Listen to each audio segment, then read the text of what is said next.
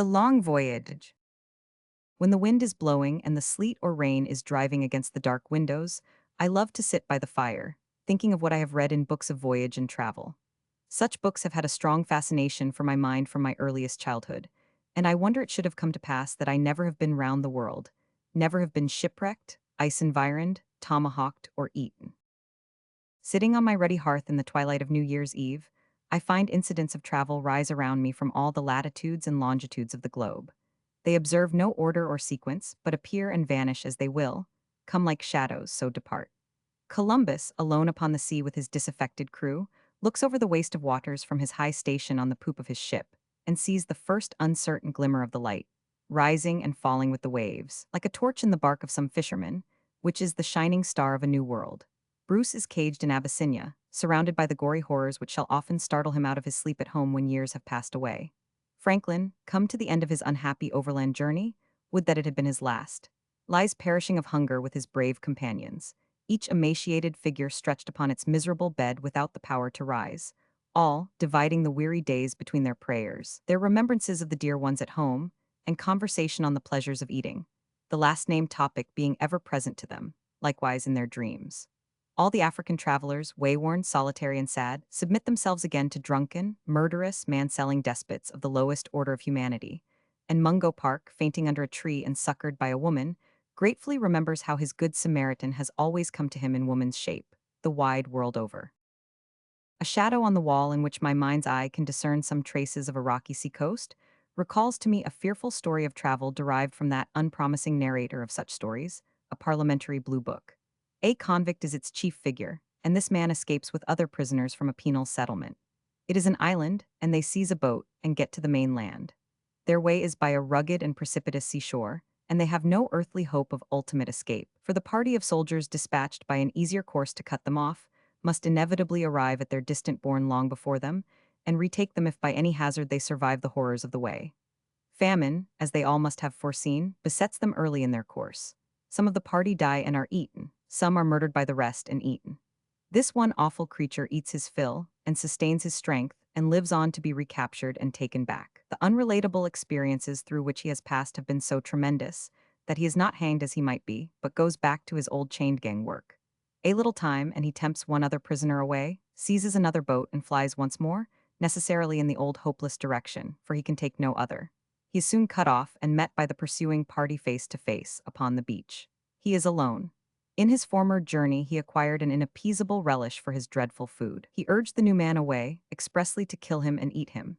In the pockets on one side of his coarse convict dress are portions of the man's body, on which he is regaling. In the pockets on the other side is an untouched store of salted pork, stolen before he left the island, for which he has no appetite. He is taken back and he is hanged. But I shall never see that sea beach on the wall or in the fire without him, solitary monster, eating as he prowls along, while the sea rages and rises at him. Captain Bligg, a worse man to be entrusted with arbitrary power there could scarcely be, is handed over the side of the Bounty, and turned adrift on the wide ocean in an open boat, by order of Fletcher Christian, one of his officers at this very minute.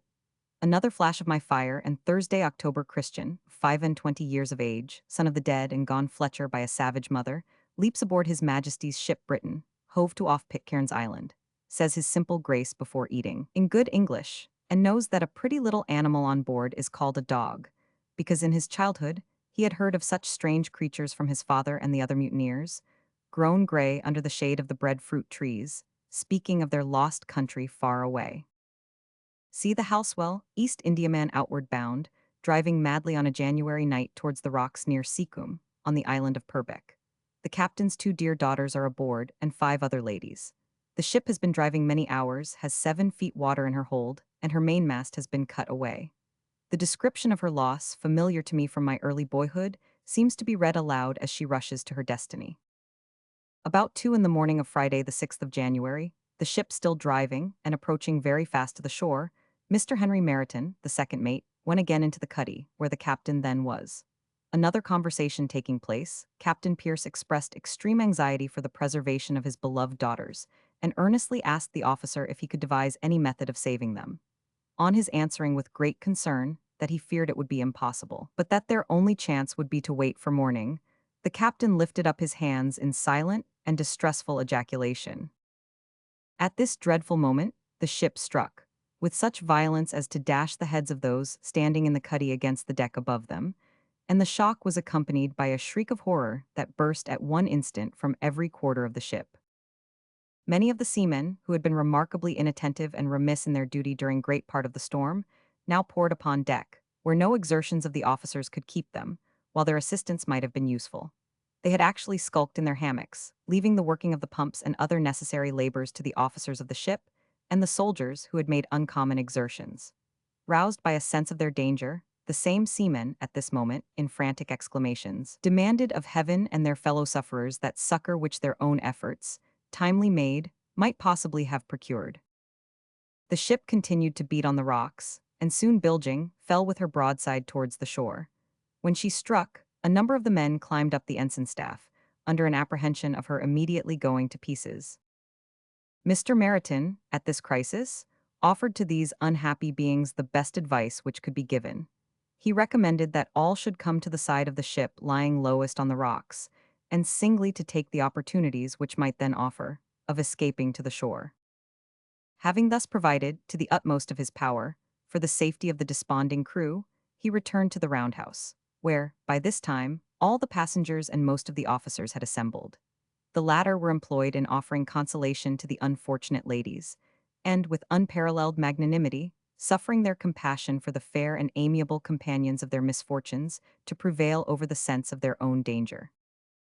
In this charitable work of comfort, Mr. Meryton now joined, by assurances of his opinion, that the ship would hold together till the morning, when all would be safe.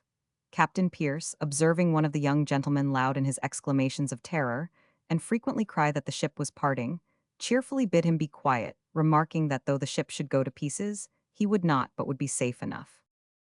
It is difficult to convey a correct idea of the scene of this deplorable catastrophe, without describing the place where it happened.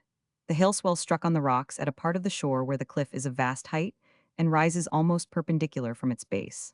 But at this particular spot, the foot of the cliff is excavated into a cavern of 10 or 12 yards in depth, and of breadth equal to the length of a large ship. The sides of the cavern are so nearly upright as to be of extremely difficult access, and the bottom is strewed with sharp and uneven rocks, which seem, by some convulsion of the earth, to have been detached from its roof. The ship lay with her broadside opposite to the mouth of this cavern, with her whole length stretched almost from side to side of it.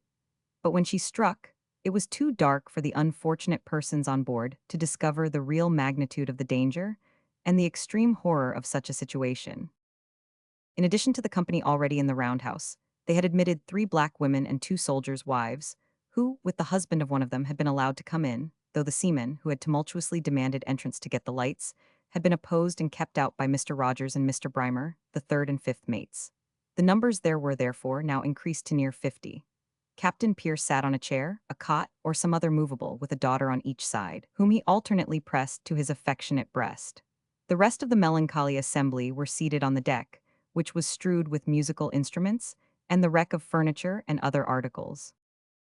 Here also Mr. Meryton, after having cut several wax candles in pieces, and stuck them up in various parts of the roundhouse, and lighted up all the glass lanthorns he could find, took his seat, intending to wait the approach of dawn, and then assist the partners of his dangers to escape.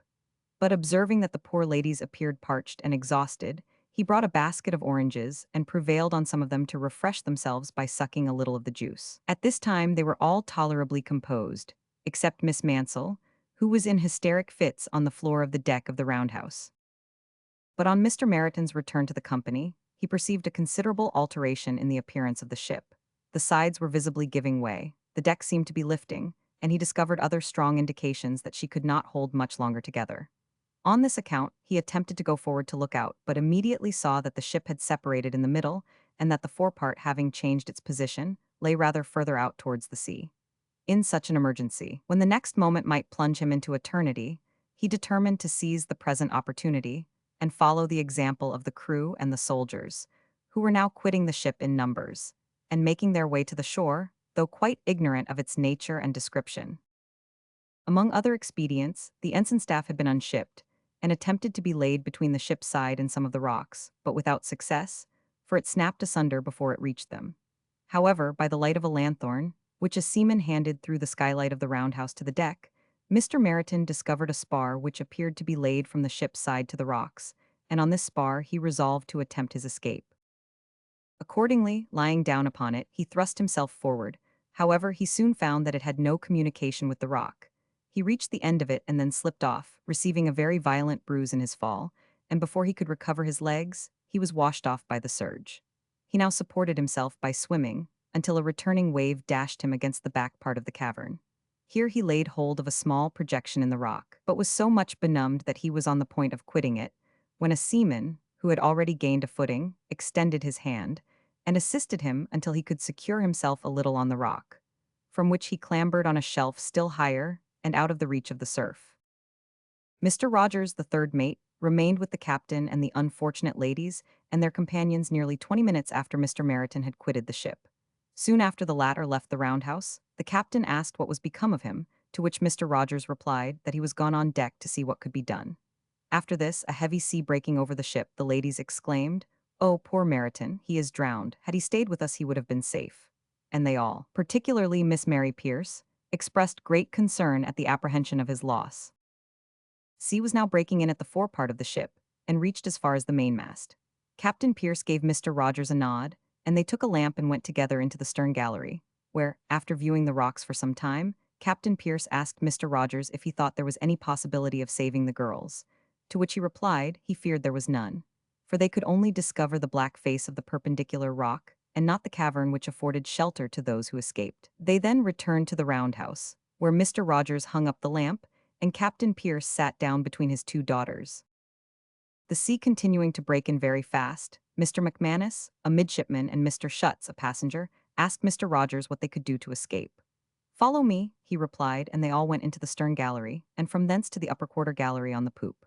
While there, a very heavy sea fell on board, and the roundhouse gave way. Mr. Rogers heard the ladies shriek at intervals, as if the water reached them, the noise of the sea at other times drowning their voices. Mr. Brimer had followed him to the poop, where they remained together about 5 minutes, when on the breaking of this heavy sea, they jointly seized a hen-coop. The same wave which proved fatal to some of those below, carried him and his companion to the rock, on which they were violently dashed and miserably bruised. Here on the rock were 27 men, but it now being low water, and as they were convinced that on the flowing of the tide all must be washed off, many attempted to get to the back or the sides of the cavern, beyond the reach of the returning sea. Scarcely more than 6, besides Mr. Rogers and Mr. Brimer, succeeded. Mr. Rogers, on gaining this station, was so nearly exhausted that had his exertions been protracted only a few minutes longer, he must have sunk under them. He was now prevented from joining Mr. Meriton, by at least 20 men between them, none of whom could move, without the imminent peril of his life. They found that a very considerable number of the crew, seamen and soldiers, and some petty officers, were in the same situation as themselves, though many who had reached the rocks below perished in attempting to ascend. They could yet discern some part of the ship, and in their dreary station solaced themselves with the hopes of its remaining entire until daybreak. For, in the midst of their own distress, the sufferings of the females on board affected them with the most poignant anguish, and every sea that broke inspired them with terror for their safety. But alas, their apprehensions were too soon realized. Within a very few minutes of the time that Mr. Rogers gained the rock, an universal shriek, which long vibrated in their ears, in which the voice of female distress was lamentably distinguished, announced the dreadful catastrophe. In a few moments all was hushed, except the roaring of the winds and the dashing of the waves. The wreck was buried in the deep, and not an atom of it was ever afterwards seen. The most beautiful and affecting incident I know, associated with a shipwreck, succeeds this dismal story for a winter night. The Grosvenor, East Indiaman, homeward bound, goes ashore on the coast of Caffraria. It is resolved that the officers, passengers, and crew, in number 135 souls, shall endeavor to penetrate on foot, across trackless deserts, infested by wild beasts and cruel savages, to the Dutch settlements at the Cape of Good Hope. With this forlorn object before them, they finally separate into 2 parties, never more to meet on earth. There is a solitary child among the passengers, a little boy of 7 years old who has no relation there, and when the first party is moving away, he cries after some member of it who has been kind to him. The crying of a child might be supposed to be a little thing to men in such great extremity, but it touches them, and he is immediately taken into that detachment. From which time forth, this child is sublimely made a sacred charge. He is pushed, on a little raft, across broad rivers by the swimming sailors. They carry him by turns through the deep sand and long grass, he patiently walking at all other times. They share with him such putrid fish as they find to eat. They lie down and wait for him when the rough carpenter, who becomes his especial friend, lags behind. Beset by lions and tigers, by savages, by thirst, by hunger, by death in a crowd of ghastly shapes, they never, O Father of all mankind, thy name be blessed for it. Forget this child. The captain stops exhausted, and his faithful coxswain goes back and is seen to sit down by his side, and neither of the two shall be any more beheld until the great last day. But as the rest go on for their lives, they take the child with them. The carpenter dies of poisonous berries eaten in starvation, and the steward, succeeding to the command of the party, succeeds to the sacred guardianship of the child. God knows all he does for the poor baby, how he cheerfully carries him in his arms when he himself is weak and ill, how he feeds him when he himself is griped with want, how he folds his ragged jacket round him, lays his little worn face with a woman's tenderness upon his sunburnt breast, soothes him in his sufferings, sings to him as he limps along, unmindful of his own parched and bleeding feet. Divided for a few days from the rest, they dig a grave in the sand and bury their good friend the cooper, these two companions alone in the wilderness. And then the time comes when they both are ill, and beg their wretched partners in despair, reduced and few in number now, to wait by them one day. They wait by them one day, they wait by them 2 days. On the morning of the third, they move very softly about, in making their preparations for the resumption of their journey, for the child is sleeping by the fire, and it is agreed with one consent that he shall not be disturbed until the last moment. The moment comes, the fire is dying, and the child is dead. His faithful friend, the steward, lingers but a little while behind him. His grief is great, he staggers on for a few days, lies down in the desert and dies. But he shall be reunited in his immortal spirit, who can doubt it? With the child, when he and the poor carpenter shall be raised up with the words, "Inasmuch as ye have done it unto the least of these, ye have done it unto me." As I recall the dispersal and disappearance of nearly all the participators in this once famous shipwreck, a mere handful being recovered at last, and the legends that were long afterwards revived from time to time among the English officers at the Cape, of a white woman with an infant, said to have been seen weeping outside a savage hut far in the interior, who was whisperingly associated with the remembrance of the missing ladies saved from the wrecked vessel, and who was often sought but never found. Thoughts of another kind of travel came into my mind. Thoughts of a voyager unexpectedly summoned from home, who traveled a vast distance and could never return. Thoughts of this unhappy wayfarer in the depths of his sorrow, in the bitterness of his anguish, in the helplessness of his self-reproach, in the desperation of his desire to set right what he had left wrong, and do what he had left undone. For there were many, many things he had neglected.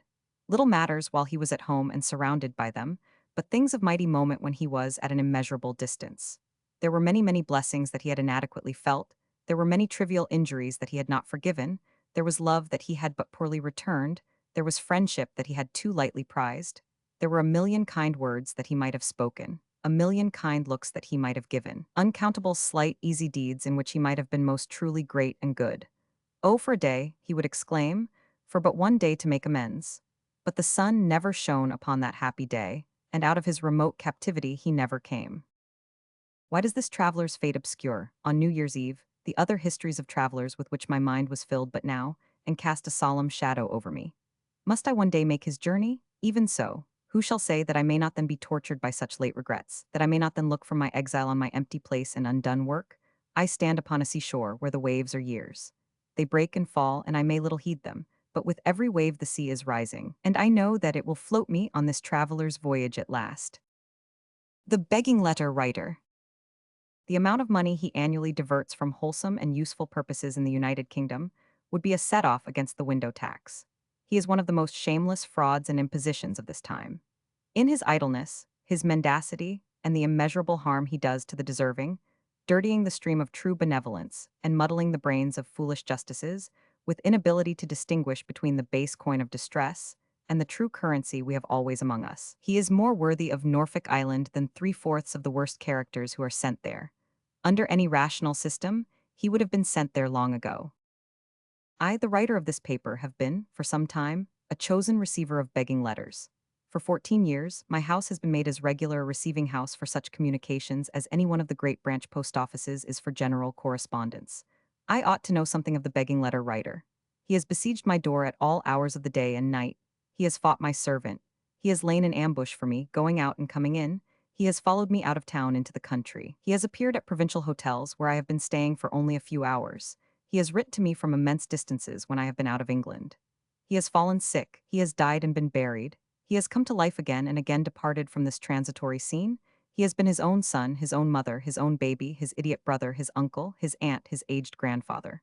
He has wanted a greatcoat to go to India in, a pound to set him up in life forever, a pair of boots to take him to the coast of China, a hat to get him into a permanent situation under government. He has frequently been exactly 7 and 6 pence short of independence. He has had such openings at Liverpool, posts of great trust and confidence in merchants' houses, which nothing but 7 and 6 pence was wanting to him to secure, that I wonder he is not mayor of that flourishing town at the present moment. The natural phenomena of which he has been the victim are of a most astounding nature. He has had 2 children who have never grown up, who have never had anything to cover them at night, who have been continually driving him mad by asking in vain for food, who have never come out of fevers and measles, which, I suppose, has accounted for his fuming his letters with tobacco smoke as a disinfectant, who have never changed in the least degree through 14 long revolving years. As to his wife, what that suffering woman has undergone nobody knows. She has always been in an interesting situation through the same long period and has never been confined yet. His devotion to her has been unceasing. He has never cared for himself. He could have perished, he would rather, in short, but was it not his Christian duty as a man, a husband, and a father, to write begging letters when he looked at her? He has usually remarked that he would call in the evening for an answer to this question. He has been the sport of the strangest misfortunes. What his brother has done to him would have broken anybody else's heart. His brother went into business with him and ran away with the money. His brother got him to be security for an immense sum and left him to pay it. His brother would have given him employment to the tune of hundreds a year if he would have consented to write letters on a Sunday. His brother enunciated principles incompatible with his religious views, and he could not, in consequence, permit his brother to provide for him. His landlord has never shown a spark of human feeling. When he put in that execution, I don't know, but he has never taken it out. The broker's man has grown gray in possession. They will have to bury him some day. He has been attached to every conceivable pursuit. He has been in the army, in the navy, in the church, in the law, connected with the press, the fine arts, public institutions, every description and grade of business. He has been brought up as a gentleman. He has been at every college in Oxford and Cambridge. He can quote Latin in his letters, but generally misspells some minor English word. He can tell you what Shakespeare says about begging, better than you know it. It is to be observed that in the midst of his afflictions he always reads the newspapers, and rounds off his appeal with some allusion that may be supposed to be in my way to the popular subject of the hour. His life presents a series of inconsistencies. Sometimes he has never written such a letter before. He blushes with shame. That is the first time, that shall be the last. Don't answer it, and let it be understood that then he will kill himself quietly. Sometimes, and more frequently, he has written a few such letters. Then he encloses the answers with an intimation that they are of inestimable value to him and a request that they may be carefully returned. He is fond of enclosing something, verses, letters, pawnbrokers, duplicates, anything to necessitate an answer. He is very severe upon the pampered minion of fortune, who refused him the half-sovereign referred to in the enclosure number 2, but he knows me better. He writes in a variety of styles, sometimes in low spirits, sometimes quite jocosely. When he is in low spirits, he writes downhill and repeats words, these little indications being expressive of the perturbation of his mind. When he is more vivacious, he is frank with me. He is quite the agreeable rattle. I know what human nature is. Who better? Well, he had a little money once, and he ran through it, as many men have done before him. He finds his old friends turn away from him now. Many men have done that before him too. Shall he tell me why he writes to me? Because he has no kind of claim upon me. He puts it on that ground plainly, and begs to ask for the loan, as I know human nature, of 2 sovereigns, to be repaid next Tuesday 6 weeks, before 12 at noon. Sometimes, when he is sure that I have found him out, and that there is no chance of money, he writes to inform me that I have got rid of him at last. He has enlisted into the company's service, and is off directly, but he wants a cheese. He is informed by the sergeant that it is essential to his prospects in the regiment that he should take out a single Gloucester cheese, weighing from 12 to 15 pounds. 8 or 9 shillings would buy it. He does not ask for money, after what has passed. But if he calls at 9, tomorrow morning, may he hope to find a cheese? And is there anything he can do to show his gratitude in Bengal? Once he wrote me rather a special letter, proposing relief in kind. He had got into a little trouble by leaving parcels of mud done up in brown paper at people's houses, on pretense of being a railway porter, in which character he received carriage money. This sportive fancy he expiated in the House of Correction. Not long after his release, and on a Sunday morning, he called with a letter, having first dusted himself all over, in which he gave me to understand that, being resolved to earn an honest livelihood, he had been traveling about the country with a cart of crockery. That he had been doing pretty well until the day before, when his horse had dropped down dead near Chatham, in Kent. That this had reduced him to the unpleasant necessity of getting into the shafts himself and drawing the cart of crockery to London, a somewhat exhausting pull of 30 miles. That he did not venture to ask again for money, but that if I would have the goodness to leave him out a donkey, he would call for the animal before breakfast. At another time, my friend, I am describing actual experiences, introduced himself as a literary gentleman in the last extremity of distress. He had had a play accepted at a certain theater, which was really open. Its representation was delayed by the indisposition of a leading actor, who was really ill, and he and his were in a state of absolute starvation. If he made his necessities known to the manager of the theater, he put it to me to say what kind of treatment he might expect. Well, we got over that difficulty to our mutual satisfaction. A little while afterwards he was in some other strait. I think Mrs. Southcote, his wife, was in extremity, and we adjusted that point too. A little while afterwards he had taken a new house, and was going headlong to ruin for want of a water butt. I had my misgivings about the water butt, and did not reply to that epistle. But a little while afterwards, I had reason to feel penitent for my neglect. He wrote me a few broken-hearted lines, informing me that the dear partner of his sorrows died in his arms last night at 9 o'clock. I dispatched a trusty messenger to comfort the bereaved mourner and his poor children, but the messenger went so soon that the play was not ready to be played out. My friend was not at home, and his wife was in a most delightful state of health.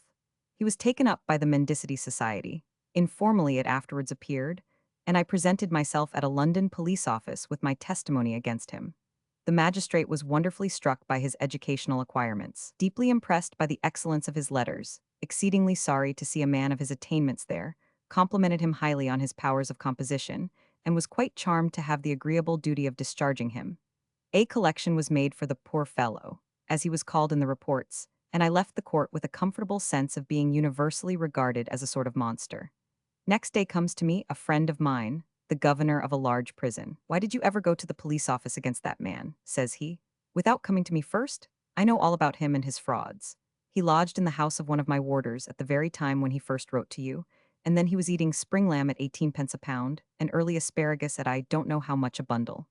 On that very same day, and in that very same hour, my injured gentleman wrote a solemn address to me, demanding to know what compensation I proposed to make him for his having passed the night in a loathsome dungeon. And next morning an Irish gentleman, a member of the same fraternity, who had read the case, and was very well persuaded I should be chary of going to that police office again, positively refused to leave my door for less than a sovereign, and resolved to besiege me into compliance, literally sat down before it for 10 mortal hours. The garrison being well provisioned, I remained within the walls, and he raised the siege at midnight with a prodigious alarum on the bell. The begging letter writer often has an extensive circle of acquaintance. Whole pages of the court guide are ready to be references for him. Noblemen and gentlemen write to say there never was such a man for probity and virtue. They have known him time out of mind, and there is nothing they wouldn't do for him. Somehow, they don't give him that £1.10 he stands in need of, but perhaps it is not enough. They want to do more, and his modesty will not allow it. It is to be remarked of his trade that it is a very fascinating one. He never leaves it, and those who are near to him become smitten with a love of it, too, and sooner or later set up for themselves. He employs a messenger, man, woman, or child. That messenger is certain ultimately to become an independent begging letter writer. His sons and daughters succeed to his calling, and write begging letters when he is no more. He throws off the infection of begging letter writing, like the contagion of disease. What Sidney Smith so happily called the dangerous luxury of dishonesty is more tempting, and more catching, it would seem, in this instance than in any other. He always belongs to a corresponding society of begging letter writers. Anyone who will may ascertain this fact. Give money today in recognition of a begging letter, no matter how unlike a common begging letter, and for the next fortnight you will have a rush of such communications. Steadily refuse to give, and the begging letters become angels' visits, until the society is from some cause or other in a dull way of business, and may as well try you as anybody else. It is of little use inquiring into the begging letter writer's circumstances. He may be sometimes accidentally found out, as in the case already mentioned, though that was not the first inquiry made. But apparent misery is always a part of his trade, and real misery very often is, in the intervals of spring lamb and early asparagus. It is naturally an incident of his dissipated and dishonest life. That the calling is a successful one, and that large sums of money are gained by it, must be evident to anybody who reads the police reports of such cases. But prosecutions are of rare occurrence, relatively to the extent to which the trade is carried on. The cause of this is to be found, as no one knows better than the begging letter writer, for it is a part of his speculation, in the aversion people feel to exhibit themselves as having been imposed upon, or as having weakly gratified their consciences with a lazy, flimsy substitute for the noblest of all virtues. There is a man at large, at the moment when this paper is preparing for the press, on the 29th of April, 1850, and never once taken up yet, who, within these 12 months, has been probably the most audacious and the most successful swindler that even this trade has ever known. There has been something singularly base in this fellow's proceedings. It has been his business to write to all sorts and conditions of people, in the names of persons of high reputation and unblemished honor, professing to be in distress. The general admiration and respect for whom has ensured a ready and generous reply. Now, in the hope that the results of the real experience of a real person may do something more to induce reflection on this subject than any abstract treatise, and with a personal knowledge of the extent to which the begging letter trade has been carried on for some time, and has been for some time constantly increasing, the writer of this paper entreats the attention of his readers to a few concluding words. His experience is a type of the experience of many, some on a smaller, some on an infinitely larger scale. All may judge of the soundness or unsoundness of his conclusions from it. Long doubtful of the efficacy of such assistance in any case whatever, and able to recall but one, within his whole individual knowledge, in which he had the least after reason to suppose that any good was done by it, he was led, last autumn, into some serious considerations.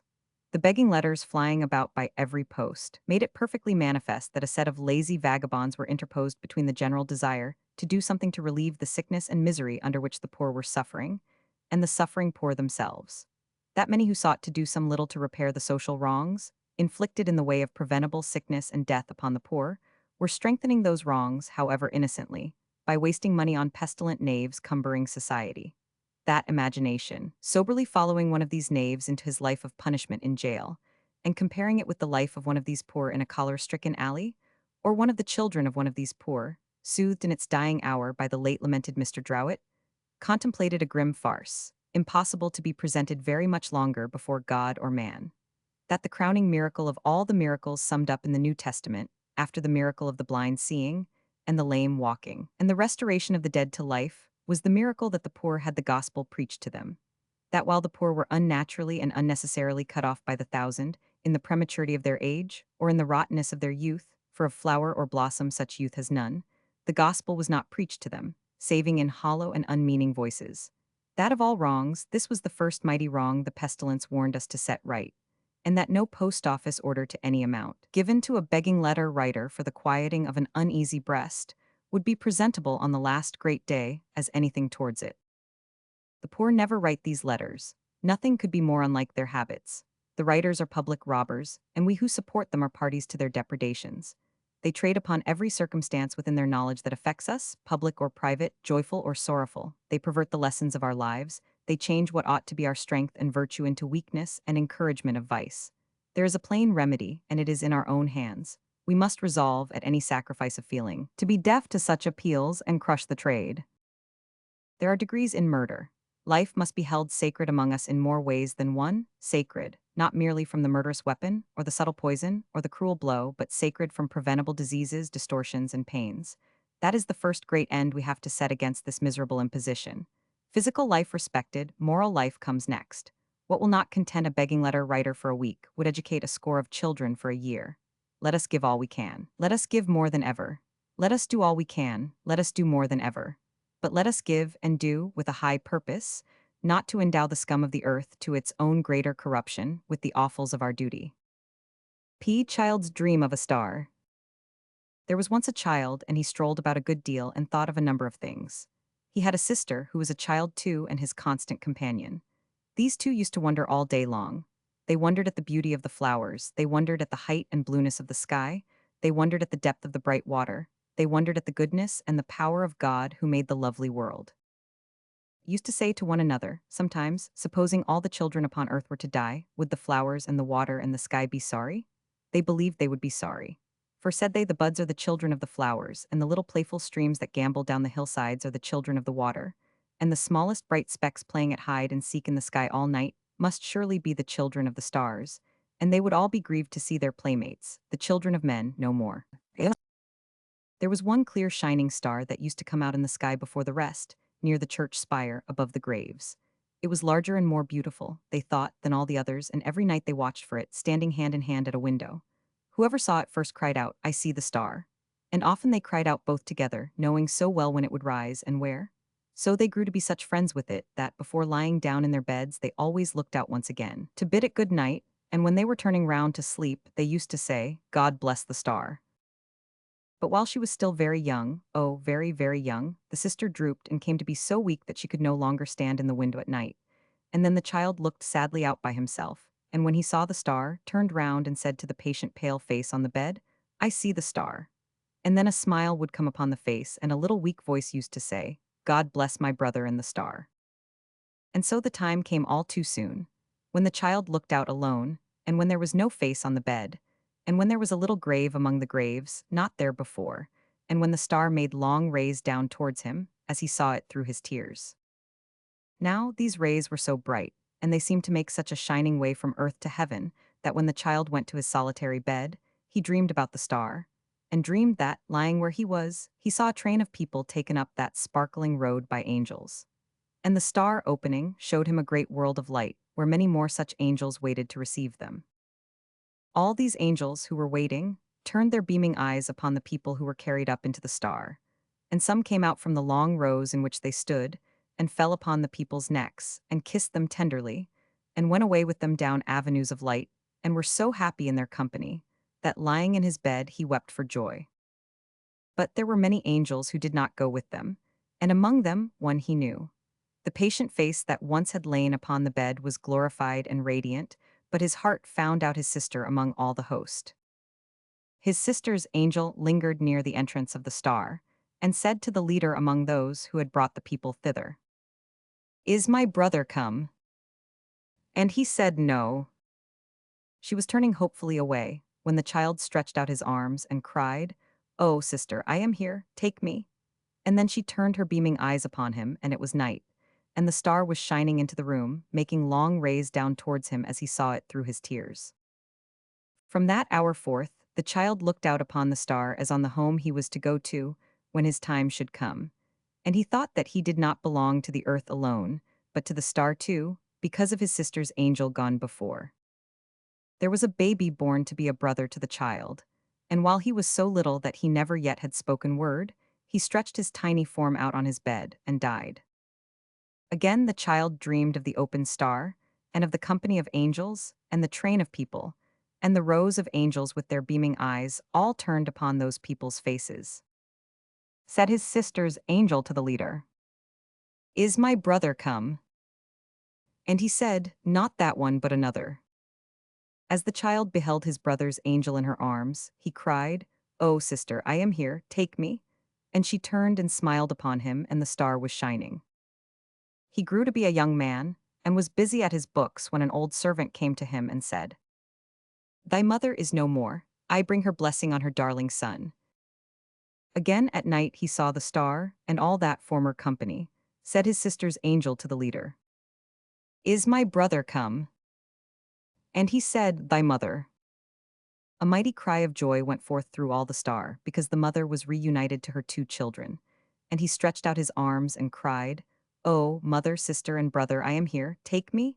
And they answered him, "Not yet," and the star was shining. He grew to be a man, whose hair was turning gray, and he was sitting in his chair by the fireside, heavy with grief, and with his face bedewed with tears, when the star opened once again. Said his sister's angel to the leader, "Is my brother come?" And he said, "Nay, but his maiden daughter." And the man who had been the child saw his daughter, newly lost to him, a celestial creature among those three, and he said, "My daughter's head is on my sister's bosom, and her arm is around my mother's neck, and at her feet there is the baby of old time, and I can bear the parting from her, God be praised." And the star was shining. Thus the child came to be an old man, and his once smooth face was wrinkled, and his steps were slow and feeble, and his back was bent. And one night as he lay upon his bed, his children standing round, he cried, as he had cried so long ago. "I see the star." They whispered one another, "He is dying." And he said, "I am. My age is falling from me like a garment, and I move towards the star as a child. And oh, my father, now I thank thee that it has so often opened, to receive those dear ones who await me." And the star was shining, and it shines upon his grave. Our English watering place. In the autumn time of the year, when the great metropolis is so much hotter, so much noisier, so much more dusty or so much more water-carted, so much more crowded, so much more disturbing and distracting in all respects, than it usually is, a quiet sea beach becomes indeed a blessed spot. Half awake and half asleep, this idle morning in our sunny window on the edge of a chalk cliff in the old-fashioned watering place to which we are a faithful resorter, we feel a lazy inclination to sketch its picture. The place seems to respond. Sky, sea, beach, and village lie as still before us as if they were sitting for the picture. It is dead low water. A ripple plays among the ripening corn upon the cliff, as if it were faintly trying from recollection to imitate the sea, and the world of butterflies hovering over the crop of radish seed are as restless in their little way as the gulls are in their larger manner when the wind blows. But the ocean lies winking in the sunlight like a drowsy lion. Its glassy waters scarcely curve upon the shore. The fishing boats in the tiny harbor are all stranded in the mud. Our two colliers, our watering place has a maritime trade employing that amount of shipping, have not an inch of water within a quarter of a mile of them, and turn, exhausted, on their sides like faint fish of an antediluvian species. Rusty cables and chains, ropes and rings, undermost parts of posts and piles, and confused timber defenses against the waves, lie strewn about, in a brown litter of tangled seaweed and fallen cliff, which looks as if a family of giants had been making tea here for ages, and had observed an untidy custom of throwing their tea leaves on the shore. In truth, our watering place itself has been left somewhat high and dry by the tide of years. Concerned as we are for its honor, we must reluctantly admit that the time when this pretty little semicircular sweep of houses, tapering off at the end of the wooden pier into a point in the sea, was a gay place, and when the lighthouse overlooking it shone at daybreak on company dispersing from public balls, is but dimly traditional now. There is a bleak chamber in our watering place which is yet called the Assembly Rooms, and understood to be available on hire for balls or concerts. And some few seasons since, an ancient little gentleman came down and stayed at the hotel, who said that he had danced there, in bygone ages, with the Honorable Miss Peepy, well known to have been the beauty of her day and the cruel occasion of innumerable duels. But he was so old and shriveled, and so very rheumatic in the legs, that it demanded more imagination than our watering place can usually muster to believe him. Therefore, except the master of the rooms, who to this hour wears knee breeches, and who confirmed the statement with tears in his eyes, nobody did believe in the little lame old gentleman, or even in the Honorable Miss Peepy, long deceased. As to subscription balls in the assembly rooms of our watering place now, red-hot cannon balls are less improbable. Sometimes, a misguided wanderer of a ventriloquist, or an infant phenomenon, or a juggler, or somebody with an orrery that is several stars behind the time, takes the place for a night and issues bills with the name of his last town lined out, and the name of ours ignominiously written in, but you may be sure this never happens twice to the same unfortunate person. On such occasions, the discolored old billiard table that is seldom played at, unless the ghost of the Honorable Miss Peepy plays at pool with other ghosts, is pushed into a corner, and benches are solemnly constituted into front seats, back seats, and reserved seats, which are much the same after you have paid, and a few dull candles are lighted, wind permitting, and the performer and the scanty audience play out a short match which shall make the other most low-spirited, which is usually a drawn game. After that, the performer instantly departs with maledictory expressions, and is never heard of more. But the most wonderful feature of our assembly rooms is that an annual sale of fancy and other china is announced here with mysterious constancy and perseverance. Where the china comes from, where it goes to, why it is annually put up to auction when nobody ever thinks of bidding for it, how it comes to pass that it is always the same china, whether it would not have been cheaper, with the sea at hand, to have thrown it away, say in 1830, are standing enigmas. Every year the bills come out, every year the master of the rooms gets into a little pulpit on a table, and offers it for sale, every year nobody buys it, every year it is put away somewhere till next year, when it appears again as if the whole thing were a new idea. We have a faint remembrance of an unearthly collection of clocks, purporting to be the work of Parisian and Genevese artists, chiefly bilious-faced clocks supported on sickly white crutches, with their pendulums dangling like lame legs, to which a similar course of events occurred for several years, until they seemed to lapse away, of mere imbecility. Attached to our assembly rooms is a library. There is a wheel of fortune in it, but it is rusty and dusty and never turns. A large doll with movable eyes was put up to be raffled for by 5 and 20 members at 2 shillings 7 years ago this autumn, and the list is not full yet. We are rather sanguine now that the raffle will come off next year. We think so because we only want 9 members and should only want 8, but for number 2 having grown up since her name was entered and withdrawn it when she was married. Down the street, there is a toy ship of considerable burden in the same condition. 2 of the boys who were entered for that raffle have gone to India in real ships since, and one was shot and died in the arms of his sister's lover, by whom he sent his last words home. This is the library for the Minerva Press. If you want that kind of reading, come to our watering place. The leaves of the romances, reduced to a condition very like curl paper, are thickly studded with notes in pencil, sometimes complimentary, sometimes jocose. Some of these commentators, like commentators in a more extensive way, quarrel with one another. One young gentleman who sarcastically writes, "Oh," after every sentimental passage, is pursued through his literary career by another. Writes insulting beast? Miss Julia Mills has read the whole collection of these books. She has left marginal notes on the pages, as is not this truly touching? J.M. How thrilling, J.M., entranced here by the magician's potent spell. J.M. She has also italicized her favorite traits in the description of the hero, as his hair, which was dark and wavy, clustered in rich profusion around a marble brow, whose lofty paleness bespoke the intellect within. It reminds her of another hero. She adds, how like BL can this be mere coincidence? J.M. You would hardly guess which is the main street of our watering place, but you may know it by its being always stopped up with donkey chaises. Whenever you come here and see harnessed donkeys eating clover out of barrows drawn completely across a narrow thoroughfare, you may be quite sure you are in our high street. Our police you may know by his uniform, likewise by his never on any account interfering with anybody, especially the tramps and vagabonds. In our fancy shops we have a capital collection of damaged goods, among which the flies of countless summers have been roaming. We are great in obsolete seals, and in faded pincushions, and in rickety camp stools, and in exploded cutlery, and in miniature vessels, and in stunted little telescopes, and in objects made of shells that pretend not to be shells. Diminutive spades, barrows, and baskets are our principal articles of commerce, but even they don't look quite new somehow. They always seem to have been offered and refused somewhere else, before they came down to our watering place. Yet it must not be supposed that our watering place is an empty place, deserted by all visitors except a few staunch persons of approved fidelity. On the contrary, the chances are that if you came down here in August or September, you wouldn't find a house to lay your head in. As to finding either house or lodging of which you could reduce the terms, you could scarcely engage in a more hopeless pursuit. For all this, you are to observe that every season is the worst season ever known, and that the householding population of our watering place are ruined regularly every autumn. They are like the farmers, in regard that it is surprising how much ruin they will bear. We have an excellent hotel, capital baths, warm, cold, and shower, first-rate bathing machines, and as good butchers, bakers, and grocers as heart could desire. They all do business, it is to be presumed, from motives of philanthropy, but it is quite certain that they are all being ruined. Their interest in strangers, and their politeness under ruin, bespeak their amiable nature. You would say so, if you only saw the baker helping a newcomer to find suitable apartments.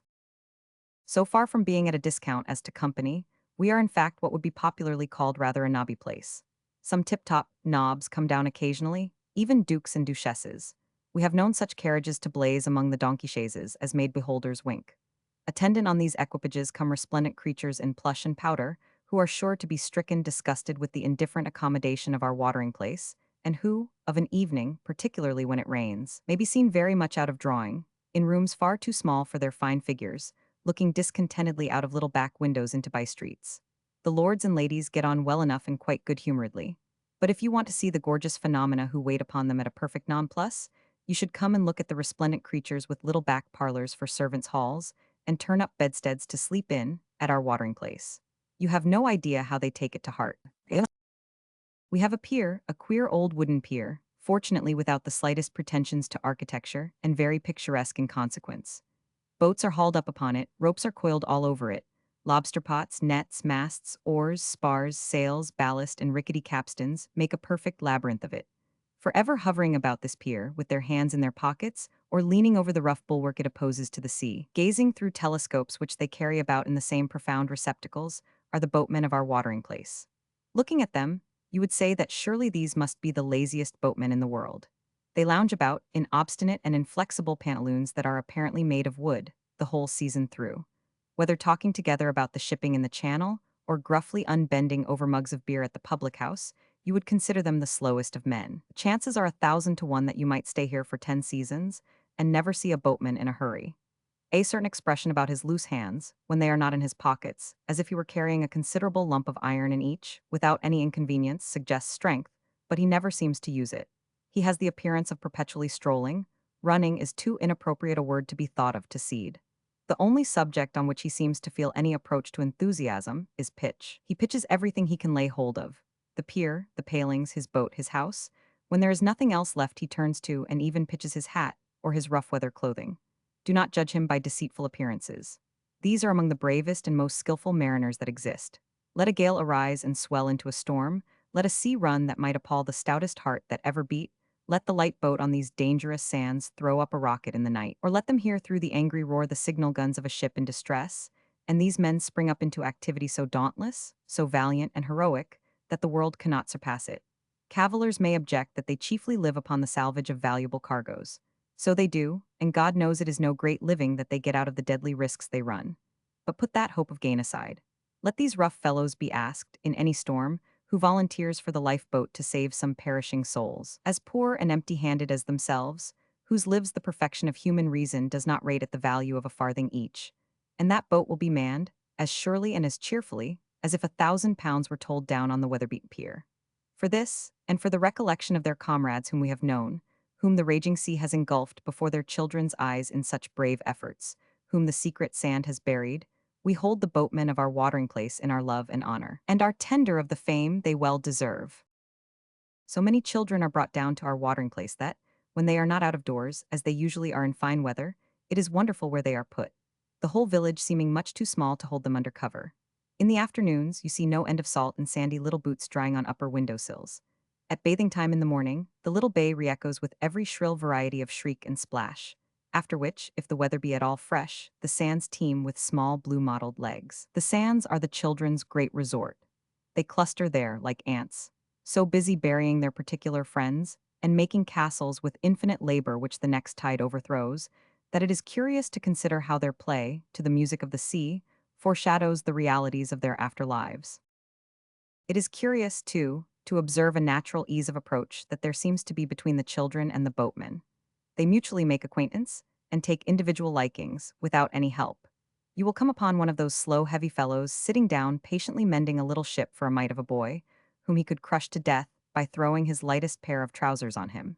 You will be sensible of the oddest contrast between the smooth little creature and the rough man who seems to be carved out of hard-grained wood, between the delicate hand expectantly held out and the immense thumb and finger that can hardly feel the rigging of thread they mend, between the small voice and the gruff growl. And yet there is a natural propriety in the companionship, always to be noted in confidence between a child and a person who has any merit of reality and genuineness, which is admirably pleasant. We have a preventive station at our watering place, and much the same thing may be observed, in a lesser degree, because of their official character of the coast blockade. A steady, trusty, well-conditioned, well-conducted set of men, with no misgiving about looking you full in the face, and with a quiet, thoroughgoing way of passing along to their duty at night, carrying huge sou'wester clothing in reserve, that is fraught with all good prepossession. They are handy fellows, neat about their houses, industrious at gardening, would get on with their wives, one thinks, in a desert island, and people it too soon.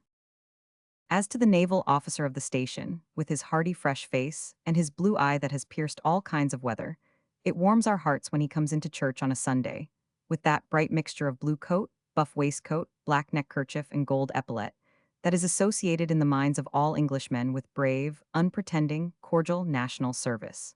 We like to look at him in his Sunday state, and if we were First Lord, really possessing the indispensable qualification for the office of knowing nothing whatever about the sea, we would give him a ship tomorrow.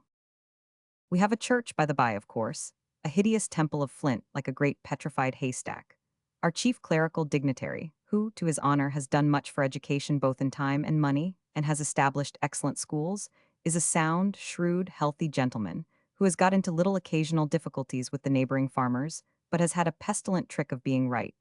Under a new regulation, he has yielded the church of our watering place to another clergyman. Upon the whole, we get on in church well. We are a little bilious sometimes about these days of fraternization and about nations arriving at a new and more unprejudiced knowledge of each other, which our Christianity don't quite approve, but it soon goes off and then we get on very well. There are two dissenting chapels, besides, in our small watering place, being in about the proportion of 120 guns to a yacht. But the dissension that has torn us lately has not been a religious one. It has arisen on the novel question of gas. Our watering place has been convulsed by the agitation, gas or no gas. It was never reasoned why no gas, but there was a great no gas party. Broadsides were printed and stuck about, a startling circumstance in our watering place. The no gas party rested content with chalking no gas and down with gas and other such angry war whoops on the few back gates and scraps of wall which the limits of our watering place afford. But the gas party printed and posted bills, wherein they took the high ground of proclaiming against the no gas party, that it was said, "Let there be light," and there was light, and that not to have light, that is gaslight, in our watering place, was to contravene the great decree. Whether by these thunderbolts or not, the no gas party were defeated, and in this present season we have had our handful of shops illuminated for the first time. Such of the no gas party, however, as have got shops, remain in opposition and burn tallow, exhibiting in their windows the very picture of the sulkiness that punishes itself, and a new illustration of the old adage about cutting off your nose to be revenged on your face, in cutting off their gas to be revenged on their business. Other population than we have indicated, our watering place has none. There are a few old used-up boatmen who creep about in the sunlight with the help of sticks, and there is a poor imbecile shoemaker who wanders his lonely life away among the rocks, as if he were looking for his reason, which he will never find. Sojourners in neighboring watering places come occasionally in flies to stare at us, and drive away again as if they thought us very dull. Italian boys come, Punch comes, the Fanaccini come, the tumblers come, the Ethiopians come, glee singers come at night and hum and vibrate, not always melodiously, under our windows. But they all go soon and leave us to ourselves again. We once had a traveling circus and Wombwell's menagerie at the same time. They both know better than ever to try it again, and the menagerie had nearly raised us from the face of the earth in getting the elephant away. His caravan was so large, and the watering place so small. We have a fine sea, wholesome for all people, profitable for the body, profitable for the mind. The poet's words are sometimes on its awful lips. And the stately ships go on to their haven under the hill. But oh, for the touch of a vanished hand, and the sound of a voice that is still. Break, break, break, at the foot of thy crags, O sea. But the tender grace of a day that is dead will never come back to me. Yet it is not always so, for the speech of the sea is various, and wants not abundant resource of cheerfulness, hope, and lusty encouragement. And since I have been idling at the window here, the tide has risen. The boats are dancing on the bubbling water, the colliers are afloat again, the white-bordered waves rush in, the children do chase the ebbing Neptune, and do fly him. When he comes back, the radiant sails are gliding past the shore, and shining on the far horizon. All the sea is sparkling, heaving, swelling up with life and beauty this bright morning. Our French watering place, having earned, by many years of fidelity, the right to be sometimes inconstant to our English watering place, we have dallied for 2 or 3 seasons with a French watering place, once solely known to us as a town with a very long street, beginning with an abattoir and ending with a steamboat, which it seemed our fate to behold only at daybreak on winter mornings, when, in the days before continental railroads, just sufficiently awake to know that we were most uncomfortably asleep. It was our destiny always to clatter through it, in the coo of the diligence from Paris, with a sea of mud behind us, and a sea of tumbling waves before. In relation to which latter monster, our mind's eye now recalls a worthy Frenchman in a sealskin cap with a braided hood over it, once our traveling companion in the coup aforesaid, who, waking up with a pale and crumpled visage, looking ruefully out at the grim row of breakers enjoying themselves fanatically on an instrument of torture called the bar, inquired of us whether we were ever sick at sea, both to prepare his mind for the abject creature we were presently to become, and also to afford him consolation. We replied, "Sir, your servant is always sick when it is possible to be so." He returned, altogether uncheered by the bright example, "Ah, heaven, but I am always sick, even when it is impossible to be so." The means of communication between the French capital and our French watering place are wholly changed since those days, but the channel remains unbridged as yet, and the old floundering and knocking about go on there. It must be confessed that saving in reasonable, and therefore rare, sea weather, the act of arrival at our French watering place from England is difficult to be achieved with dignity. Several little circumstances combine to render the visitor an object of humiliation. In the first place, the steamer no sooner touches the port than all the passengers fall into captivity, being boarded by an overpowering force of custom house officers and marched into a gloomy dungeon. In the second place, the road to this dungeon is fenced off with ropes breast high, and outside those ropes all the English in the place who have lately been seasick and are now well assemble in their best clothes to enjoy the degradation of their dilapidated fellow creatures. Oh, my gracious, how ill this one has been. Here's a damp one coming next. Here's a pale one. Oh, ain't he green in the face, this next one. Even we ourselves, not deficient in natural dignity, have a lively remembrance of staggering up this detested lane one September day in a gale of wind, when we were received like an irresistible comic actor, with a burst of laughter and applause, occasioned by the extreme imbecility of our legs. We're coming to the third place. In the third place, the captives, being shut up in the gloomy dungeon, are strained, 2 or 3 at a time, into an inner cell to be examined as to passports, and across the doorway of communication stands a military creature making a bar of his arm. Two ideas are generally present to the British mind during these ceremonies. First, that it is necessary to make for the cell with violent struggles, as if it were a lifeboat and the dungeon a ship going down. Secondly, that the military creature's arm is a national affront, which the government at home ought instantly to take up. The British mind and body becoming heated by these fantasies, delirious answers are made to inquiries, and extravagant actions performed. Thus, Johnson persists in giving Johnson as his baptismal name, and substituting for his ancestral designation the national dam. Neither can he by any means be brought to recognize the distinction between a portmanteau key and a passport, but will obstinately persevere in tendering the one when asked for the other. This brings him to the fourth place, in a state of mere idiocy. And when he is, in the fourth place, cast out at a little door into a howling wilderness of touters, he becomes a lunatic with wild eyes and floating hair until rescued and soothed. If friendless and unrescued, he is generally put into a railway omnibus and taken to Paris. But our French watering place, when it is once got into, is a very enjoyable place. It has a varied and beautiful country around it, and many characteristic and agreeable things within it. To be sure, it might have fewer bad smells and less decaying refuse, and it might be better drained and much cleaner in many parts, and therefore infinitely more healthy. Still, it is a bright, airy, pleasant, cheerful town, and if you were to walk down either of its 3 well-paved main streets, towards 5 o'clock in the afternoon, when delicate odors of cookery fill the air, and its hotel windows, it is full of hotels, give glimpses of long tables set out for dinner, and made to look sumptuous by the aid of napkins folded fanwise, you would rightly judge it to be an uncommonly good town to eat and drink in.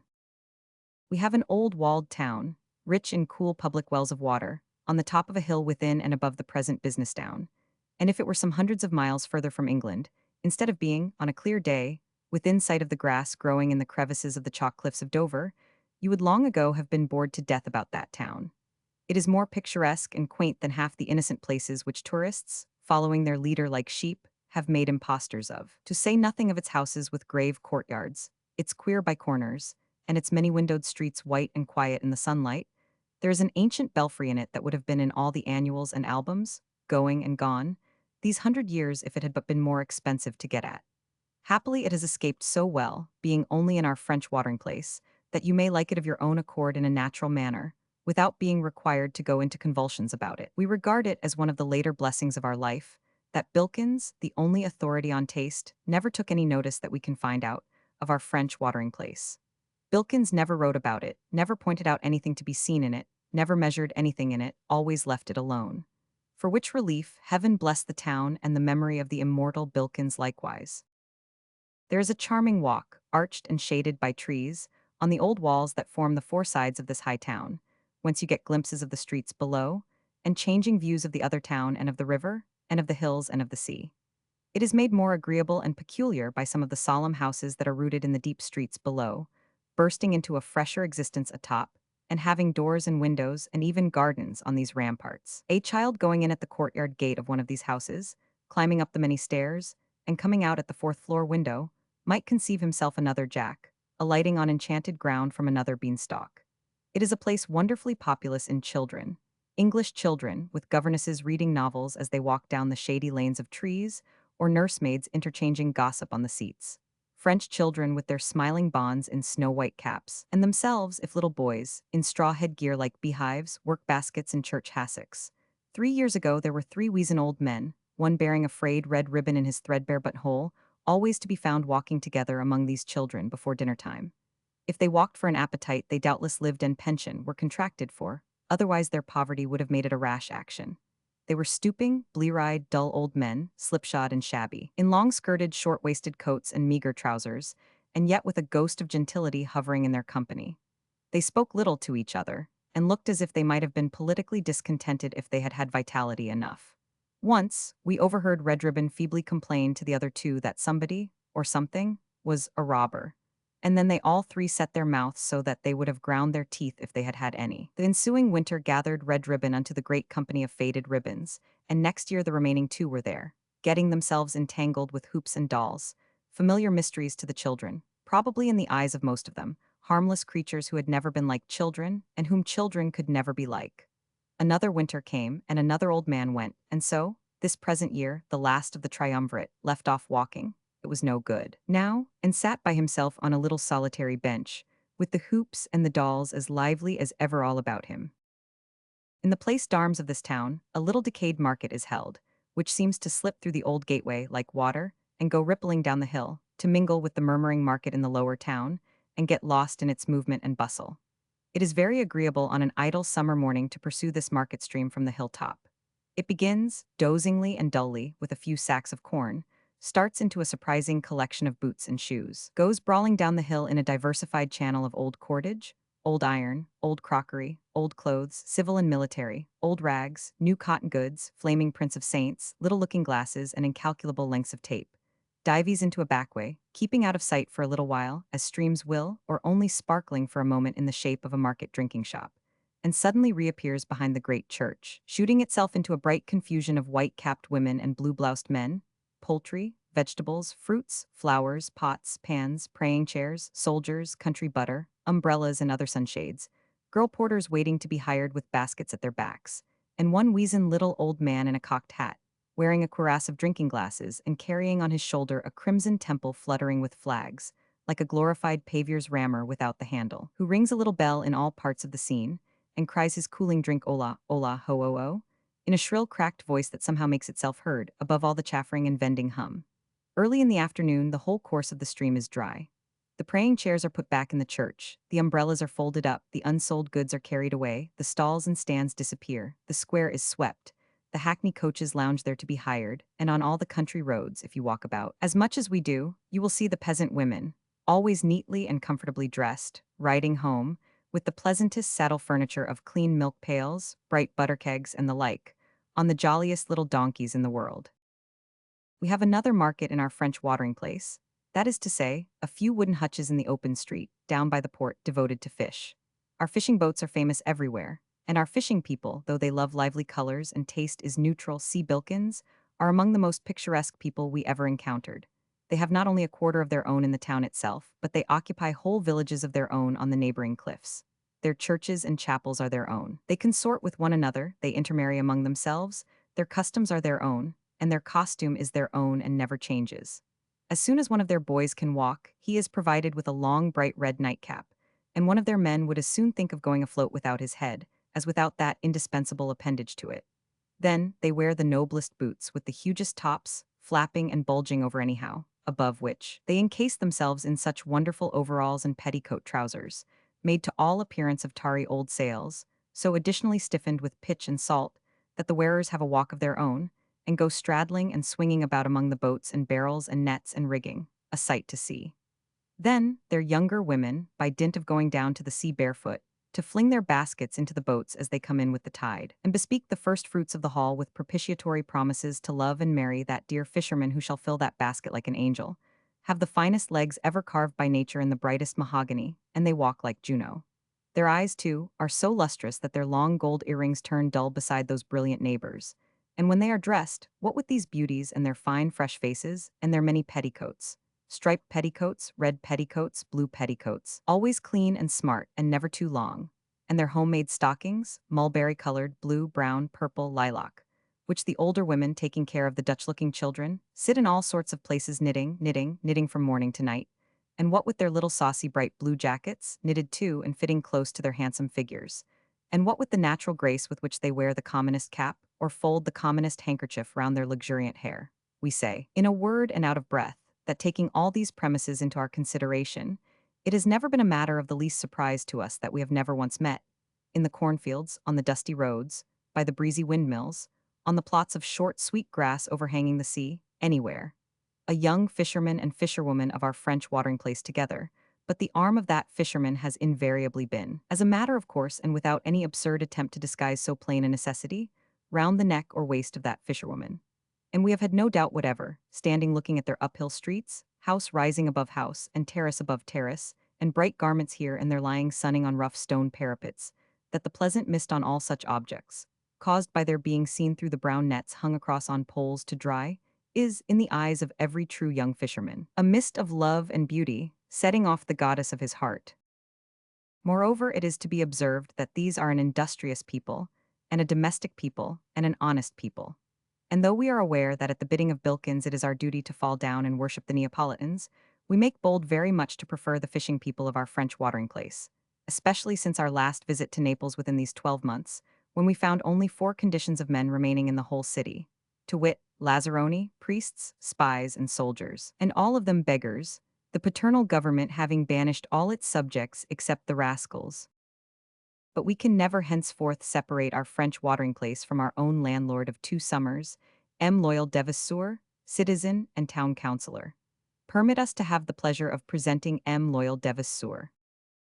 His own family name is simply Loyal, but as he is married, and as in that part of France a husband always adds to his own name the family name of his wife, he writes himself Loyal Devassour.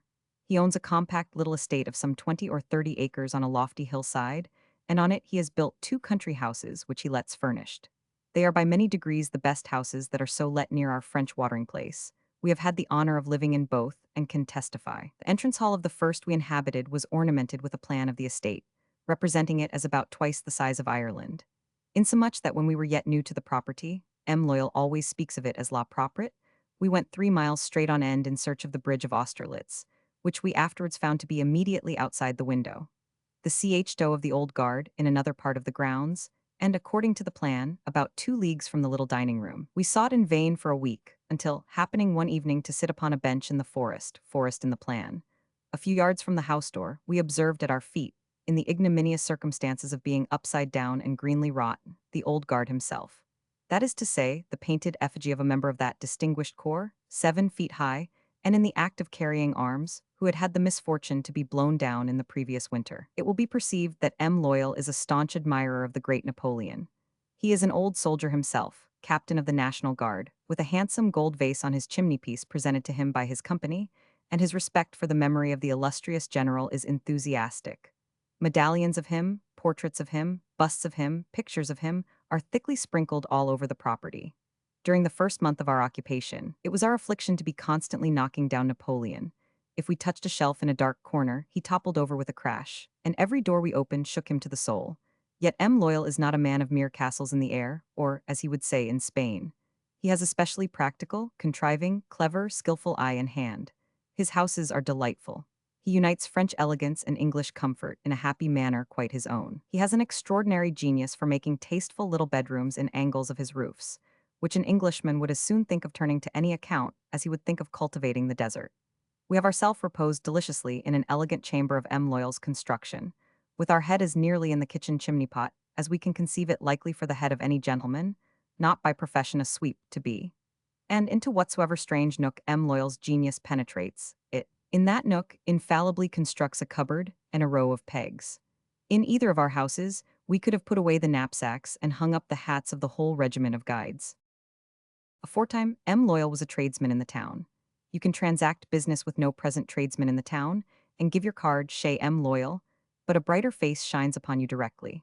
We doubt if there is, ever was, or ever will be, a man so universally pleasant in the minds of people as M. Loyal is in the minds of the citizens of our French watering place. They rub their hands and laugh when they speak of him.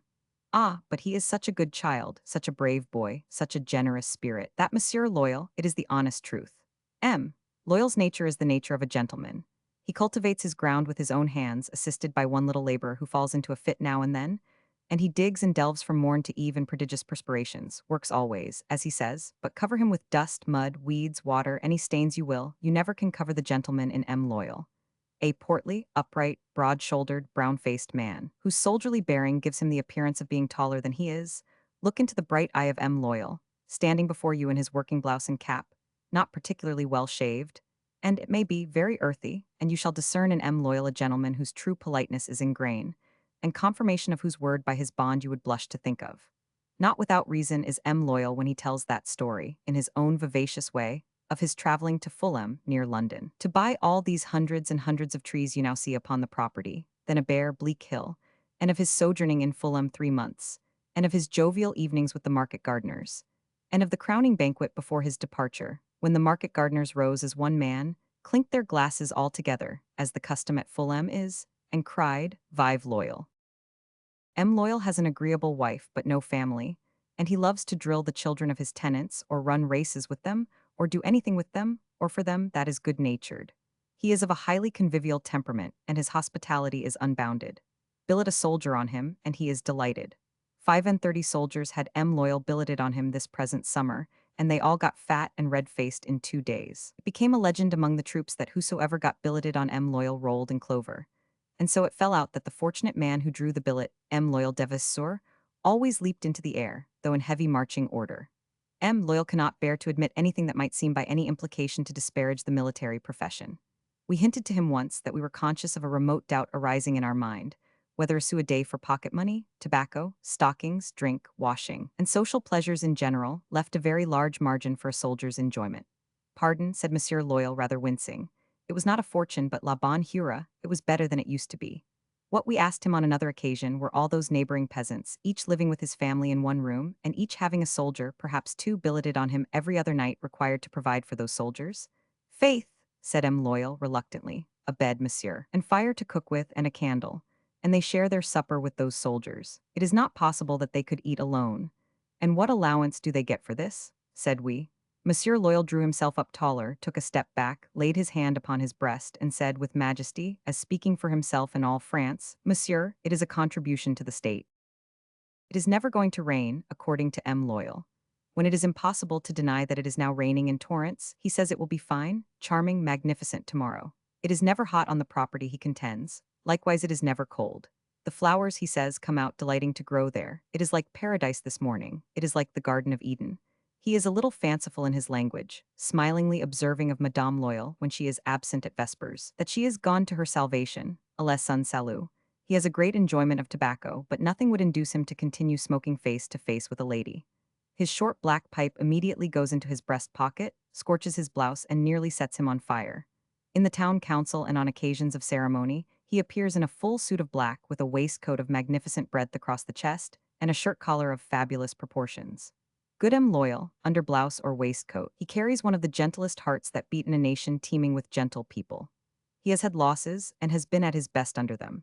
Not only the loss of his way by night in the Fulham Times, when a bad subject of an Englishman, under pretence of seeing him home, took him into all the night public houses, drank arf and arf in everyone at his expense, and finally fled, leaving him shipwrecked at Cleefeeway, which we apprehend to be Ratcliffe Highway, but heavier losses than that. Long ago a family of children and a mother were left in one of his houses without money, a whole year. M. Loyal, anything but as rich as we wish he had been, had not the heart to say you must go. So they stayed on, and paying tenants who would have come in couldn't come in, and at last they managed to get helped home across the water, and M. Loyal kissed the whole group and said, "Adieu, my poor infants," and sat down in their deserted salon and smoked his pipe of peace. The rent. M. Loyal, well, the rent. M. Loyal shakes his head. Le bon Dieu, says M. Loyal presently, will recompense me, and he laughs and smokes his pipe of peace. May he smoke it on the property and not be recompensed these 50 years. There are public amusements in our French watering place, or it would not be French. They are very popular and very cheap. The sea bathing, which may rank as the most favored daylight entertainment, inasmuch as the French visitors bathe all day long, and seldom appear to think of remaining less than an hour at a time in the water, is astoundingly cheap. Omnibuses convey you, if you please, from a convenient part of the town to the beach and back again. You have a clean and comfortable bathing machine, dress, linen, and all appliances, and the charge for the whole is half a franc or 5 pence. On the pier there is usually a guitar, which seems presumptuously enough to set its tinkling against the deep hoarseness of the sea, and there is always some boy or woman who sings, without any voice, little songs without any tune, the strain we have most frequently heard being an appeal to the sportsman, not to bag that choicest of game, the swallow. For bathing purposes, we have also a subscription establishment with an esplanade, where people lounge about with telescopes and seem to get a good deal of weariness for their money. And we have also an association of individual machine proprietors combined against this formidable rival. M. Fros, our own particular friend in the bathing line, is one of these. How he ever came by his name we cannot imagine. He is as gentle and polite a man as M. Loyal Devasseur himself, immensely stout withal, and of a beaming aspect.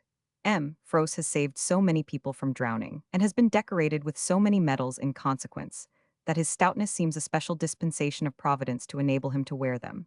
If his girth were the girth of an ordinary man, he could never hang them on, all at once. It is only on very great occasions that M. Fros displays his shining honors. At other times they lie by, with rolls of manuscript testifying to the causes of their presentation, in a huge glass case in the red sofaed salon of his private residence on the beach, where M. Fros also keeps his family pictures, his portraits of himself as he appears both in bathing life and in private life, his little boats that rock by clockwork, and his other ornamental possessions. Then we have a commodious and gay theater, or had, for it is burned down now, where the opera was always preceded by a vaudeville, in which, as usual, everybody, down to the little old man with the large hat and the little cane and tassel, who always played either my uncle or my papa, suddenly broke out of the dialogue into the mildest vocal snatches, to the great perplexity of unaccustomed strangers from Great Britain, who never could make out when they were singing and when they were talking, and indeed it was pretty much the same. But the caterers in the way of entertainment to whom we are most beholden are the Society of Well-doing, who are active all the summer, and give the proceeds of their good works to the poor. Some of the most agreeable eftests they contrive are announced as dedicated to the children, and the taste with which they turn a small public enclosure into an elegant garden beautifully illuminated, and the thoroughgoing heartiness and energy with which they personally direct the childish pleasures, are supremely delightful. For 5 pence a head, we have on these occasions donkey races with English jockeys, and other rustic sports, lotteries for toys, roundabouts, dancing on the grass to the music of an admirable band, fire balloons, and fireworks. Further, almost every week all through the summer, never mind now, on what day of the week, there is a FTE in some adjoining village, called in that part of the country a ducasse, where the people, really the people, dance on the green turf in the open air, round a little orchestra that seems itself to dance. There is such an airy motion of flags and streamers all about it. And we do not suppose that between the torrid zone and the North Pole there are to be found male dancers with such astonishingly loose legs, furnished with so many joints in wrong places, utterly unknown to Professor Owen, as those who here disport themselves. Sometimes the FTE appertains to a particular trade. You will see among the cheerful young women at the joint ducasse of the milliners and tailors a wholesome knowledge of the art of making common and cheap things uncommon and pretty, by good sense and good taste. That is a practical lesson to any rank of society in a whole island we could mention. The oddest feature of these agreeable scenes is the everlasting roundabout. We preserve an English word wherever we can, as we are writing the English language. On the wooden horses of which machine grown-up people of all ages are wound round and round with the utmost solemnity, while the proprietor's wife grinds an organ, capable of only one tune, in the center. As to the boarding houses of our French watering place, they are legion, and would require a distinct treatise. It is not without a sentiment of national pride that we believe them to contain more bores from the shores of Albion than all the clubs in London. As you walk timidly in their neighborhood, the very neckcloths and hats of your elderly compatriots cry to you from the stones of the streets, "We are bores, avoid us." We have never overheard at street corners such lunatic scraps of political and social discussion as among these dear countrymen of ours. They believe everything that is impossible and nothing that is true.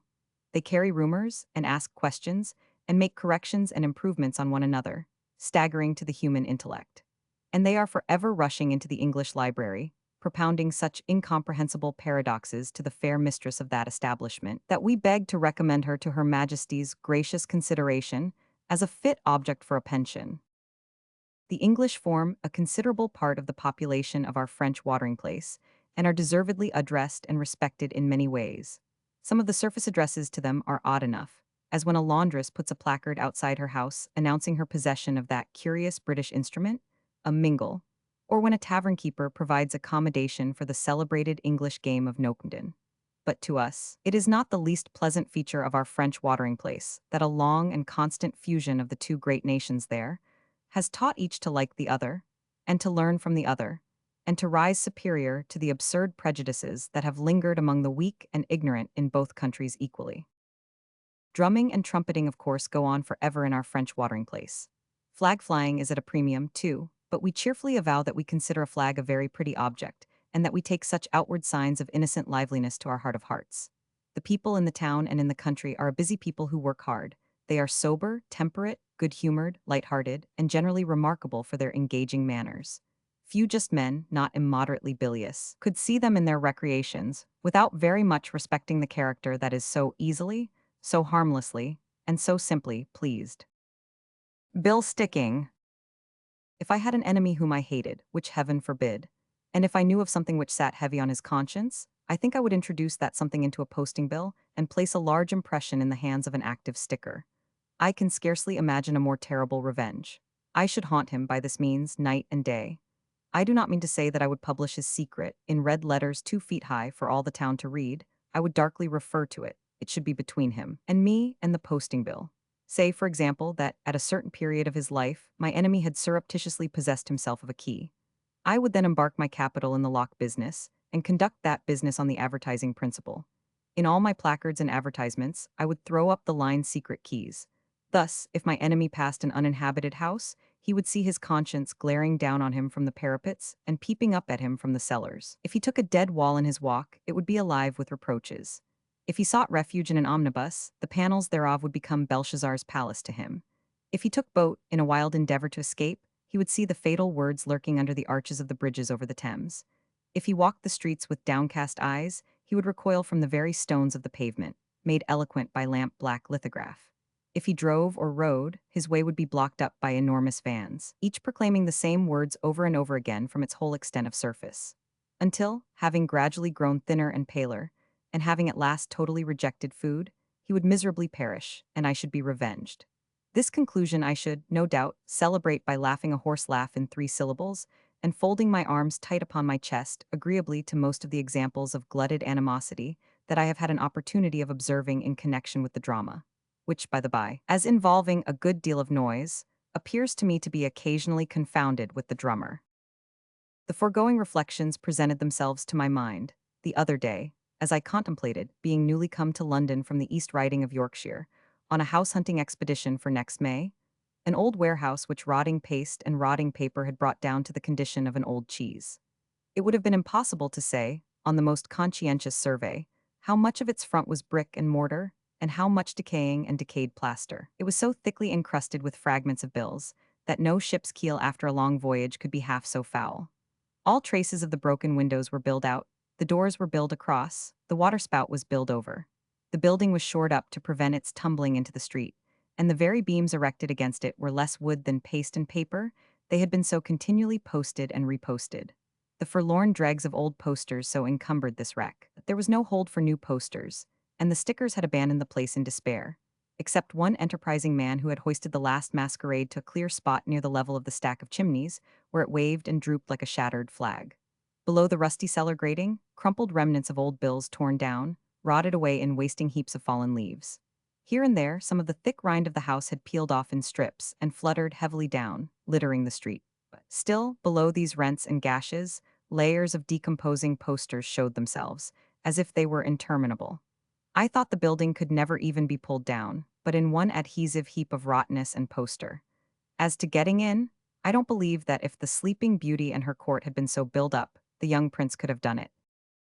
Knowing all the posters that were yet legible, intimately, and pondering on their ubiquitous nature, I was led into the reflections with which I began this paper, by considering what an awful thing it would be, ever to have wronged, say M. Julian, for example, and to have his avenging name in characters of fire incessantly before my eyes, or to have injured Madame Tussaud, and undergo a similar retribution. Has any man a self-reproachful thought associated with pills or ointment? What an avenging spirit to that man is Professor Holloway. Have I sinned in oil? Caburn pursues me. Have I a dark remembrance associated with any gentlemanly garments, bespoke or ready-made? Moses and Son are on my track. Did I ever aim a blow at a defenseless fellow creature's head? That head eternally being measured for a wig, or that worse head which was bald before it used the balsam, and hirsute afterwards, enforcing the benevolent moral. Better to be bald as a Dutch cheese than come to this, undoes me. Have I no sore places in my mind which Mechai touches, which Nicol probes, which no registered article whatever lacerates? Does no discordant note within me thrill responsive to mysterious watchwords, as Rivolenta Arabica? or number 1 St. Paul's Churchyard? Then may I enjoy life and be happy. Lifting up my eyes, as I was musing to this effect, I beheld advancing towards me. I was then on Cornhill, near to the Royal Exchange, a solemn procession of 3 advertising vans of first-class dimensions, each drawn by a very little horse. As the cavalcade approached, I was at a loss to reconcile the careless deportment of the drivers of these vehicles with the terrific announcements they conducted through the city, which, being a summary of the contents of a Sunday newspaper, were of the most thrilling kind. Robbery, fire, murder, and the ruin of the United Kingdom, each discharged in a line by itself, like a separate broadside of red-hot shot, were among the least of the warnings addressed to an unthinking people. Yet the ministers of fate who drove the awful cars leaned forward with their arms upon their knees in a state of extreme lassitude, for want of any subject of interest. The first man, whose hair I might naturally have expected to see standing on end, scratched his head, one of the smoothest I ever beheld, with profound indifference. The second whistled, the third yawned. Pausing to dwell upon this apathy, it appeared to me, as the fatal cars came by me, that I descried in the second car, through the portal in which the charioteer was seated, a figure stretched upon the floor. At the same time, I thought I smelt tobacco. The latter impression passed quickly from me, the former remained. Curious to know whether this prostrate figure was the one impressible man of the whole capital who had been stricken insensible by the terrors revealed to him, and whose form had been placed in the car by the charioteer, from motives of humanity, I followed the procession. It turned into Leadenhall Market and halted at a public house. Each driver dismounted. I then distinctly heard, proceeding from the second car, where I had dimly seen the prostrate form, the words, "And a pipe." The driver entering the public house with his fellows, apparently for purposes of refreshment, I could not refrain from mounting on the shaft of the second vehicle and looking in at the portal. I then beheld, reclining on his back upon the floor, on a kind of mattress or divan, a little man in a shooting coat. The exclamation, "Dear me," which irresistibly escaped my lips caused him to sit upright and survey me.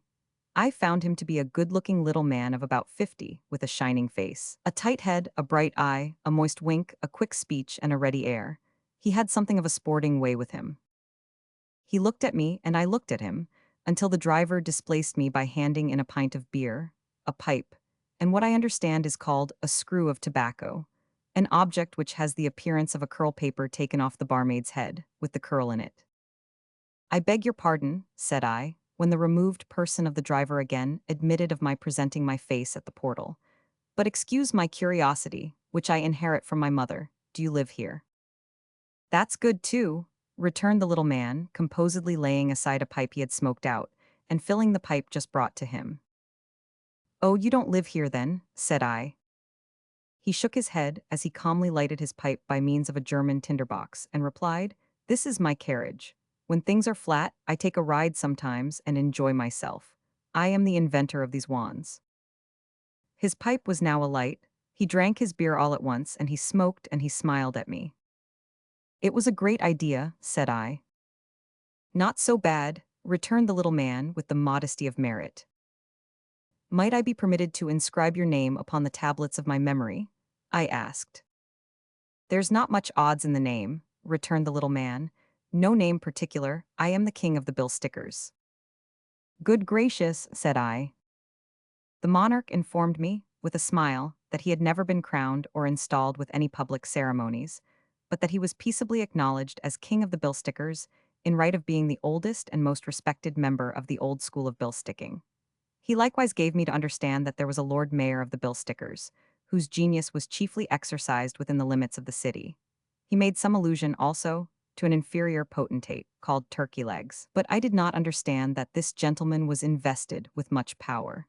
I rather inferred that he derived his title from some peculiarity of gait, and that it was of an honorary character.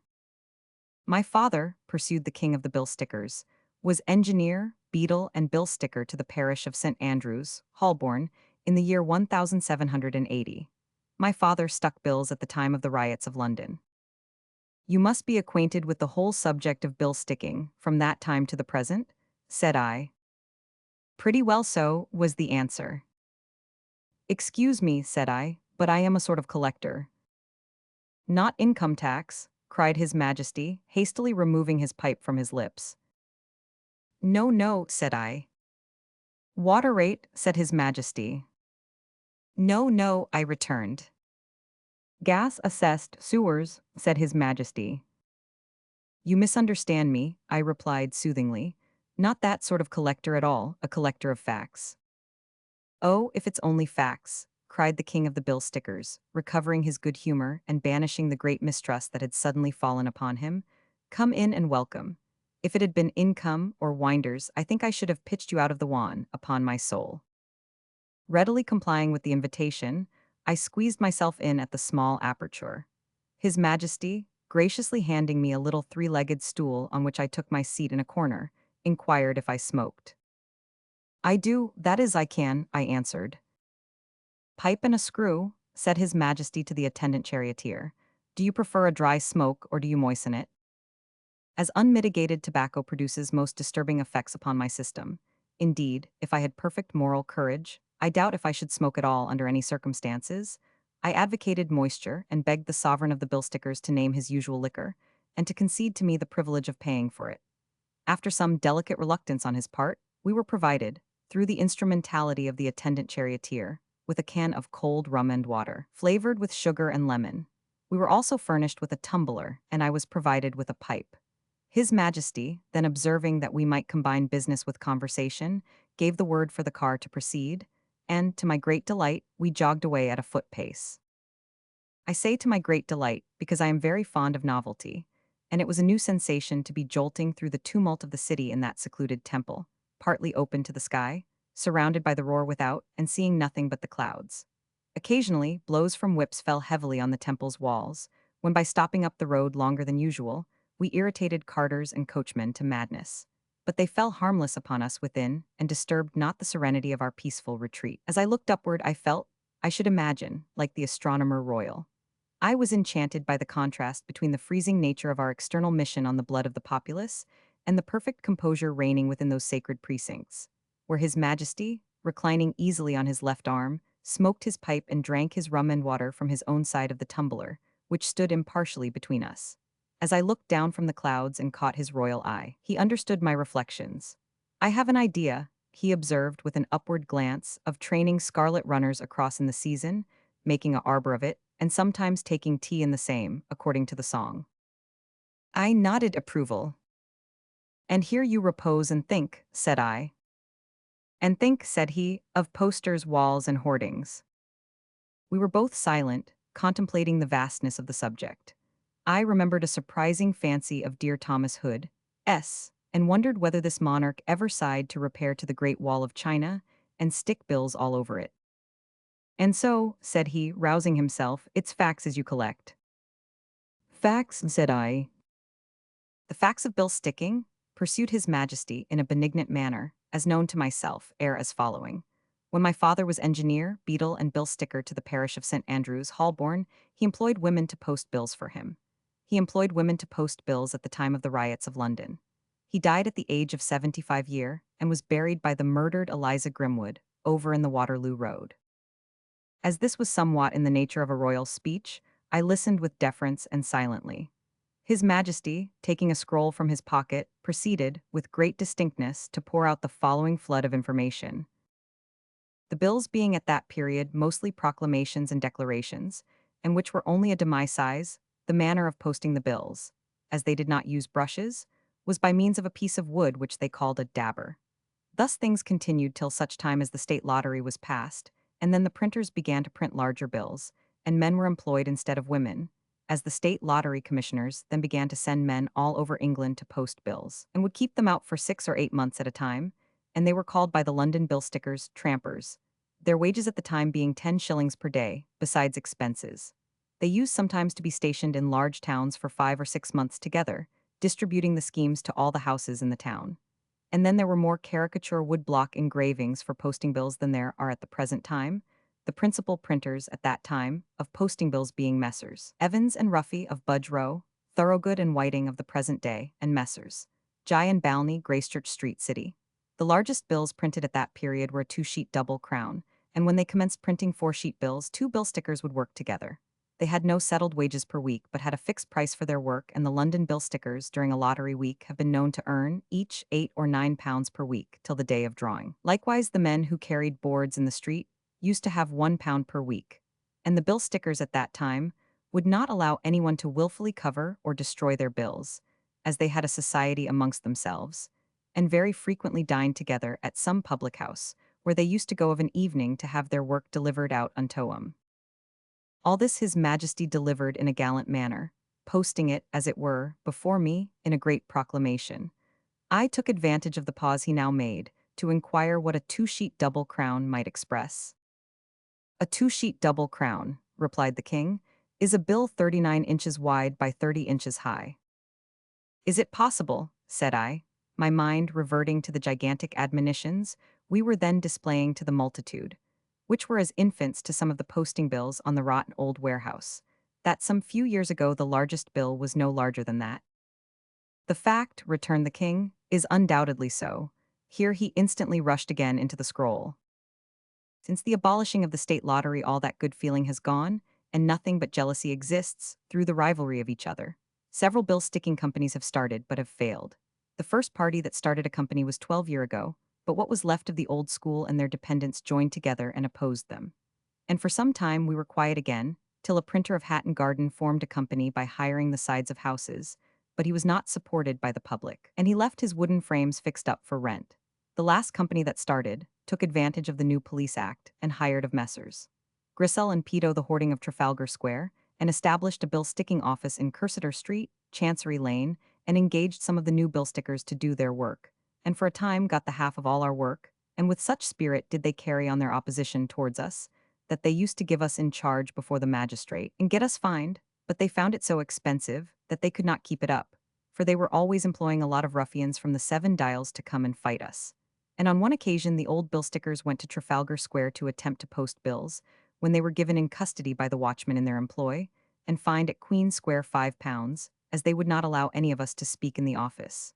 But when they were gone, we had an interview with the magistrate, who mitigated the fine to 15 shillings. During the time the men were waiting for the fine, this company started off to a public house that we were in the habit of using, and waited for us coming back, where a fighting scene took place that beggars description. Shortly after this, the principal one day came and shook hands with us, and acknowledged that he had broken up the company, and that he himself had lost £500 in trying to overthrow us. We then took possession of the hoarding in Trafalgar Square, but Messrs.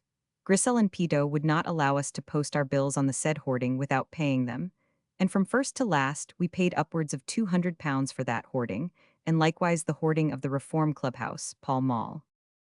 His Majesty, being now completely out of breath, laid down his scroll, which he appeared to have finished, puffed at his pipe, and took some rum and water. I embraced the opportunity of asking how many divisions the art and mystery of bill-sticking comprised. He replied, 3: auctioneers, bill-sticking; theatrical bill-sticking; general bill-sticking. The auctioneers' porters, said the king, who do their bill-sticking, are mostly respectable and intelligent, and generally well paid for their work, whether in town or country. The price paid by the principal auctioneers for country work is 9 shillings per day, that is, 7 shillings for day's work, 1 shilling for lodging, and 1 for paste. Town work is 5 shillings a day, including paste. Town work must be rather hot work, said I, if there be many of those fighting scenes that beggar description among the bill-stickers. Well, replied the king, I am a stranger, I assure you, to black eyes. A bill-sticker ought to know how to handle his fists a bit. As to that row I have mentioned that grew out of competition, conducted in an uncompromising spirit. Besides a man in a horse and shay continually following us about, the company had a watchman on duty, night and day, to prevent us sticking bills upon the hoarding in Trafalgar Square. We went there early one morning, to stick bills and to blackwash their bills if we were interfered with. We were interfered with, and I gave the word for laying on the wash. It was laid on pretty brisk, and we were all taken to Queen Square, but they couldn't find me. I knew that, with a bright smile, only give directions, I was only the general. Charmed with this monarch's affability, I inquired if he had ever hired a hoarding himself. Hired a large one, he replied, opposite the Lyceum Theatre when the buildings was there. Paid £30 for it, let out places on it, and called it the external paper-hanging station. But it didn't answer. Ah, said His Majesty thoughtfully, as he filled the glass, bill-stickers have a deal to contend with. The bill-sticking clause was got into the Police Act by a member of Parliament that employed me at his election. The clause is pretty stiff respecting where bills go, but he didn't mind where his bills went. It was all right enough so long as they was his bills. Fearful that I observed a shadow of misanthropy on the king's cheerful face, I asked whose ingenious invention that was, which I greatly admired, of sticking bills under the arches of the bridges. Mine, said His Majesty. I was the first that ever stuck a bill under a bridge. Imitators soon rose up, of course. When don't they? But they stuck 'em at low water and the tide came and swept the bills clean away. I knew that, the king laughed. What may be the name of that instrument, like an immense fishing rod? I inquired, with which bills are posted on high places. The joints, returned His Majesty. Now, we use the joints where formerly we used ladders, as they do still in country places. Once, when Madame, Vestris understood, was playing in Liverpool, another bill sticker and me were at it together on the wall outside the Clarence dock, me with the joints, him on a ladder. Lord, I had my bill up, right over his head, yards above him, ladder and all, while he was crawling to his work. The people going in and out of the docks stood and laughed. It's about 30 years since the joints come in. Are there any bill stickers who can't read? I took the liberty of inquiring. Some, said the king, but they know which is the right side upwards of their work. They keep it as it's given out to 'em. I have seen a bill or so stuck wrong side upwards, but it's very rare. Our discourse sustained some interruption at this point, by the procession of cars occasioning a stoppage of about 3/4 of a mile in length, as nearly as I could judge. His Majesty, however, entreating me not to be discomposed by the contingent uproar, smoked with great placidity and surveyed the firmament. When we were again in motion, I begged to be informed what was the largest poster His Majesty had ever seen. The king replied, a 36-sheet poster. I gathered also that there were about 150 bill stickers in London, and that His Majesty considered an average hand equal to the posting of 100 bills, single sheets in a day. The king was of opinion that, although posters had much increased in size, they had not increased in number, as the abolition of the state lotteries had occasioned a great falling off, especially in the country. Over and above which change, I bethought myself that the custom of advertising in newspapers had greatly increased. The completion of many London improvements, as Trafalgar Square, I particularly observed the singularity of His Majesty's calling that an improvement. The Royal Exchange, had of late years reduced the number of advantageous posting places. Bill stickers at present rather confine themselves to districts than to particular descriptions of work. One man would strike over Whitechapel, another would take round Houndsditch, Shoreditch, and the City Road. One, the king said, would stick to the Surrey side. Another would make a beat of the West End. His Majesty remarked, with some approach to severity, on the neglect of delicacy and taste, gradually introduced into the trade by the new school, a profligate and inferior race of impostors who took jobs at almost any price, to the detriment of the old school, and the confusion of their own misguided employers. He considered that the trade was overdone with competition, and observed, speaking of his subjects, there are too many of 'em. He believed, still, that things were a little better than they had been, adducing, as a proof, the fact that particular posting places were now reserved, by common consent, for particular posters. Those places, however, must be regularly occupied by those posters, or they lapsed and fell into other hands. It was of no use giving a man a Drury Lane bill this week and not next. Where was it to go? He was of opinion that going to the expense of putting up your own board on which your sticker could display your own bills was the only complete way of posting yourself at the present time. But even to effect this, on payment of a shilling a week to the keepers of steamboat piers and other such places, you must be able, besides, to give orders for theatres and public exhibitions, or you would be sure to be cut out by somebody. His Majesty regarded the passion for orders as one of the most unappeasable appetites of human nature. If there were a building, or if there were repairs, going on anywhere, you could generally stand something and make it right with the foreman of the works. But orders would be expected from you, and the man who could give the most orders was the man who would come off best. There was this other objectionable point, in orders, that workmen sold them for drink, and often sold them to persons who were likewise troubled with the weakness of thirst, which led, His Majesty said, to the presentation of your orders at theatre doors by individuals who were too shakery to derive intellectual profit from the entertainments, and who brought a scandal on you. Finally, His Majesty said that you could hardly put too little in a poster. What you wanted was 2 or 3 good catch-lines for the eye to rest on, then leave it alone, and there you were. These are the minutes of my conversation with His Majesty, as I noted them down shortly afterwards. I am not aware that I have been betrayed into any alteration or suppression. The manner of the king was frank in the extreme, and he seemed to me to avoid, at once, that slight tendency to repetition which may have been observed in the conversation of His Majesty King George III, and that slight undercurrent of egotism which the curious observer may perhaps detect in the conversation of Napoleon Bonaparte. I must do the king the justice to say that it was I, and not he, who closed the dialogue. At this juncture, I became the subject of a remarkable optical delusion. The legs of my stool appeared to me to double up, the car to spin round and round with great violence, and a mist to arise between myself and his majesty. In addition to these sensations, I felt extremely unwell. I refer these unpleasant effects either to the paste with which the posters were affixed to the van, which may have contained some small portion of arsenic, or to the printer's ink, which may have contained some equally deleterious ingredient. Of this I cannot be sure. I am only sure that I was not affected, either by the smoke or the rum and water.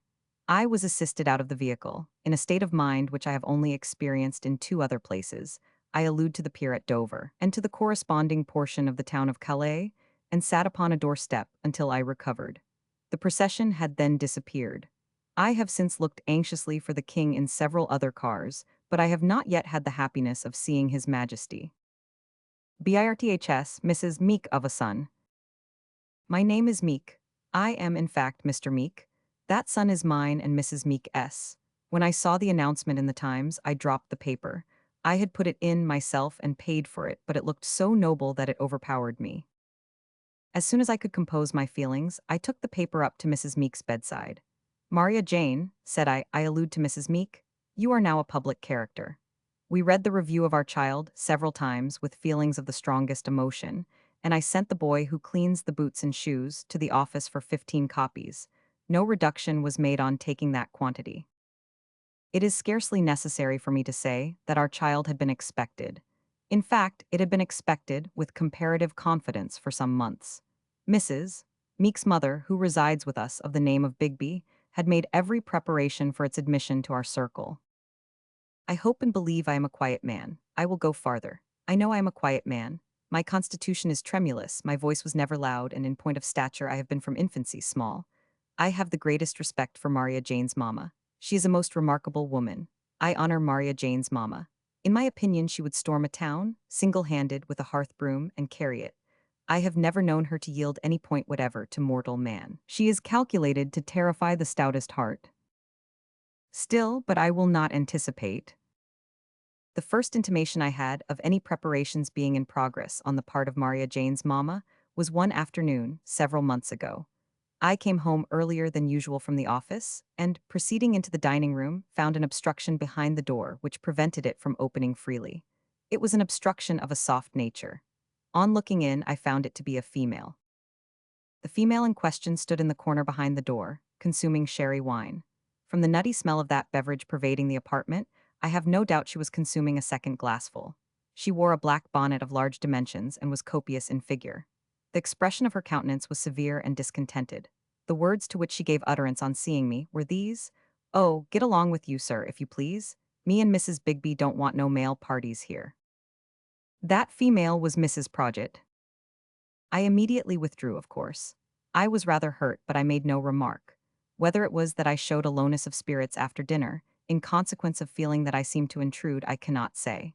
But Maria Jane's mamma said to me on her retiring for the night, in a low, distinct voice, and with a look of reproach that completely subdued me, "George Meek, Mrs. Prodgit, is your wife's nurse." I bear no ill will towards Mrs. Prodgit. Is it likely that I, writing this with tears in my eyes, should be capable of deliberate animosity towards a female, so essential to the welfare of Maria Jane?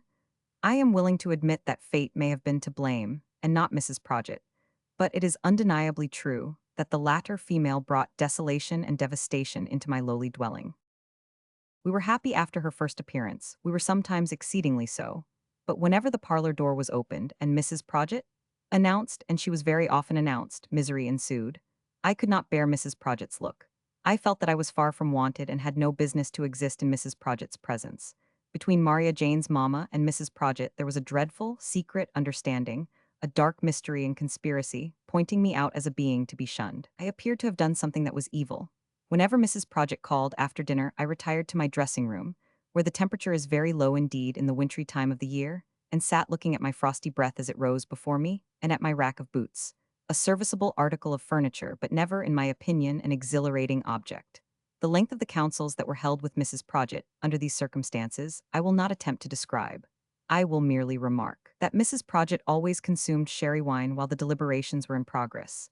that they always ended in Maria Jane's being in wretched spirits on the sofa, and that Maria Jane's mamma always received me, when I was recalled, with a look of desolate triumph that too plainly said, "Now, George Meek, you see my child Maria Jane, a ruin, and I hope you're satisfied."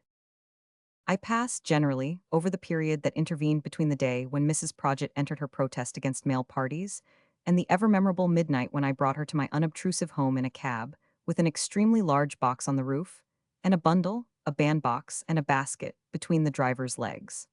I have no objection to Mrs. Prodgit, aided and abetted by Mrs. Bigby, who I never can forget is the parent of Maria Jane, taking entire possession of my unassuming establishment. In the recesses of my own breast, the thought may linger that a man in possession cannot be so dreadful as a woman, and that woman Mrs. Prodgit, but I ought to bear a good deal, and I hope I can and do. Huffing and snubbing prey upon my feelings, but I can bear them without complaint. They may tell in the long run, I may be hustled about from post to pillar beyond my strength. Nevertheless, I wish to avoid giving rise to words in the family. The voice of nature, however, cries aloud in behalf of Augustus George, my infant son. It is for him that I wish to utter a few plaintive household words. I am not at all angry, I am mild, but miserable. I wish to know why, when my child, Augustus George, was expected in our circle, a provision of pins was made, as if the little stranger were a criminal who was to be put to the torture immediately, on his arrival, instead of a holy babe. I wish to know why haste was made to stick those pins all over his innocent form, in every direction. I wish to be informed why light and air are excluded from Augustus George, like poisons. Why, I ask, is my unoffending infant so hedged into a basket bedstead, with dimity and calico, with miniature sheets and blankets, that I can only hear him snuffle, and no wonder. Deep down under the pink hood of a little bathing machine, and can never peruse even so much of his lineaments as his nose. Was I expected to be the father of a French roll, that the brushes of all nations were laid in, to rasp Augustus George?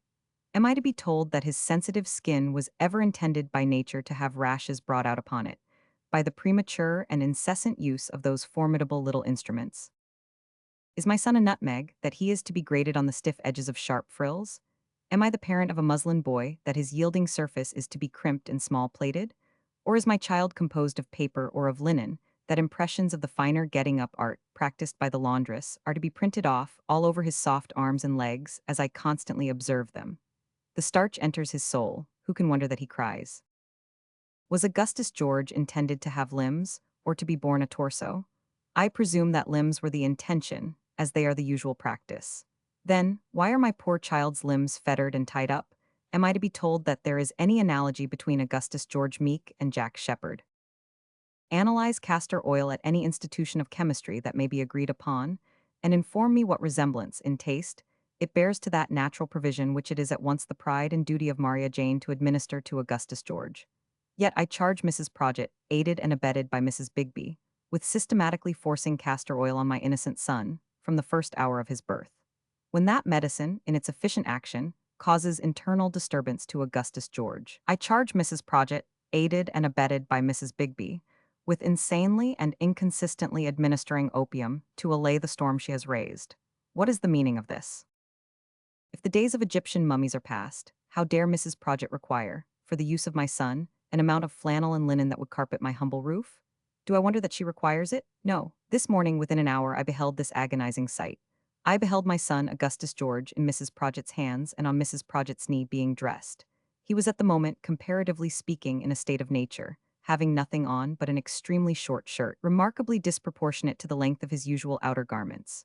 Trailing from Mrs. Prodgit's lap on the floor was a long, narrow roller or bandage, I should say, of several yards in extent.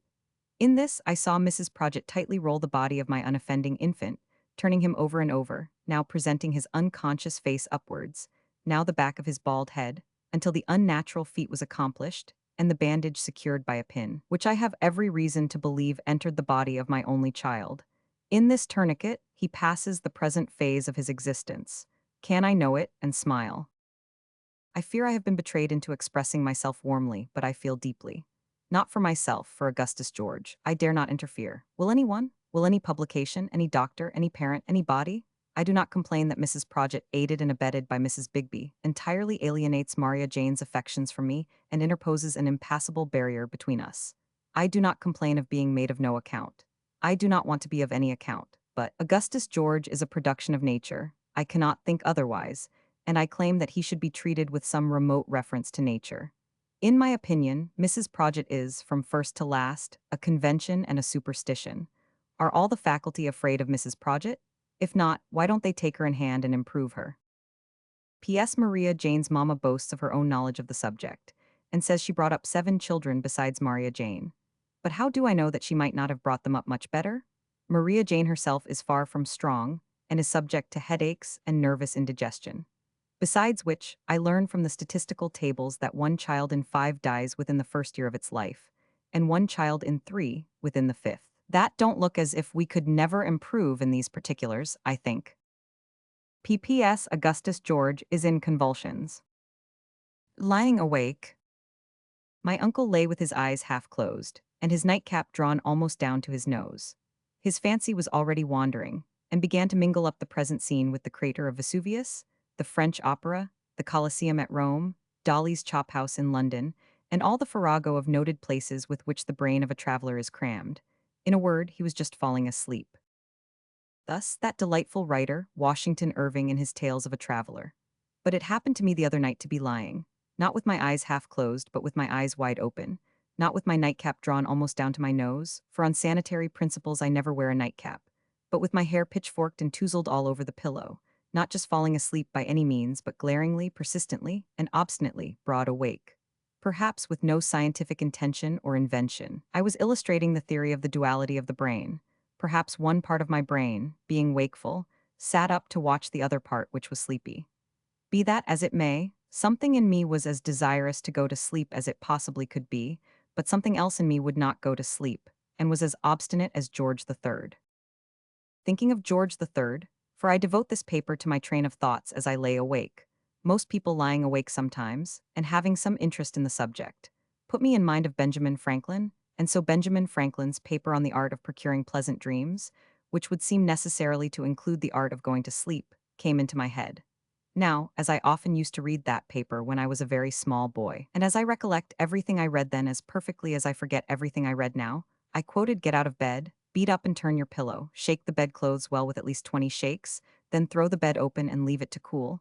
In the meanwhile, continuing undressed, walk about your chamber. When you begin to feel the cold air unpleasant, then return to your bed, and you will soon fall asleep, and your sleep will be sweet and pleasant." Not a bit of it. I performed the whole ceremony, and if it were possible for me to be more saucer-eyed than I was before, that was the only result that came of it. Except Niagara. The 2 quotations from Washington Irving and Benjamin Franklin may have put it in my head by an American association of ideas. But there I was, and the horseshoe fall was thundering and tumbling in my eyes and ears, and the very rainbows that I left upon the spray when I really did last look upon it were beautiful to see. The night light being quite as plain, however, and sleep seeming to be many thousand miles further off than Niagara, I made up my mind to think a little about sleep, which I no sooner did than I whirled off in spite of myself to Drury Lane Theatre, and there saw a great actor and dear friend of mine, whom I had been thinking of in the day, playing Macbeth, and heard him apostrophizing the death of each day's life, as I have heard him many a time in the days that are gone. But sleep, I will think about sleep. I am determined to think. This is the way I went on about sleep. I must hold the word sleep tight and fast, or I shall be off at a tangent in half a second. I feel myself unaccountably straying already into Clare Market. Sleep. It would be curious, as illustrating the equality of sleep, to inquire how many of its phenomena are common to all classes, to all degrees of wealth and poverty, to every grade of education and ignorance. Here, for example, is Her Majesty Queen Victoria in her palace, this present blessed night, and here is Winking Charlie, a sturdy vagrant in one of Her Majesty's jails. Her Majesty has fallen many thousands of times from that same tower, which I claim a right to tumble off now and then. So has Winking Charlie. Her Majesty in her sleep has opened or prorogued Parliament, or has held a drawing-room, attired in some very scanty dress, the deficiencies and improprieties of which have caused her great uneasiness. I, in my degree, have suffered unspeakable agitation of mind from taking the chair at a public dinner at the London Tavern in my night-clothes, which not all the courtesy of my kind friend and host Mr. Bathe could persuade me were quite adapted to the occasion. Winking Charlie has been repeatedly tried in a worse condition. Her Majesty is no stranger to a vault or firmament, of a sort of floor-cloth, with an indistinct pattern distantly resembling eyes, which occasionally obtrudes itself on her repose. Neither am I, neither is Winking Charlie. It is quite common to all 3 of us to skim along with airy strides a little above the ground, also to hold, with the deepest interest, dialogues with various people, all represented by ourselves, and to be at our wits' end to know what they are going to tell us, and to be indescribably astonished by the secrets they disclose. It is probable that we have all three committed murders and hidden bodies. It is pretty certain that we have all desperately wanted to cry out, and have had no voice, that we have all gone to the play and not been able to get in, that we have all dreamed much more of our youth than of our later lives, that I have lost it, the thread's broken. And up I go. I lying here with the nightlight before me, up I go, for no reason on earth that I can find out, and drawn by no links that are visible to me, up the great St. Bernard. I have lived in Switzerland and rambled among the mountains, but why I should go there now, and why up the great St. Bernard in preference to any other mountain, I have no idea. As I lie here broad awake, and with every sense so sharpened that I can distinctly hear distant noises inaudible to me at another time, I make that journey, as I really did, on the same summer day, with the same happy party. Ah, two since dead, I grieve to think, and there is the same track, with the same black wooden arms to point the way, and there are the same storm refuges here and there. And there is the same snow falling at the top, and there are the same frosty mists, and there is the same intensely cold convent with its menagerie smell, and the same breed of dogs fast dying out, and the same breed of jolly young monks whom I mourn to know as humbugs, and the same convent parlor with its piano and the sitting round the fire, and the same supper, and the same lone night in a cell, and the same bright fresh morning when going out into the highly rarefied air was like a plunge into an icy bath. Now, see here what comes along. And why does this thing stalk into my mind on the top of a Swiss mountain? It is a figure that I once saw, just after dark, chalked upon a door in a little back lane near a country church, my first church. How young a child I may have been at the time I don't know, but it horrified me so intensely. In connection with the churchyard, I suppose, for it smokes a pipe and has a big hat with each of its ears sticking out in a horizontal line under the brim, and is not in itself more oppressive than a mouth from ear to ear, a pair of goggle eyes, and hands like two bunches of carrots. Five in each can make it, that it is still vaguely alarming to me to recall, as I have often done before, lying awake, the running home, the looking behind, the horror of its following me, though whether disconnected from the door, or door and all, I can't say, and perhaps never could. It lays a disagreeable train. I must resolve to think of something on the voluntary principle. The balloon ascents of this last season. They will do to think about while I lie awake as well as anything else. I must hold them tight, though, for I feel them sliding away, and in their stead are the Mannings, husband and wife, hanging on the top of Horsemonger Lane Jail. In connection with which dismal spectacle, I recall this curious fantasy of the mind, that, having beheld that execution, and having left those two forms dangling on the top of the entrance gateway, the man's a limp, loose suit of clothes as if the man had gone out of them. The woman a fine shape, so elaborately corseted and artfully dressed, that it was quite unchanged in its trim appearance as it slowly swung from side to side. I never could, by my uttermost efforts for some weeks, present the outside of that prison to myself, which the terrible impression I had received continually obliged me to do, without presenting it with the two figures still hanging in the morning air. Until, strolling past the gloomy place one night, when the street was deserted and quiet, and actually seeing that the bodies were not there, my fancy was persuaded, as it were, to take them down and bury them within the precincts of the jail, where they have lain ever since. The balloon ascents of last season. Let me reckon them up. There were the horse, the bull, the parachute, and the tumbler hanging on chiefly by his toes, I believe, below the car. Very wrong indeed and decidedly to be stopped. But in connection with these and similar dangerous exhibitions, it strikes me that that portion of the public whom they entertain is unjustly reproached. Their pleasure is in the difficulty overcome. They are a public of great faith, and are quite confident that the gentleman will not fall off the horse, or the lady off the bull or out of the parachute, and that the tumbler has a firm hold with his toes. They do not go to see the adventurer vanquished but triumphant. There is no parallel in public combats between men and beasts, because nobody can answer for the particular beast, unless it were always the same beast, in which case it would be a mere stage show, which the same public would go in the same state of mind to see, entirely believing in the brute being beforehand safely subdued by the man. That they are not accustomed to calculate hazards and dangers with any nicety, we may know from their rash exposure of themselves in overcrowded steamboats, and unsafe conveyances and places of all kinds. And I cannot help thinking that instead of railing, and attributing savage motives to a people naturally well disposed and humane, it is better to teach them, and lead them argumentatively and reasonably. For they are very reasonable, if you will discuss a matter with them, to more considerate and wise conclusions. This is a disagreeable intrusion. Here is a man with his throat cut, dashing towards me as I lie awake. A recollection of an old story of a kinsman of mine, who, going home one foggy winter night to Hampstead, when London was much smaller and the road lonesome, suddenly encountered such a figure rushing past him, and presently two keepers from a madhouse in pursuit. A very unpleasant creature indeed, to come into my mind unbidden as I lie awake. The balloon ascents of last season. I must return to the balloons. Why did the bleeding man start out of them? Never mind, if I inquire, he will be back again. The balloons. This particular public have inherently a great pleasure in the contemplation of physical difficulties overcome, mainly, as I take it, because the lives of a large majority of them are exceedingly monotonous and real, and further, are a struggle against continual difficulties, and further still, because anything in the form of accidental injury, or any kind of illness or disability, is so very serious in their own sphere. I will explain this seeming paradox of mine.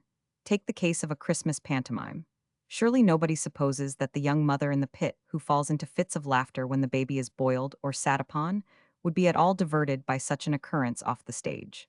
Nor is the decent workman in the gallery, who is transported beyond the ignorant present by the delight with which he sees a stout gentleman pushed out of a two-pair of stairs window, to be slandered by the suspicion that he would be in the least entertained by such a spectacle in any street in London, Paris, or New York. It always appears to me that the secret of this enjoyment lies in the temporary superiority to the common hazards and mischances of life. In seeing casualties, attended when they really occur with bodily and mental suffering, tears and poverty, happen through a very rough sort of poetry, without the least harm being done to anyone, the pretense of distress in a pantomime being so broadly humorous as to be no pretense at all. Much as in the comic fiction, I can understand the mother with a very vulnerable baby at home, greatly relishing the invulnerable baby on the stage. So in the Cremorne reality, I can understand the mason, who is always liable to fall off a scaffold in his working jacket, and to be carried to the hospital, having an infinite admiration of the radiant personage in spangles who goes into the clouds upon a bull, or upside down, and who, he takes it for granted, not reflecting upon the thing, has, by uncommon skill and dexterity, conquered such mischances as those to which he and his acquaintance are continually exposed. I wish the morgue in Paris would not come here as I lie awake, with its ghastly beds, and the swollen, saturated clothes hanging up, and the water dripping, dripping all day long, upon that other swollen, saturated something in the corner, like a heap of crushed overripe figs that I have seen in Italy. And this detestable morgue comes back again at the head of a procession of forgotten ghost stories. This will never do. I must think of something else as I lie awake, or, like that sagacious animal in the United States who recognized the colonel who was such a dead shot, I am a gone coon. What shall I think of? The late brutal assaults. Very good subject. The late brutal assaults. Though whether, supposing I should see, here before me as I lie awake, the awful phantom described in one of those ghost stories, who, with a headdress of shroud, was always seen looking in through a certain glass door at a certain dead hour, whether, in such a case, it would be the least consolation to me to know on philosophical grounds that it was merely my imagination, is a question I can't help asking myself by the way. The late brutal assaults. I strongly question the expediency of advocating the revival of whipping for those crimes. It is a natural and generous impulse to be indignant at the perpetration of inconceivable brutality, but I doubt the whipping panacea gravely. Not in the least regard or pity for the criminal, whom I hold in far lower estimation than a mad wolf, but in consideration for the general tone and feeling, which is very much improved since the whipping times. It is bad for a people to be familiarized with such punishments. When the whip went out of Bridewell, and ceased to be flourished at the cart's tail and at the whipping post, it began to fade out of madhouses and workhouses and schools and families, and to give place to a better system everywhere than cruel driving. It would be hasty, because a few brutes may be inadequately punished, to revive in any aspect what, in so many aspects, society is hardly yet happily rid of. The whip is a very contagious kind of thing, and difficult to confine within one set of bounds. Utterly abolish punishment by fine, a barbarous device, quite as much out of date as wager by battle, but particularly connected in the vulgar mind with this class of offense. At least quadruple the term of imprisonment for aggravated assaults. And above all, let us, in such cases, have no pet prisoning, vain glorifying, strong soup, and roasted meats, but hard work, and one unchanging and uncompromising dietary of bread and water, well or ill. And we shall do much better than by going down into the dark to grope for the whip among the rusty fragments of the rack, and the branding iron, and the chains and gibbet from the public roads, and the weights that pressed men to death in the cells of Newgate. I had proceeded thus far, when I found I had been lying awake so long that the very dead began to wake too, and to crowd into my thoughts most sorrowfully. Therefore, I resolved to lie awake no more, but to get up and go out for a night walk, which resolution was an acceptable relief to me, as I dare say it may prove now to a great many more. The ghost of art. I am a bachelor, residing in rather a dreary set of chambers in the temple. They are situated in a square court of high houses, which would be a complete well, but for the want of water and the absence of a bucket. I live at the top of the house, among the tiles and sparrows. Like the little man in the nursery story, I live by myself, and all the bread and cheese I get, which is not much, I put upon a shelf. I need scarcely add, perhaps, that I am in love, and that the father of my charming Julia objects to our union. I mention these little particulars as I might deliver a letter of introduction. The reader is now acquainted with me, and perhaps will condescend to listen to my narrative. I am naturally of a dreamy turn of mind, and my abundant leisure, for I am called to the bar, coupled with much lonely listening to the twittering of sparrows and the pattering of rain, has encouraged that disposition. In my top set, I hear the wind howl on a winter night, when the man on the ground floor believes it is perfectly still weather. The dim lamps with which our honorable society, supposed to be as yet unconscious of the new discovery called gas, make the horrors of the staircase visible, deepen the gloom which generally settles on my soul when I go home at night. I am in the law, but not of it. I can't exactly make out what it means. I sit in Westminster Hall sometimes, in character, from 10 to 4, and when I go out of court, I don't know whether I am standing on my wig or my boots. It appears to me, I mention this in confidence, as if there were too much talk and too much law, as if some grains of truth were started overboard into a tempestuous sea of chaff. All this may make me mystical. Still, I am confident that what I am going to describe myself as having seen and heard, I actually did see and hear. It is necessary that I should observe that I have a great delight in pictures. I am no painter myself, but I have studied pictures and written about them. I have seen all the most famous pictures in the world. My education and reading have been sufficiently general to possess me beforehand with a knowledge of most of the subjects to which a painter is likely to have recourse. And, although I might be in some doubt as to the rightful fashion of the scabbard of King Lear's sword, for instance, I think I should know King Lear tolerably well if I happened to meet with him. I go to all the modern exhibitions every season, and of course I revere the Royal Academy. I stand by its 40 academical articles almost as firmly as I stand by the 39 articles of the Church of England. I am convinced that in neither case could there be, by any rightful possibility, one article more or less. It is now exactly 3 years ago this very month, since I went from Westminster to the Temple, one Thursday afternoon in a cheap steamboat. The sky was black when I imprudently walked on board. It began to thunder and light immediately afterwards, and the rain poured down in torrents. The deck seeming to smoke with the wet, I went below, but so many passengers were there, smoking too, that I came up again, and buttoning my pea coat, and standing in the shadow of the paddle box, stood as upright as I could, and made the best of it. It was at this moment that I first beheld the terrible being, who is the subject of my present recollections. Standing against the funnel, apparently with the intention of drying himself by the heat as fast as he got wet, was a shabby man in threadbare black, and with his hands in his pockets, who fascinated me from the memorable instant when I caught his eye. Where had I caught that eye before? Who was he? Why did I connect him all at once with the Vicar of Wakefield, Alfred the Great, Gil Blas, Charles II, Joseph and his brethren, the Fairy Queen, Tom Jones, the Decameron of Boccaccio, Tam O'Shanter, the marriage of the Doge of Venice with the Adriatic, and the Great Plague of London? Why, when he bent one leg and placed one hand upon the back of the seat near him, did my mind associate him wildly with the words, Number 142, Portrait of a Gentleman? Could it be that I was going mad? I looked at him again, and now I could have taken my affidavit that he belonged to the Vicar of Wakefield's family. Whether he was the vicar, or Moses, or Mr. Burchell, or the squire, or a conglomeration of all four, I knew not, but I was impelled to seize him by the throat and charge him with being in some fell way connected with the primrose blood. He looked up at the rain, and then, oh heaven! He became St. John. He folded his arms, resigning himself to the weather, and I was frantically inclined to address him as the spectator, and firmly demand to know what he had done with Sir Roger de Coverley.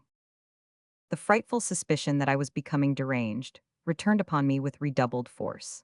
Meantime, this awful stranger, inexplicably linked to my distress, stood drying himself at the funnel, and ever, as the steam rose from his clothes, diffusing a mist around him, I saw through the ghostly medium all the people I have mentioned, and a score more, sacred and profane.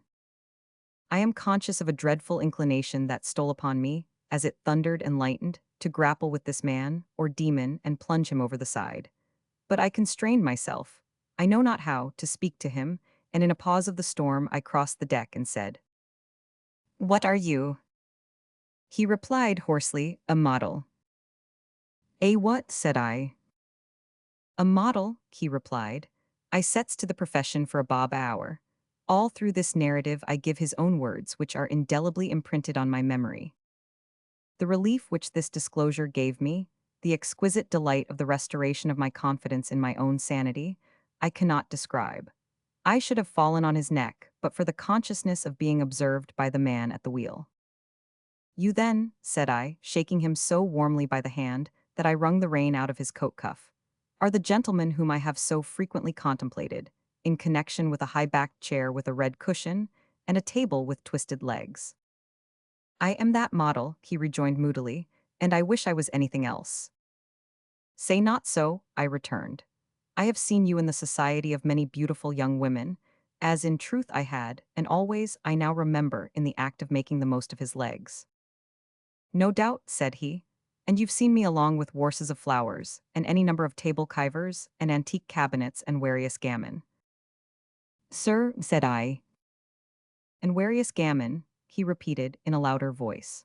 "You might have seen me in armor, too, if you had looked sharp. Blest if I hadn't stood in half the suits of armor as ever came out of Pratt's shop, and sat, for weeks together, aiding nothing, out of half the gold and silver dishes as has ever been lent for the purpose out of Stowes's, and Mortimer's, or Gerards's, and Davenport Secessi's." Excited, as it appeared, by a sense of injury, I thought he would never have found an end for the last word. But at length it rolled sullenly away with the thunder. "Pardon me," said I. "You are a well-favored, well-made man, and yet, forgive me, I find, on examining my mind, that I associate you with, that my recollection indistinctly makes you, in short, excuse me, a kind of powerful monster." "It would be a wonder if it didn't," he said. "Do you know what my points are?" "No," said I. "My throat and my legs," said he. "When I don't set for a head, I mostly sets for a throat and a pair of legs. Now, granted you was a painter, and was to work at my throat for a week together, I suppose you'd see a lot of lumps and bumps there that would never be there at all if you looked at me complete instead of only my throat. Wouldn't you?" "Probably," said I, surveying him. "Why, it stands to reason," said the model. "Work another week at my legs, and it'll be the same thing. You'll make 'em out as knotty and as knobby at last, as if they was the trunks of two old trees. Then, take and stick my legs and throw it on to another man's body, and you'll make a reg'lar monster. And that's the way the public gets their reg'lar monsters, every first Monday in May, when the Royal Academy exhibition opens." "You are a critic," said I with an air of deference. "I'm in an uncommon ill humor, if that's it," rejoined the model with great indignation. "As if it warn't bad enough for a bob hour, for a man to be mixing himself up with that there jolly old furnitur that one 'ud think the public knowed the worry nails in by this time, or to be putting on greasy old ats and cloaks, and playing tambourines in the Bay o' Naples, with Vesuvius a smockin', according to pattern in the background, and the wines of Baring wonderful in the middle distance, or to be unpolitely kicking up his legs among a lot o' gals, with no reason whatever in his mind but to show 'em. As if this warn't bad enough, I'm to go and be thrown out of employment too." "Surely no," said I. "Surely yes," said the indignant model, "but I'll grow one." The gloomy and threatening manner in which he muttered the last words can never be effaced from my remembrance. My blood ran cold. I asked of myself, what was it that this desperate being was resolved to grow? My breast made no response. I ventured to implore him to explain his meaning. With a scornful laugh, he uttered this dark prophecy. "I'll grow one, and mark my words, it shall haunt you." We parted in the storm, after I had forced half a crown on his acceptance, with a trembling hand. I conclude that something supernatural happened to the steamboat, as it bore his reeking figure down the river, but it never got into the papers. 2 years elapsed, during which I followed my profession without any vicissitudes, never holding so much as emotion, of course. At the expiration of that period, I found myself making my way home to the temple, one night, in precisely such another storm of thunder and lightning as that by which I had been overtaken on board the steamboat, except that this storm, bursting over the town at midnight, was rendered much more awful by the darkness and the hour. As I turned into my court, I really thought a thunderbolt would fall, and plow the pavement up. Every brick and stone in the place seemed to have an echo of its own for the thunder. The waterspouts were overcharged, and the rain came tearing down from the housetops as if they had been mountain tops. Mrs. Parkins, my laundress, wife of Parkins the porter, then newly dead of a dropsy, had particular instructions to place a bedroom candle and a match under the staircase lamp on my landing, in order that I might light my candle there whenever I came home. Mrs. Parkins invariably disregarding all instructions, they were never there. Thus it happened that on this occasion I groped my way into my sitting room to find the candle, and came out to light it. What were my emotions when, underneath the staircase lamp, shining with wet as if he had never been dry since our last meeting, stood the mysterious being whom I had encountered on the steamboat in a thunderstorm 2 years before. His prediction rushed upon my mind, and I turned faint. I said I'd do it, he observed in a hollow voice, and I have done it. May I come in? Misguided creature, what have you done? I returned. I'll let you know, was his reply, if you'll let me in. Could it be murder that he had done? And had he been so successful that he wanted to do it again, at my expense? I hesitated. May I come in? Said he. I inclined my head with as much presence of mind as I could command, and he followed me into my chambers. There, I saw that the lower part of his face was tied up, in what is commonly called a Belcher handkerchief. He slowly removed this bandage, and exposed to view a long dark beard, curling over his upper lip, twisting about the corners of his mouth, and hanging down upon his breast. What is this? I exclaimed involuntarily, and what have you become? I am the ghost of art, said he. The effect of these words, slowly uttered in the thunderstorm at midnight, was appalling in the last degree. More dead than alive, I surveyed him in silence. The German taste came up, said he, and threw me out of bread. I am ready for the taste now. He made his beard a little jagged with his hands, folded his arms, and said, "A severity." I shuddered, it was so severe. He made his beard flowing on his breast, and, leaning both hands on the staff of a carpet broom, which Mrs. Parkins had left among my books, said, "Benevolence." I stood transfixed. The change of sentiment was entirely in the beard. The man might have left his face alone, or had no face. The beard did everything. He lay down, on his back, on my table, and with that action of his head threw up his beard at the chin. "That's death," said he. He got off my table and, looking up at the ceiling, cocked his beard a little awry, at the same time making it stick out before him. "Adoration, or a vow of vengeance," he observed. He turned his profile to me, making his upper lip very bulky with the upper part of his beard.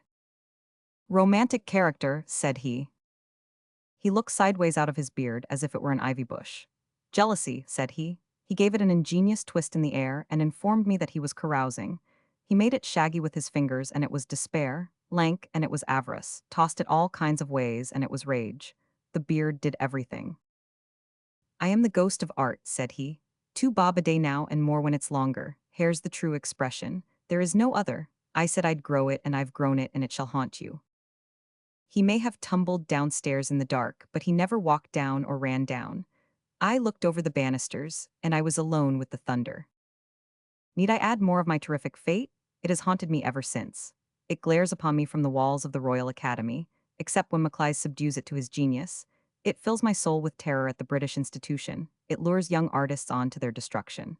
Go where I will, the ghost of art, eternally working the passions in hair, and expressing everything by beard, pursues me. The prediction is accomplished, and the victim has no rest. Out of town. Sitting, on a bright September morning, among my books and papers at my open window on the cliff overhanging the sea beach, I have the sky and ocean framed before me like a beautiful picture. A beautiful picture, but with such movement in it, such changes of light upon the sails of ships and wake of steamboats, such dazzling gleams of silver far out at sea, such fresh touches on the crisp wave tops as they break and roll towards me. A picture with such music in the billowy rush upon the shingle, the blowing of morning wind through the corn sheaves where the farmers' wagons are busy, the singing of the larks, and the distant voices of children at play. Such charms of sight and sound as all the galleries on earth can but poorly suggest. So dreamy is the murmur of the sea below my window that I may have been here, for anything I know, 100 years. Not that I have grown old, for daily on the neighboring downs and grassy hillsides, I find that I can still in reason walk any distance, jump over anything, and climb up anywhere. But that the sound of the ocean seems to have become so customary to my musings, and other realities seem so to have gone aboard ship and floated away over the horizon, that, for aught I will undertake to the contrary, I am the enchanted son of the king my father, shut up in a tower on the seashore, for protection against an old she-goblin who insisted on being my godmother, and who foresaw at the font, wonderful creature, that I should get into a scrape before I was 21. I remember to have been in a city, my royal parents' dominions, I suppose, and apparently not long ago either, that was in the dreariest condition. The principal inhabitants had all been changed into old newspapers, and in that form were preserving their window blinds from dust, and wrapping all their smaller household gods in curl papers. I walked through gloomy streets where every house was shut up and newspapered, and where my solitary footsteps echoed on the deserted pavements. In the public rides there were no carriages, no horses, no animated existence, but a few sleepy policemen, and a few adventurous boys taking advantage of the devastation to swarm up the lampposts. In the westward streets there was no traffic, in the westward shops no business. The water patterns which the prentices had trickled out on the pavements early in the morning remained uneffaced by human feet. At the corners of mews, Cochin China fowls stalked gaunt and savage, nobody being left in the deserted city, as it appeared to me, to feed them. Public houses, where splendid footmen swinging their legs over gorgeous hammercloths beside wigged coachmen were wont to regale, were silent, and the unused pewter pots shone, too bright for business, on the shelves. I beheld a Punch's show leaning against a wall near Park Lane as if it had fainted. It was deserted, and there were none to heed its desolation. In Belgrave Square I met the last man, an ostler, sitting on a post in a ragged red waistcoat, eating straw and mildewing away. If I recollect the name of the little town, on whose shore this sea is murmuring, but I am not just now, as I have premised, to be relied upon for anything, it is Pavilionstone. Within a quarter of a century, it was a little fishing town, and they do say that the time was when it was a little smuggling town. I have heard that it was rather famous in the Hollands and Brandy way, and that coevally with that reputation the lamplighter, was considered a bad life at the assurance offices. It was observed that if he were not particular about lighting up, he lived in peace. But that, if he made the best of the oil lamps in the steep and narrow streets, he usually fell over the cliff at an early age. Now, gas and electricity run to the very water's edge, and the Southeastern Railway Company screech at us in the dead of night. But the old little fishing and smuggling town remains, and is so tempting a place for the latter purpose, that I think of going out some night next week, in a fur cap and a pair of petticoat trousers, and running an empty tub as a kind of archaeological pursuit. Let nobody with corns come to Pavilionstone, for there are breakneck flights of ragged steps, connecting the principal streets by back ways, which will cripple that visitor in half an hour.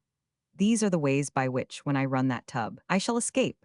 I shall make a thermopile of the corner of one of them, defend it with my cutlass against the coast guard until my brave companions have sheered off, then dive into the darkness and regain my Susan's arms. In connection with these breakneck steps, I observe some wooden cottages with tumble-down outhouses and backyards 3 feet square, adorned with garlands of dried fish, in one of which, though the General Board of Health might object, my Susan dwells.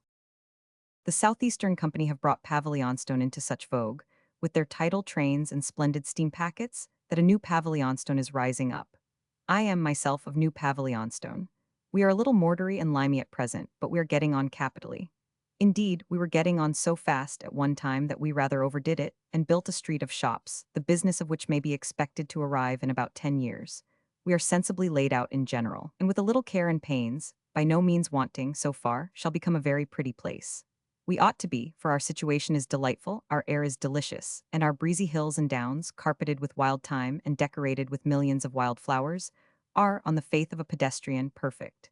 In New Pavilionstone, we are a little too much addicted to small windows with more bricks in them than glass, and we are not over fanciful in the way of decorative architecture, and we get unexpected sea views through cracks in the street doors. On the whole, however, we are very snug and comfortable and well accommodated. But the Home Secretary, if there be such an officer, cannot too soon shut up the burial ground of the old parish church. It is in the midst of us, and Pavilionstone will get no good of it if it be too long left alone. The Lion of Pavilionstone is its great hotel. A dozen years ago, going over to Paris by Southeastern tidal steamer, you used to be dropped upon the platform of the main line Pavilionstone station, not a junction then, at 11 o'clock on a dark winter's night in a roaring wind, and in the howling wilderness outside the station was a short omnibus which brought you up by the forehead the instant you got in at the door. and nobody cared about you, and you were alone in the world. You bumped over infinite chalk, until you were turned out at a strange building which had just left off being a barn without having quite begun to be a house, where nobody expected your coming, or knew what to do with you when you were come, and where you were usually blown about until you happened to be blown against the cold beef, and finally into bed.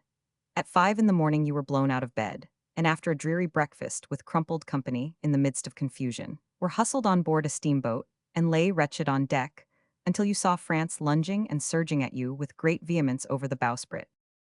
Now you come down to Pavilionstone in a free and easy manner, an irresponsible agent, made over in trust to the Southeastern Company, until you get out of the railway carriage at high water mark.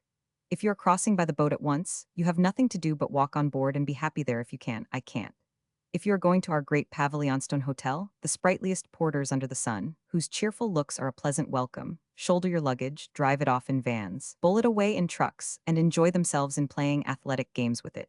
If you are for public life at our great Pavilionstone Hotel, you walk into that establishment as if it were your club, and find ready for you your newsroom, dining room, smoking room, billiard room, music room, public breakfast, public dinner twice a day, one plain, one gorgeous, hot baths and cold baths. If you want to be bored, there are plenty of bores always ready for you, and from Saturday to Monday in particular. You can be bored if you like it, through and through. Should you want to be private at our great Pavilionstone Hotel, say but the word, look at the list of charges, choose your floor, name your figure. There you are, established in your castle, by the day, week, month, or year, innocent of all comers or goers, unless you have my fancy for walking early in the morning down the groves of boots and shoes, which so regularly flourish at all the chamber doors before breakfast, that it seems to me as if nobody ever got up or took them in. Are you going across the Alps, and would you like to air your Italian at our great Pavilionstone Hotel? Talk to the manager, always conversational, accomplished, and polite. Do you want to be aided, abetted, comforted, or advised at our great Pavilionstone Hotel? Send for the good landlord, and he is your friend. Should you, or anyone belonging to you, ever be taken ill at our great Pavilionstone Hotel, you will not soon forget him or his kind wife. And when you pay your bill at our great Pavilionstone Hotel, you will not be put out of humor by anything you find in it. A thoroughly good inn in the days of coaching and posting was a noble place. But no such inn would have been equal to the reception of 400 or 500 people, all of them wet through, and half of them dead sick every day in the year. This is where we shine in our Pavilionstone Hotel. Again, who, coming and going, pitching and tossing, boating and training, hurrying in and flying out, could ever have calculated the fees to be paid at an old-fashioned house? In our Pavilionstone Hotel vocabulary, there is no such word as fee. Everything is done for you. Every service is provided at a fixed and reasonable charge. All the prices are hung up in all the rooms, and you can make out your own bill beforehand, as well as the bookkeeper. In the case of your being a pictorial artist, desirous of studying at small expense the physiognomies and beards of different nations, come, on receipt of this, to Pavilionstone. You shall find all the nations of the earth, and all the styles of shaving and not shaving, hair cutting and hair letting alone, forever flowing through our hotel. Couriers you shall see by hundreds, fat leathern bags for 5 franc pieces, closing with violent snaps, like discharges of firearms, by thousands. More luggage in a morning than 50 years ago all Europe saw in a week. Looking at trains, steamboats, sick travelers, and luggage is our great Pavilionstone recreation. We are not strong in other public amusements. We have a literary and scientific institution, and we have a working men's institution. May it hold many gypsy holidays in summer fields, with the kettle boiling, the band of music playing, and the people dancing. And may I be on the hillside, looking on with pleasure at a wholesome sight too rare in England. And we have 2 or 3 churches, and more chapels than I have yet added up. But public amusements are scarce with us. If a poor theatrical manager comes with his company to give us, in a loft, Mary Backs, or the Murder on the Sandhills, we don't care much for him, starve him out, in fact. We take more kindly to waxwork, especially if it moves, in which case it keeps much clearer of the second commandment than when it is still. Cook's Circus, Mr. Cook is my friend, and always leaves a good name behind him, gives us only a night in passing through. Nor does the traveling menagerie think us worth a longer visit. It gave us a look in the other day, bringing with it the residentiary van with the stained glass windows, which Her Majesty kept ready-made at Windsor Castle, until she found a suitable opportunity of submitting it for the proprietor's acceptance. I brought away 5 wonderments from this exhibition. I have wondered ever since whether the beasts ever do get used to those small places of confinement, whether the monkeys have that very horrible flavor in their free state, whether wild animals have a natural ear for time and tune, and therefore every 4-footed creature began to howl in despair when the band began to play. What the giraffe does with his neck when his cart is shut up. and whether the elephant feels ashamed of himself when he is brought out of his den to stand on his head in the presence of the whole collection. We are a tidal harbor at Pavilionstone, as indeed I have implied already in my mention of tidal trains. At low water, we are a heap of mud, with an empty channel in it where a couple of men in big boots always shovel and scoop, with what exact object I am unable to say. At that time, all the stranded fishing boats turn over on their sides, as if they were dead marine monsters. The colliers and other shipping stick disconsolate in the mud. The steamers look as if their white chimneys would never smoke more, and their red paddles never turn again.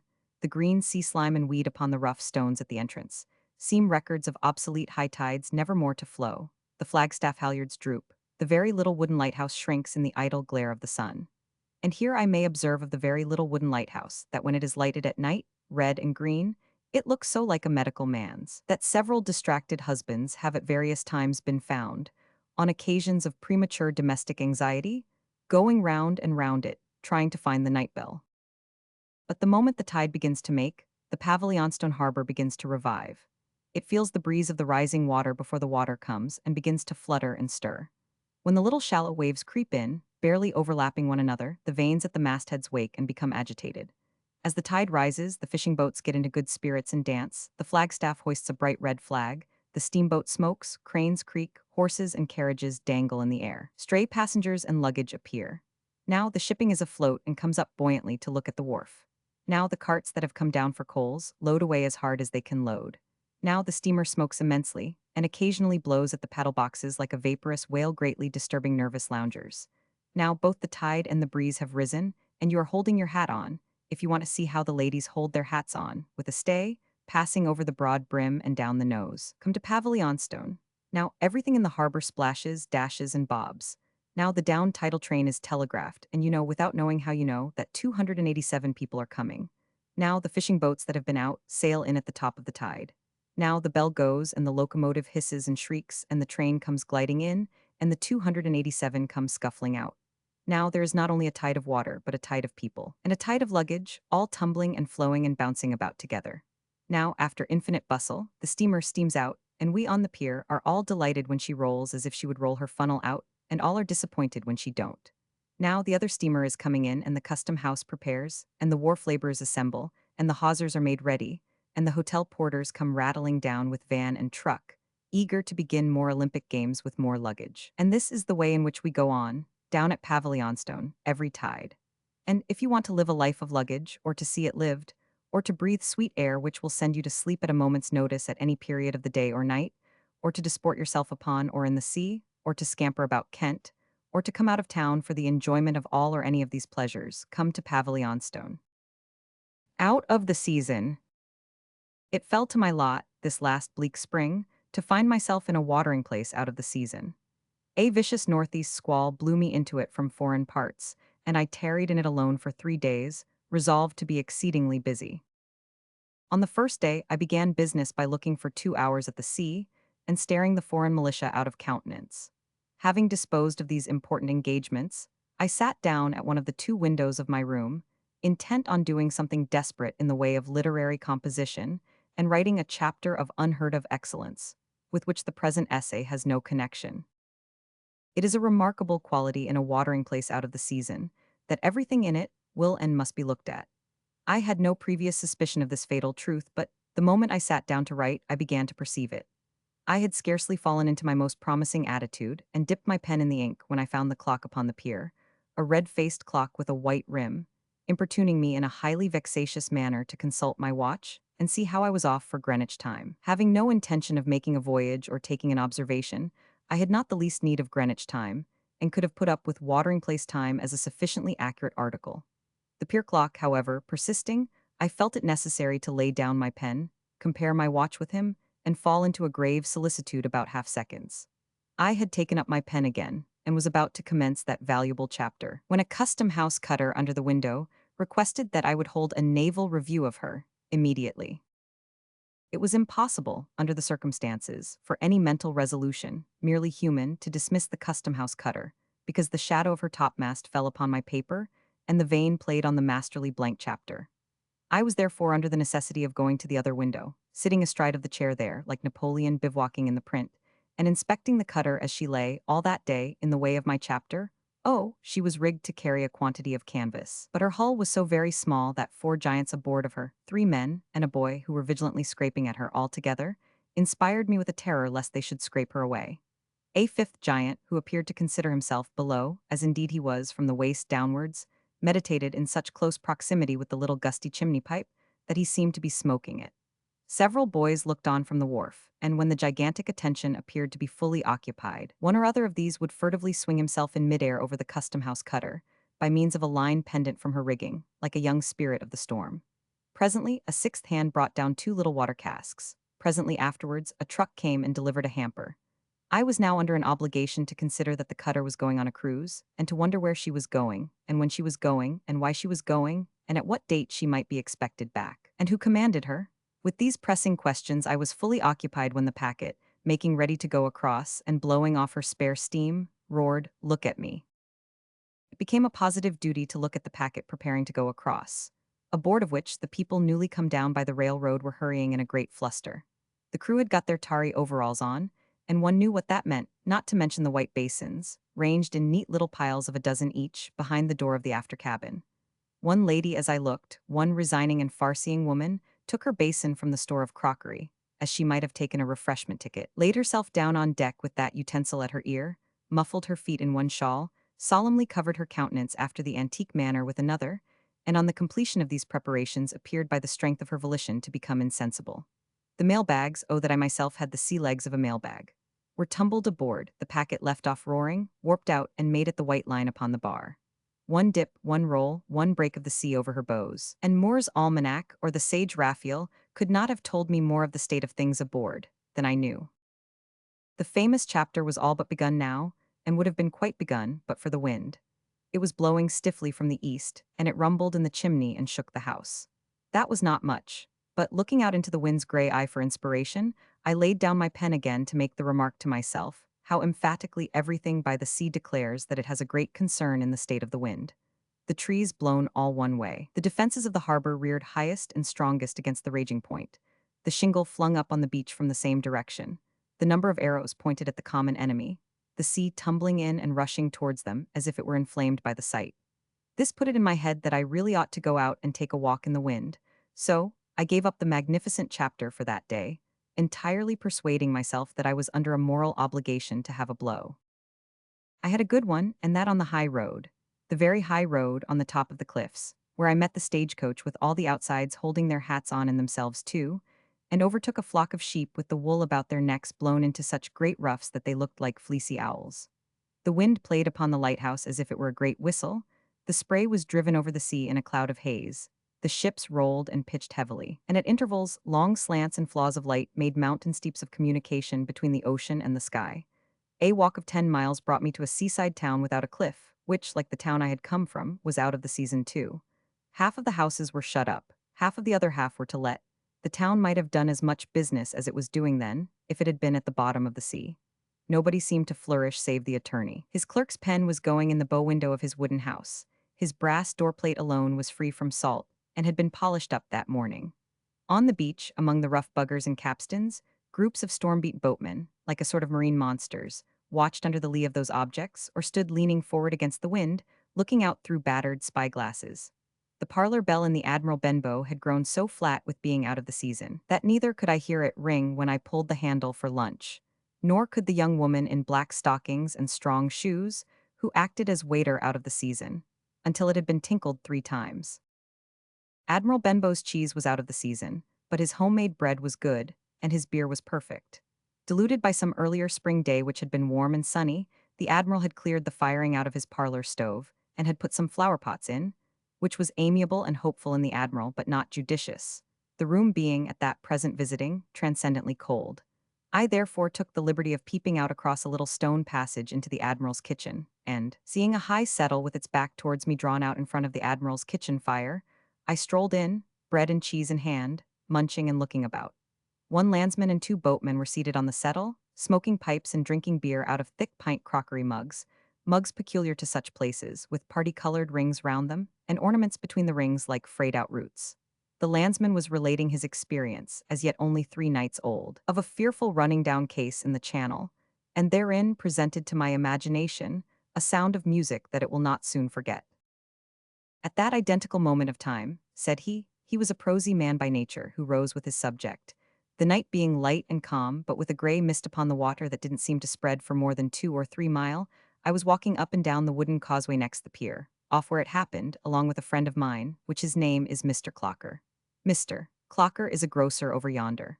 From the direction in which he pointed the bowl of his pipe, I might have judged Mr. Clocker to be a merman, established in the grocery trade in 25 fathoms of water.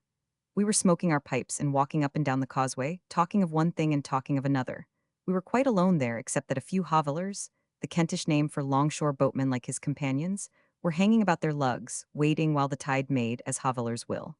One of the two boatmen, thoughtfully regarding me, shut up one eye. This I understood to mean, first, that he took me into the conversation; secondly, that he confirmed the proposition; thirdly, that he announced himself as a hoveller. All of a sudden Mr. Clocker and me stood rooted to the spot, by hearing a sound come through the stillness, right over the sea, like a great sorrowful flute or Aeolian harp. We didn't in the least know what it was, and judge of our surprise when we saw the hovellers, to a man, leap into the boats and tear about to hoist sail and get off, as if they had every one of 'em gone, in a moment, raving mad.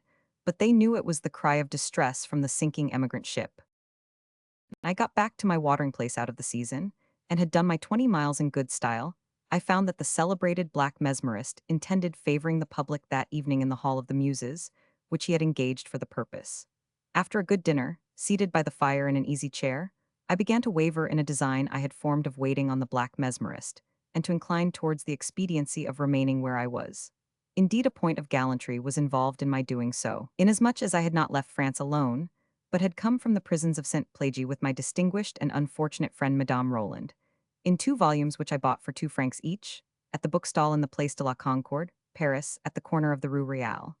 Deciding to pass the evening TTETT with Madame Roland, I derived, as I always do, great pleasure from that spiritual woman's society, and the charms of her brave soul and engaging conversation. I must confess that if she had only some more faults, only a few more passionate failings of any kind, I might love her better. But I am content to believe that the deficiency is in me, and not in her. We spent some sadly interesting hours together on this occasion, and she told me again of her cruel discharge from the Abbe, and of her being rearrested before her free feet had sprung lightly up half a dozen steps of her own staircase, and carried off to the prison, which she only left for the guillotine. Madame Roland and I took leave of one another before midnight, and I went to bed full of vast intentions for next day, in connection with the unparalleled chapter. To hear the foreign mail steamers coming in at dawn of day, and to know that I was not aboard or obliged to get up, was very comfortable. So, I rose for the chapter in great force. I had advanced so far as to sit down at my window again on my second morning, and to write the first half line of the chapter and strike it out, not liking it, when my conscience reproached me with not having surveyed the watering place out of the season, after all, yesterday, but with having gone straight out of it at the rate of 4 miles and a half an hour. Obviously, the best amends that I could make for this remissness was to go and look at it without another moment's delay. So, altogether as a matter of duty, I gave up the magnificent chapter for another day, and sauntered out with my hands in my pockets. All the houses and lodgings ever let to visitors were to let that morning. It seemed to have snowed bills with to let upon them. This put me upon thinking what the owners of all those apartments did out of the season, how they employed their time and occupied their minds. They could not be always going to the Methodist chapels, of which I passed one every other minute. They must have some other recreation. Whether they pretended to take one another's lodgings, and opened one another's tea caddies in fun. Whether they cut slices off their own beef and mutton, and made believe that it belonged to somebody else. Whether they played little dramas of life, as children do, and said, "I ought to come and look at your apartments, and you ought to ask 2 guineas a week too much, and then I ought to say I must have the rest of the day to think of it, and then you ought to say that another lady and gentleman with no children and family had made an offer very close to your own terms, and you had passed your word to give them a positive answer in half an hour, and indeed were just going to take the bill down when you heard the knock, and then I ought to take them, you know?" 20 such speculations engaged my thoughts. Then, after passing, still clinging to the walls, defaced rags of the bills of last year's circus, I came to a back field near a timber yard where the circus itself had been, and where there was yet a sort of monkish tonsure on the grass, indicating the spot where the young lady had gone round upon her pet steed Firefly in her daring flight. Turning into the town again, I came among the shops, and they were emphatically out of the season. The chemist had no boxes of ginger beer powders, no beautifying seaside soaps and washes, no attractive scents, nothing but his great goggle-eyed red bottles, looking as if the winds of winter and the drift of the salt sea had inflamed them. The grocer's hot pickles, Harvey's sauce, Dr. Kitchener's zest, anchovy paste, Dundee marmalade, and the whole stock of luxurious helps to appetite were hibernating somewhere underground. The china shop had no trifles from anywhere. The bazaar had given in altogether, and presented a notice on the shutters that this establishment would reopen at Whitsuntide, and that the proprietor in the meantime might be heard of at Wild Lodge, East Cliff. At the sea bathing establishment, a row of neat little wooden houses 7 or 8 feet high, I saw the proprietor in bed in the shower bath. As to the bathing machines, they were, how they got there, is not for me to say, at the top of a hill at least a mile and a half off. The library, which I had never seen otherwise than wide open, was tight shut, and two peevish, bald old gentlemen seemed to be hermetically sealed up inside, eternally reading the paper. That wonderful mystery, the music shop, carried it off as usual, except that it had more cabinet pianos in stock, as if season or no season were all one to it. It made the same prodigious display of bright brazen wind instruments, horribly twisted, worth, as I should conceive, some thousands of pounds, and which it is utterly impossible that anybody in any season can ever play or want to play. It had 5 triangles in the window, 6 pairs of castanets, and 3 harps, likewise every polka with a colored frontispiece that ever was published. From the original one, where a smooth male and female pole of high rank are coming at the observer with their arms akimbo, to the rat-catcher's daughter. Astonishing establishment, amazing enigma. 3 other shops were pretty much out of the season, what they were used to be in it. First, the shop where they sell the sailors' watches, which had still the old collection of enormous timekeepers, apparently designed to break a fall from the masthead, with places to wind them up like fire plugs. Secondly, the shop where they sell the sailors' clothing, which displayed the old sou'westers, and the old oily suits, and the old pea-jackets, and the old one-sea chest with its handles like a pair of rope earrings. Thirdly, the unchangeable shop for the sale of literature that has been left behind. Here, Dr. Faustus was still going down to very red and yellow perdition, under the superintendence of 3 green personages of a scaly humor, with excrescential serpents growing out of their blade bones. Here, the Golden Dreamer and the Norwood Fortune Teller were still on sale at 6 pence each, with instructions for making the dumb cake and reading destinies in teacups, and with a picture of a young woman with a high waist lying on a sofa in an attitude so uncomfortable as almost to account for her dreaming at one and the same time of a conflagration, a shipwreck, an earthquake, a skeleton, a church porch lightning, funerals performed, and a young man in a bright blue coat and canary pantaloons. Here were little warblers and Fairbairn's comic songsters.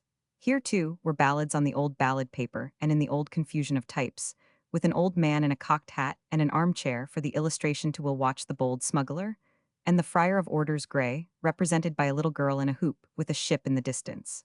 All these as of yore, when they were infinite delights to me. It took me so long fully to relish these many enjoyments, that I had not more than an hour before bedtime to devote to Madame Roland. We got on admirably together on the subject of her convent education, and I rose next morning with the full conviction that the day for the great chapter was at last arrived. It had fallen calm, however, in the night, and as I sat at breakfast I blushed to remember that I had not yet been on the downs. I a walker, and not yet on the downs. Really, on so quiet and bright a morning this must be set right. As an essential part of the whole duty of man, therefore, I left the chapter to itself for the present and went on the downs. They were wonderfully green and beautiful, and gave me a good deal to do. When I had done with the free air and the view, I had to go down into the valley and look after the hops, which I know nothing about, and to be equally solicitous as to the cherry orchards. Then I took it on myself to cross-examine a tramping family in black, mother alleged, I have no doubt by herself in person, to have died last week, and to accompany 18 pence which produced a great effect, with moral admonitions which produced none at all. Finally, it was late in the afternoon before I got back to the unprecedented chapter, and then I determined that it was out of the season, as the place was, and put it away. I went at night to the benefit of Mrs. B. Wedgington at the theatre, who had placarded the town with the admonition, "Don't forget it." I made the house, according to my calculation, 4 and 9 pence to begin with, and it may have warmed up in the course of the evening to half a sovereign. There was nothing to offend anyone, the good Mr. Baines of Leeds excepted. Mrs. B. Wedgington sang to a grand piano. Mr. B. Wedgington did the like and also took off his coat, tucked up his trousers, and danced in clogs. Master B. Wedgington, aged 10 months, was nursed by a shivering young person in the boxes, and the eye of Mrs. B. Wedgington wandered that way more than once. Peace be with all the Wedgingtons from A to Z, may they find themselves in the season somewhere. P. Poor man's tale of a patent. I am not used to writing for print. What working man, that never labors less some Mondays, and Christmas time and Easter time excepted, than 12 or 14 hours a day is? But I have been asked to put down, plain, what I have got to say, and so I take pen and ink and do it to the best of my power, hoping defects will find excuse. I was born nigh London, but have worked in a shop at Birmingham, what you would call manufactories, we call shops, almost ever since I was out of my time. I served my apprenticeship at Dipford, nigh where I was born, and I am a smith by trade. My name is John. I have been called Old John ever since I was 19 year of age on account of not having much hair. I am 56 year of age at the present time, and I don't find myself with more hair, nor yet with less to signify, than at 19 year of age aforesaid. I have been married 35 year come next April. I was married on All Fool's Day. Let them laugh that will. I won a good wife that day, and it was as sensible a day to me as ever I had. We have had a matter of 10 children, 6 whereof are living. My eldest son is engineer in the Italian steam packet, Mezzogiorno, plying between Marseille and Naples, and calling at Genoa, Leghorn, and Civita Vecchia. He was a good workman. He invented a many useful little things that brought him in nothing. I have 2 sons doing well at Sydney, New South Wales, single when last heard from. One of my sons, James, went wild and for a soldier where he was shot in India, living 6 weeks in hospital with a musket ball lodged in his shoulder blade, which he wrote with his own hand. He was the best looking.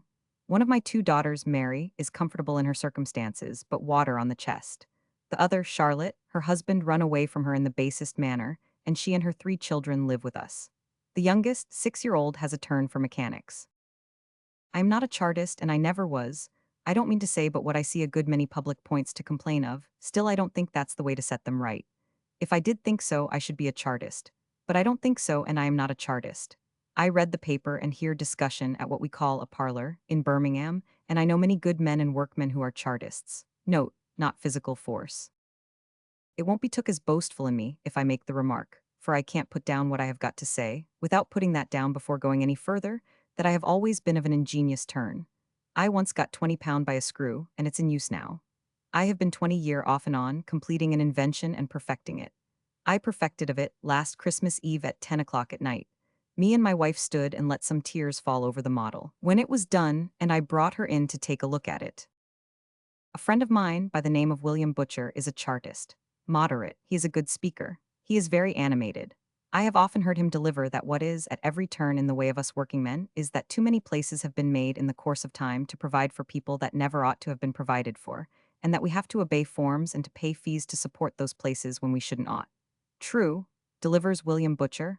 All the public has to do this, but it falls heaviest on the working man, because he has least to spare, and likewise because impediments shouldn't be put in his way when he wants redress of wrong or furtherance of right. Note, I have wrote down those words from William Butcher's own mouth. W. be delivering them fresh for the aforesaid purpose. Now to my model again. There it was, perfected of on Christmas Eve, gone nigh a year, at 10 o'clock at night. All the money I could spare I had laid out upon the model, and when times was bad, or my daughter Charlotte's children sickly, or both, it had stood still, months at a spell. I had pulled it to pieces and made it over again with improvements I don't know how often. There it stood at last, a perfected model as aforesaid. William Butcher and me had a long talk Christmas Day respecting of the model. William is very sensible, but sometimes cranky. William said, "What will you do with it, John?" I said, "Patent it." William said, "How patent it, John?" I said, "By taking out a patent." William then delivered that the law of patent was a cruel wrong. William said, "John, if you make your invention public before you get a patent, anyone may rob you of the fruits of your hard work. You're put in a cleft stick, John. Either you must drive a bargain very much against yourself, by getting a party to come forward beforehand with the great expenses of the patent, or you must be put about from post to pillar, among so many parties, trying to make a better bargain for yourself, and showing your invention that your invention will be took from you over your head." I said, "William Butcher, are you cranky? You are sometimes cranky." William said, "No, John, I tell you the truth," which he then delivered more at length. I said to W.B., I would patent the invention myself. My wife's brother, George Barry of West Bromwich, his wife unfortunately took to drinking, made away with everything, and 17 times committed to Birmingham jail before happy release in every point of view, left my wife, his sister, when he died, a legacy of £128.10, Bank of England stocks. Me and my wife never broke into that money yet. Note, we might come to be old and past our work. We now agreed to patent the invention. We said we would make a hole in it, I mean in the aforesaid money, and patent the invention. William Butcher wrote me a letter to Thomas Joy in London. J is a carpenter, 6'4" in height and plays quotes well. He lives in Chelsea, London by the church. I got leave from the shop to be took on again when I come back. I am a good workman, not a teetotaler but never drunk. When the Christmas holidays were over, I went up to London by the parliamentary train and hired a lodging for a week with Thomas Joy. He is married. He has one son gone to sea. Thomas Joy delivered from a book he had that the first step to be took in patenting the invention was to prepare a petition unto Queen Victoria. William Butcher had delivered similar and drawn it up. Note: William is a ready writer. A declaration before a master in chancery was to be added to it, that we likewise drew up. After a deal of trouble I found out a master in Southampton Buildings, Chancery Lane, nigh Temple Bar, where I made the declaration and paid 18 pence. I was told to take the declaration and petition to the Home Office in Whitehall, where I left it to be signed by the Home Secretary, after I had found the office out, and where I paid £2, 2 and 6 pence. In 6 days he signed it, and I was told to take it to the Attorney General's chambers and leave it there for a report. I did so and paid £4, 4. Note: nobody all through ever thankful for their money, but all uncivil. A poor man's tale of a patent. My lodging at Thomas Joy's was now hired for another week, whereof 5 days were gone. The Attorney General made what they called a report of course, my invention being, as William Butcher had delivered before starting, unopposed, and I was sent back with it to the Home Office. They made a copy of it, which was called a warrant. For this warrant I paid £7, 13 and 6. It was sent to the Queen to sign. The Queen sent it back signed. The Home Secretary signed it again. The gentleman throwed it at me when I called and said, "Now take it to the Patent Office in Lincoln's Inn." I was then in my 3rd week at Thomas Joy's, living very sparing, on account of fees. I found myself losing heart. At the Patent Office in Lincoln's Inn, they made a draft of the Queen's bill, of my invention, and a docket of the bill. I paid £5, 10 and 6 for this. They engrossed 2 copies of the bill, one for the Signet Office and one for the Privy Seal Office. I paid £1, 7 and 6 for this. Stamp duty over and above £3. The engrossing clerk of the same office engrossed the Queen's bill for signature. I paid him £1, 1. Stamp duty again, £1, 10. I was next to take the Queen's bill to the Attorney General again and get it signed again. I took it and paid £5 more. I fetched it away and took it to the Home Secretary again. He sent it to the Queen again. She signed it again. I paid £7, 13 and 6 more for this. I had been over a month at Thomas Joy's. I was quite wore out, patience and pocket. Thomas Joy delivered all this, as it went on, to William Butcher. William Butcher delivered it again to 3 Birmingham parlours, from which it got to all the other parlours, and was took, as I have been told since, right through all the shops in the north of England. Note: William Butcher delivered at his parlour in a speech that it was a patent way of making chartists. But I hadn't nigh done yet. The Queen's bill was to be took to the Signet Office in Somerset House, Strand, where the stamp shop is. The clerk of the Signet made a Signet bill for the Lord Keeper of the Privy Seal. I paid him £4, 7. The clerk of the Lord Keeper of the Privy Seal made a Privy Seal bill for the Lord Chancellor. I paid him £4, 2. The Privy Seal bill was handed over to the clerk of the Patents, who engrossed the aforesaid. I paid him £5, 17 and 8. At the same time I paid stamp duty for the patent in one lump, £30. I next paid for boxes for the pat, 9 and 6 pence. Note: Thomas Joy would have made the same at a profit for 18 pence. I next paid fees to the Deputy, the Lord Chancellor's purse-bearer, £2, 2. I next paid fees to the Clerk of the Hanapar, £7, 13. I next paid fees to the Deputy Clerk of the Hanaper, 10 shillings. I next paid to the Lord Chancellor again, £1, 11 and 6. Last of all I paid fees to the Deputy Sealer and Deputy Chaffwax, 10 shillings and 6 pence. I had lodged at Thomas Joy's over 6 weeks, and the unopposed patent for my invention, for England only, had cost me £96, 7 and 8 pence. If I had taken it out for the United Kingdom, it would have cost me more than £300. Now teaching had not come up but very limited when I was young. So much the worse for me, you'll say. I say the same. William Butcher is 20 years younger than me. He knows 100 years more. If William Butcher had wanted to patent an invention, he might have been sharper than myself when hustled backwards and forwards among all those offices, though I doubt if so patient. Note: William being sometimes cranky, and consider porters, messengers, and clerks. Thereby I say nothing of my being tired of my life while I was patenting my invention. But I put this: is it reasonable to make a man feel as if, in inventing an ingenious improvement meant to do good, he had done something wrong? How else can a man feel when he is met by such difficulties at every turn? All inventors taking out a patent must feel so. And look at the expense. How hard on me, and how hard on the country if there's any merit in me, and my invention is took up now. I am thankful to say, and doing well, to put me to all that expense before I can move a finger. Make the addition yourself, and it'll come to £96, 7 and 8 pence. No more and no less. What can I say against William Butcher about places? Look at the Home Secretary, the Attorney General, the Patent Office, the Engrossing Clerk, the Lord Chancellor, the Privy Seal, the Clerk of the Patents, the Lord Chancellor's Purse-bearer, the Clerk of the Hanaper, the Deputy Clerk of the Hanaper, the Deputy Sealer, and the Deputy Chaffwax.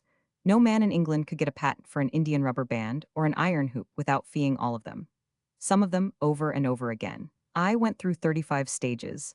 I began with the Queen upon the throne. I ended with the Deputy Chaffwax. Note, I should like to see the Deputy Chaffwax. Is it a man, or what is it? What I had to tell I have told. I have wrote it down. I hope it's plain. Not so much in the handwriting, though nothing to boast of there, as in the sense of it. I will now conclude with Thomas Joy. Thomas said to me when we parted, John, if the laws of this country were as honest as they ought to be, you would have come to London, registered an exact description and drawing of your invention, paid half a crown or so for doing of it, and therein and thereby have got your patent. My opinion is the same as Thomas Joy.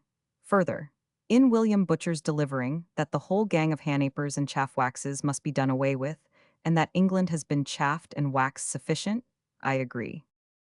The noble savage. To come to the point at once, I beg to say that I have not the least belief in the noble savage.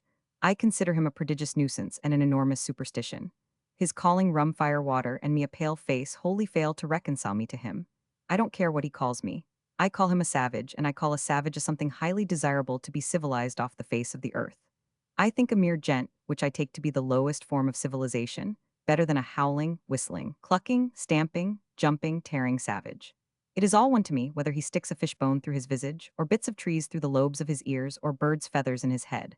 Whether he flattens his hair between two boards, or spreads his nose over the breadth of his face, or drags his lower lip down by great weights, or blackens his teeth, or knocks them out, or paints one cheek red and the other blue, or tattoos himself, or oils himself, or rubs his body with fat, or crimps it with knives. Yielding to whichsoever of these agreeable eccentricities, he is a savage, cruel, false, thievish, murderous, addicted more or less to grease, entrails, and beastly customs, a wild animal with the questionable gift of boasting, a conceited, tiresome, bloodthirsty, monotonous humbug.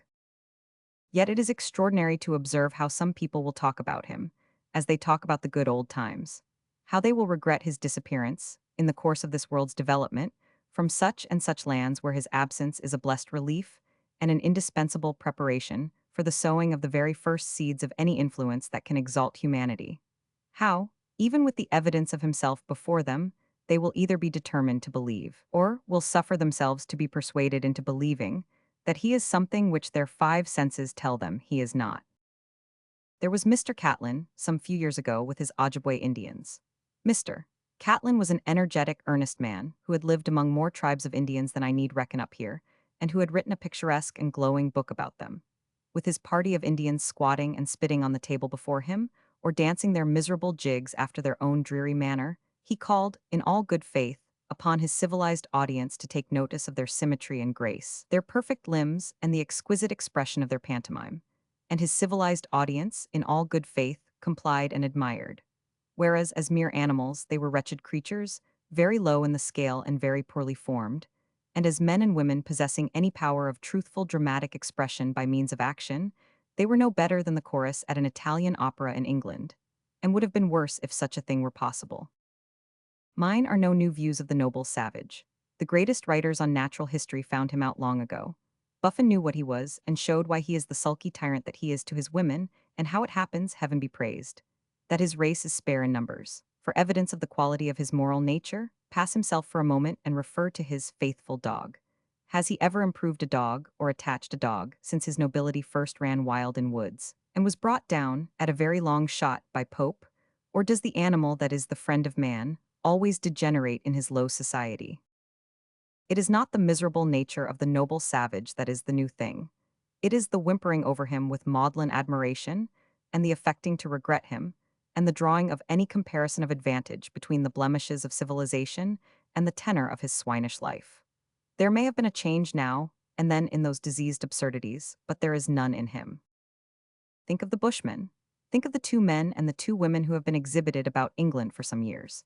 Are the majority of persons, who remember the horrid little leader of that party in his festering bundle of hides, with his filth and his antipathy to water, and his straddled legs, and his odious eyes shaded by his brutal hand, and his cry of QUUA. Boss Justman for something desperately insulting, I have no doubt, conscious of an affectionate yearning towards that noble savage. Or is it idiosyncratic in me to abhor, detest, abominate, and abjure him? I have no reserve on the subject, and will frankly state that, setting aside that stage of the entertainment when he counterfeited the death of some creature he had shot, by laying his head on his hand and shaking his left leg, at which time I think it would have been justifiable homicide to slay him. I have never seen that group sleeping, smoking, and expectorating round their brazier, but I have sincerely desired that something might happen to the charcoal smouldering therein, which would cause the immediate suffocation of the whole of the noble strangers. There is at present a party of Zulu Kaffirs exhibiting at the St. George's Gallery, Hyde Park Corner, London. These noble savages are represented in a most agreeable manner. They are seen in an elegant theatre, fitted with appropriate scenery of great beauty, and they are described in a very sensible and unpretending lecture, delivered with a modesty which is quite a pattern to all similar exponents.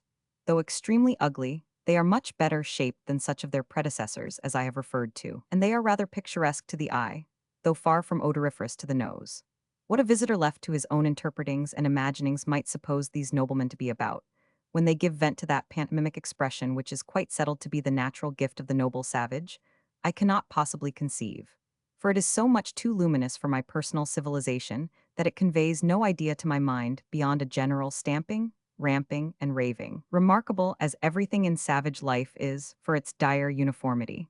But let us, with the interpreter's assistance, of which I for one stand so much in need, see what the noble savage does in Zulu Kafirland. The noble savage sets a king to reign over him, to whom he submits his life and limbs without a murmur or question, and whose whole life is passed chin deep in a lake of blood, but who, after killing incessantly, is in his turn killed by his relations and friends, the moment a gray hair appears on his head. All the noble savage's wars with his fellow savages, and he takes no pleasure in anything else, are wars of extermination, which is the best thing I know of him, and the most comfortable to my mind when I look at him. He has no moral feelings of any kind, sort, or description, and his mission may be summed up as simply diabolical. The ceremonies with which he faintly diversifies his life are, of course, of a kindred nature. If he wants a wife, he appears before the kennel of the gentleman whom he has selected for his father-in-law, attended by a party of male friends of a very strong flavor, who screech and whistle and stamp an offer of so many cows for the young lady's hand. The chosen father-in-law, also supported by a high-flavored party of male friends, screeches, whistles, and yells, being seated on the ground. He can't stamp that there never was such a daughter in the market as his daughter, and that he must have 6 more cows. The son-in-law and his select circle of backers screech, whistle, stamp, and yell in reply that they will give 3 more cows. The father-in-law, an old deluder, overpaid at the beginning, accepts 4 and rises to bind the bargain. The whole party, the young lady included, then falling into epileptic convulsions, and screeching, whistling, stamping, and yelling together, and nobody taking any notice of the young lady, whose charms are not to be thought of without a shudder. The noble savage is considered married, and his friends make demoniacal leaps at him by way of congratulation. When the noble savage finds himself a little unwell, and mentions the circumstance to his friends, it is immediately perceived that he is under the influence of witchcraft. A learned personage, called an imyanger or witch doctor, is immediately sent for to nooker the umtargardi, or smell out the witch. The male inhabitants of the kraal being seated on the ground, the learned doctor, got up like a grizzly bear, appears, and administers a dance of a most terrific nature, during the exhibition of which remedy he incessantly gnashes his teeth and howls, "I am the original physician to nooker the umtargardi. Yow yow yow, no connection with any other establishment. Till till till, all other umtargardis are feigned umtargardis, boru boru. But I perceive here a genuine and real umtargardi, hoosh hoosh hoosh, in whose blood I, the original imyanger and nookerer, blizzerum boo, will wash these bear's claws of mine. Oh yow yow yow." All this time the learned physician is looking out among the attentive faces for some unfortunate man who owes him a cow, or who has given him any small offense, or against whom, without offense, he has conceived a spite. Him he never fails to nooker as the umtargardi, and he is instantly killed. In the absence of such an individual, the usual practice is to nooker the quietest and most gentlemanly person in company. But the nookering is invariably followed on the spot by the butchering. Some of the noble savages in whom Mr. Catlin was so strongly interested, and the diminution of whose numbers, by rum and smallpox, greatly affected him, had a custom not unlike this. though much more appalling and disgusting in its odious details. The women being at work in the fields, hoeing the Indian corn, and the noble savage being asleep in the shade, the chief has sometimes the condescension to come forth and lighten the labor by looking at it. On these occasions, he seats himself in his own savage chair and is attended by his shield bearer, who holds over his head a shield of cowhide, in shape like an immense mussel shell, fearfully and wonderfully, after the manner of a theatrical supernumerary. But lest the great man should forget his greatness in the contemplation of the humble works of agriculture, there suddenly rushes in a poet, retained for the purpose, called a praiser. This literary gentleman wears a leopard's head over his own, and a dress of tiger's tails. He has the appearance of having come express on his hind legs from the zoological gardens, and he incontinently strikes up the chief's praises, plunging and tearing all the while. There is a frantic wickedness in this brute's manner of worrying the air, and gnashing out. Oh, what a delightful chief he is! Oh, what a delicious quantity of blood he sheds! Oh, how majestically he laps it up! Oh, how charmingly cruel he is! Oh, how he tears the flesh of his enemies and crunches the bones! Oh, how like the tiger and the leopard and the wolf and the bear he is! Oh, row, row, row, row, how fond I am of him. Which might tempt the society of friends to charge at a hand gallop into the Swartzkopf location and exterminate the whole kraal. When war is afoot among the noble savages, which is always, the chief holds a council to ascertain whether it is the opinion of his brothers and friends in general that the enemy shall be exterminated. On this occasion, after the performance of an umsabuza, or war song, which is exactly like all the other songs, the chief makes a speech to his brothers and friends, arranged in single file. No particular order is observed during the delivery of this address, but every gentleman who finds himself excited by the subject, instead of crying "Hear, hear," as is the custom with us, darts from the rank and tramples out the life, or crushes the skull, or mashes the face, or scoops out the eyes, or breaks the limbs, or performs a whirlwind of atrocities on the body of an imaginary enemy. Several gentlemen becoming thus excited at once, and pounding away without the least regard to the orator. That illustrious person is rather in the position of an orator in an Irish House of Commons. But several of these scenes of savage life bear a strong generic resemblance to an Irish election, and I think would be extremely well received and understood at Cork. In all these ceremonies, the noble savage holds forth to the utmost possible extent about himself, from which, to turn him to some civilized account, we may learn, I think, that as egotism is one of the most offensive and contemptible littlenesses a civilized man can exhibit, so it is really incompatible with the interchange of ideas. Inasmuch as if we all talked about ourselves, we should soon have no listeners, and must be all yelling and screeching at once on our own separate accounts, making society hideous. It is my opinion that if we retained in us anything of the noble savage, we could not get rid of it too soon. But the fact is clearly otherwise. Upon the wife and dowry question, substituting coin for cows, we have assuredly nothing of the Zulu Kaffir left. The endurance of despotism is one great distinguishing mark of a savage always. The improving world has quite got the better of that too. In like manner, Paris is a civilized city, and the th tree Fran is a highly civilized theater, and we shall never hear and never have heard in these later days, of course, of the praiser there. No, no, civilized poets have better work to do. As to nookering umtargardis, there are no pretended umtargardis in Europe, and no European powers to nooker them. That would be mere spitum, subordination, small malice, superstition, and false pretense. And as to private umtargardis, are we not in the year 1853, with spirits rapping at our doors? To conclude as I began, my position is that if we have anything to learn from the noble savage, it is what to avoid. His virtues are a fable, his happiness is a delusion, his nobility nonsense. We have no greater justification for being cruel to the miserable object than for being cruel to a William Shakespeare or an Isaac Newton. But he passes away before an immeasurably better and higher power than ever ran wild in any earthly woods, and the world will be all the better when his place knows him no more. P. Flight. When Don Diego de, I forget his name, the inventor of the last new flying machines, priced so many francs for ladies, so many more for gentlemen, when Don Diego, by permission of Deputy Chaffwax and his noble band, shall have taken out a patent for the Queen's dominions, and shall have opened a commodious warehouse in an airy situation, and when all persons of any gentility will keep at least a pair of wings, and be seen skimming about in every direction, I shall take a flight to Paris, as I soar round the world in a cheap and independent manner.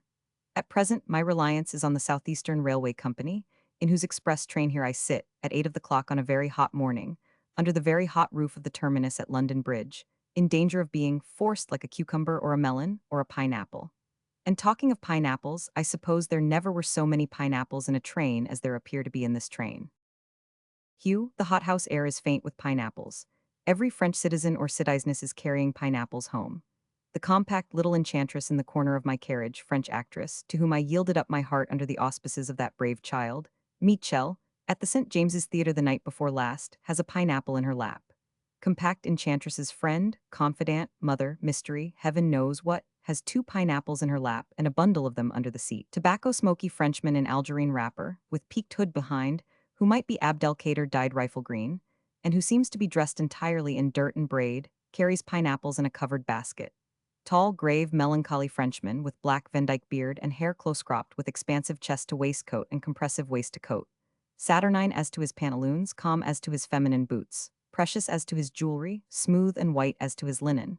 Dark-eyed, high-foreheaded, hawk-nosed, got up, one thinks, like Lucifer or Mephistopheles or Zamiel, transformed into a highly genteel Parisian, has the green end of a pineapple sticking out of his neat valise. Hugh, if I were to be kept here long under this forcing frame, I wonder what would become of me, whether I should be forced into a giant, or should sprout or blow into some other phenomenon. Compact enchantress is not ruffled by the heat. She is always composed, always compact.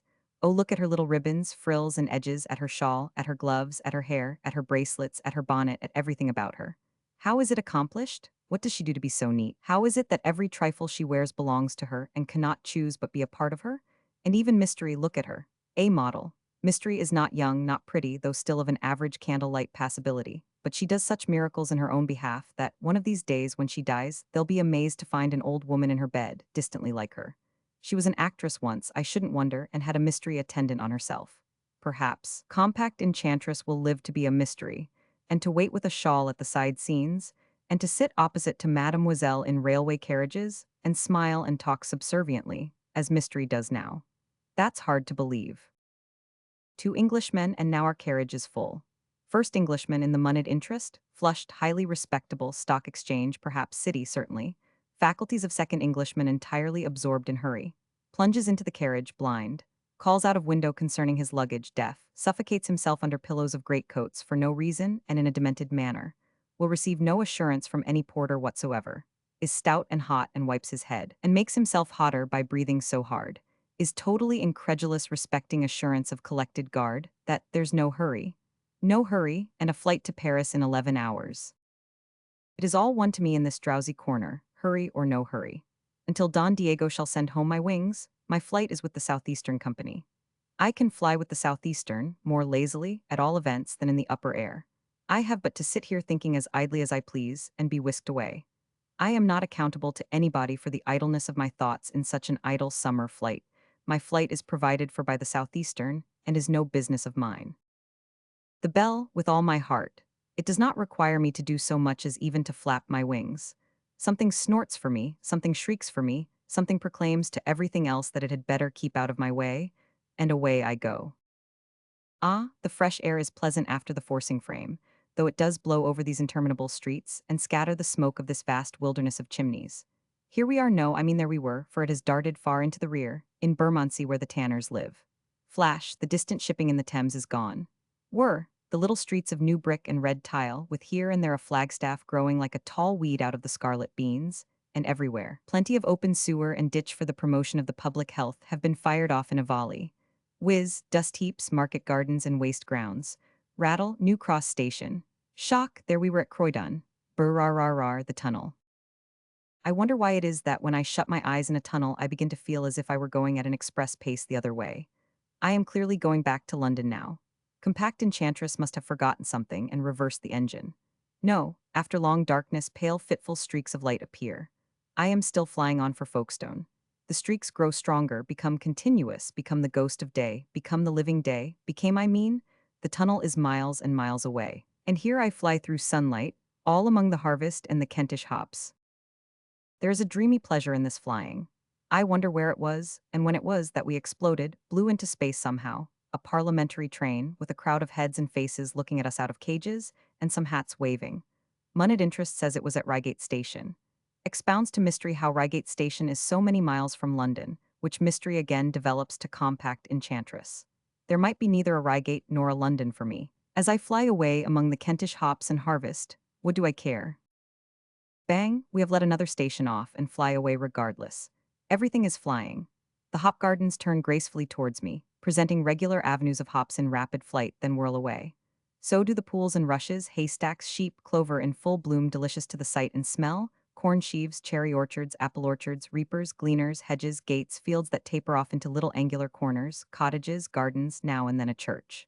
Bang, bang. A double-barreled station. Now a wood, now a bridge, now a landscape, now a cutting, now a bang. A single-barreled station. There was a cricket match somewhere with 2 white tents and then 4 flying cows, then turnips. Now the wires of the electric telegraph are all alive and spin and blur their edges and go up and down and make the intervals between each other most irregular, contracting and expanding in the strangest manner. Now we slacken, with a screwing and a grinding, and a smell of water thrown on ashes. Now we stop. Demented traveler who has been for 2 or 3 minutes watchful, clutches his greatcoats, plunges at the door, rattles it, cries hi. Eager to embark on board of impossible packets far inland, collected guard appears. Are you for Tunbridge, sir? Tunbridge? No, Paris. Plenty of time, sir, no hurry. 5 minutes here, sir, for refreshment. I am so blessed, anticipating Zamiel, by half a second as to procure a glass of water for compact enchantress. Who would suppose we had been flying at such a rate and shall take wing again directly? Refreshment room full, platform full, porter with watering pot deliberately cooling a hot wheel, another porter with equal deliberation helping the rest of the wheels bountifully to ice cream. Moneyed interest and I re-entering the carriage first, and being there alone, he intimates to me that the French are no-go as a nation. I ask why. He says that reign of terror of theirs was quite enough. I ventured to inquire whether he remembers anything that preceded said reign of terror. He says not particularly. Because, I remark, the harvest that is reaped has sometimes been sown. Moneyed interest repeats as quite enough for him that the French are revolutionary, and always at it. Belle, compact enchantress, helped in by Zamiel, whom the stars confound, gives us her charming little side-box look and smites me to the core. Mystery-eating sponge cake. Pineapple atmosphere faintly tinged with suspicions of sherry. Demented traveler flits past the carriage, looking for it, is blind with agitation and can't see it, seems singled out by destiny to be the only unhappy creature in the flight who has any cause to hurry himself, is nearly left behind, is seized by collected guard after the train is in motion, and bundled in. Still, has lingering suspicions that there must be a boat in the neighborhood and will look wildly out of window for it. Flight resumed. Corn sheaves, hop gardens, reapers, gleaners, apple orchards, cherry orchards, stations single and double-barreled, Ashford. Compact enchantress constantly talking to mystery in an exquisite manner gives a little scream, a sound that seems to come from high up in her precious little head, from behind her bright little eyebrows. Great heaven, my pineapple, my angel, it is lost. Mystery is desolated. A search made, it is not lost. Zamiel finds it. I curse him, flying in the Persian manner. May his face be turned upside down, and jackasses sit upon his uncle's grave. Now fresher air, now glimpses of unenclosed downland with flapping crows flying over it whom we soon outfly, now the sea, now Folkestone at 10:15. Tickets ready, gentlemen. Demented dashes at the door. For Paris, sir, no hurry. Not the least, we are dropped slowly down to the port, and sidled to and fro, the whole train before the insensible Royal George Hotel, for some 10 minutes. The Royal George takes no more heed of us than its namesake under water at Spithead, or under earth at Windsor, does. The Royal George's dog lies winking and blinking at us, without taking the trouble to sit up, and the Royal George's wedding party at the open window, who seem, I must say, rather tired of bliss, don't bestow a solitary glance upon us, flying thus to Paris in 11 hours. The first gentleman in Folkestone is evidently used up on this subject. Meanwhile, Demented chafes, conceives that every man's hand is against him, and exerting itself to prevent his getting to Paris. Refuses consolation, rattles door, sees smoke on the horizon, and knows it's the boat gone without him. Moneyed interest resentfully explains that he is going to Paris too. Demented signifies that if moneyed interest chooses to be left behind, he don't. Refreshments in the waiting room, ladies and gentlemen. No hurry, ladies and gentlemen, for Paris. No hurry whatever. 20 minutes pause by Folkestone clock, for looking at Enchantress while she eats a sandwich, and at Mystery while she eats of everything there that is eatable, from pork pie, sausage, jam, and gooseberries to lumps of sugar. All this time there is a very waterfall of luggage, with a spray of dust, tumbling slantwise from the pier into the steamboat. All this time Demented, who has no business with it, watches it with starting eyes, fiercely requiring to be shown his luggage. When it at last concludes the cataract, he rushes hotly to refresh. is shouted after, pursued, jostled, brought back, pitched into the departing steamer upside down, and caught by mariners disgracefully. A lovely harvest day, a cloudless sky, a tranquil sea. The piston rods of the engines so regularly coming up from below to look, as well they may, at the bright weather, and so regularly almost knocking their iron heads against the cross beam of the skylight and never doing it. Another Parisian actress is on board, attended by another mystery. Compact enchantress greets her sister artist. Oh, the compact one's pretty teeth. And mystery greets mystery. My mystery soon ceases to be conversational, is taken poorly, in a word, having lunched too miscellaneously, and goes below. The remaining mystery then smiles upon the sister artists, who, I am afraid, wouldn't greatly mind stabbing each other, and is upon the whole ravished. And now I find that all the French people on board begin to grow, and all the English people to shrink. The French are nearing home, and shaking off a disadvantage, whereas we are shaking it on. Zamil is the same man, and Abdelkader is the same man, but each seems to come into possession of an indescribable confidence that departs from us, from moneyed interest, for instance, and from me. Just what they gain, we lose. Certain British gents about the steersman, intellectually nurtured at home on parody of everything and truth of nothing, become subdued, and in a manner forlorn. And when the steersman tells them, not exultingly, how he has been upon this station now 8 year, and never see the old town of Bulham yet, one of them, with an imbecile reliance on a reed, asks him what he considers to be the best hotel in Paris. Now I tread upon French ground, and am greeted by the three charming words, liberty, equality, fraternity, painted up, in letters a little too thin for their height on the custom-house wall, also by the sight of large cocked hats, without which demonstrative headgear nothing of a public nature can be done upon this soil. All the rabid hotel population of Boulogne howl and shriek outside a distant barrier, frantic to get at us. Demented by some unlucky means peculiar to himself, is delivered over to their fury, and is presently seen struggling in a whirlpool of touters, is somehow understood to be going to Paris, is, with infinite noise, rescued by two cocked hats, and brought into custom-house bondage with the rest of us. Here I resign the active duties of life to an eager being, of preternatural sharpness, with a shelving forehead and a shabby snuff-colored coat, who, from the wharf, brought me down with his eye before the boat came into port. He darts upon my luggage, on the floor where all the luggage is strewn like a wreck at the bottom of the great deep, gets it proclaimed and weighed as the property of Monsieur a traveler unknown, pays certain francs for it to a certain functionary behind a pigeon-hole. Like a pay-box at a theater, the arrangements in general are on a wholesale scale, half military and half theatrical, and I suppose I shall find it when I come to Paris. He says I shall. I know nothing about it, except that I pay him his small fee, and pocket the ticket he gives me, and sit upon a counter, involved in the general distraction. Railway station. Lunch or dinner, ladies and gentlemen, plenty of time for Paris. Plenty of time. Large hall, long counter, long strips of dining table, bottles of wine, plates of meat, roast chickens, little loaves of bread, basins of soup, little carafes of brandy, cakes, and fruit. Comfortably restored from these resources, I begin to fly again. I saw Zamil before I took wing, presented to compact enchantress and sister artist, by an officer in uniform, with a waist like a wasp S and pantaloons like two balloons. They all got into the next carriage together, accompanied by the two mysteries. They laughed. I am alone in the carriage, for I don't consider demented anybody, and alone in the world. Fields, windmills, low grounds, pollard trees, windmills, fields, fortifications, Abbeville, soldiering and drumming.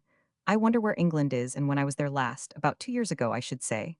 Flying in and out among these trenches and batteries, skimming the clattering drawbridges, looking down into the stagnant ditches, I become a prisoner of state, escaping. I am confined with a comrade in a fortress. Our room is in an upper story. We have tried to get up the chimney, but there's an iron grating across it, embedded in the masonry. After months of labor, we have worked the grating loose with the poker and can lift it up. We have also made a hook and twisted our rugs and blankets into ropes. Our plan is to go up the chimney, hook our ropes to the top, descend hand over hand upon the roof of the guardhouse far below, shake the hook loose, watch the opportunity of the sentinels pacing away, hook again, drop into the ditch, swim across it, creep into the shelter of the wood. The time has come, a wild and stormy night. We are up the chimney, we are on the guardhouse roof, we are swimming in the murky ditch when lo, qui veille? A bugle, the alarm, a crash. What is it? Death, no Amiens. More fortifications, more soldiering and drumming, more basins of soup, more little loaves of bread, more bottles of wine, more carafes of brandy, more time for refreshment. Everything good and everything ready. Bright, unsubstantial-looking scenic sort of station. People waiting. Houses, uniforms, beards, mustaches, some sabots, plenty of neat women, and a few old-visaged children.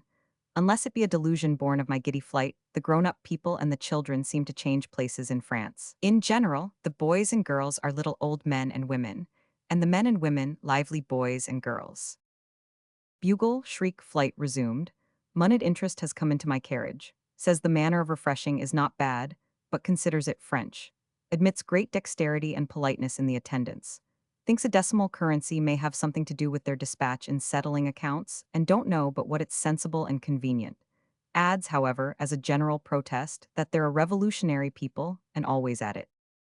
Ramparts, canals, cathedral, river, soldiering and drumming, open country, river, earthenware manufactures, Crail, again 10 minutes, not even demented in a hurry. Station, a drawing room with a veranda, like a planter's house. Moneyed interest considers it a bandbox and not made to last. Little round tables in it, at one of which the sister artists and attendant mysteries are established with wasp and zamiel, as if they were going to stay a week. Anon, with no more trouble than before, I am flying again, and lazily wondering as I fly. What has the Southeastern done with all the horrible little villages we used to pass through, in the diligence?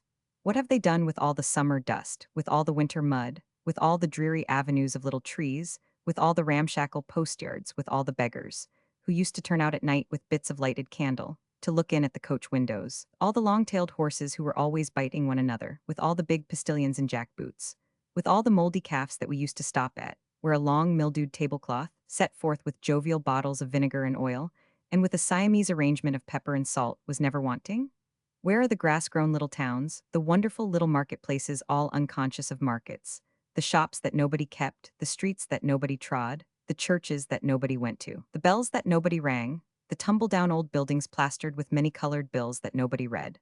Where are the 22 weary hours of long, long day and night journey, sure to be either insupportably hot or insupportably cold?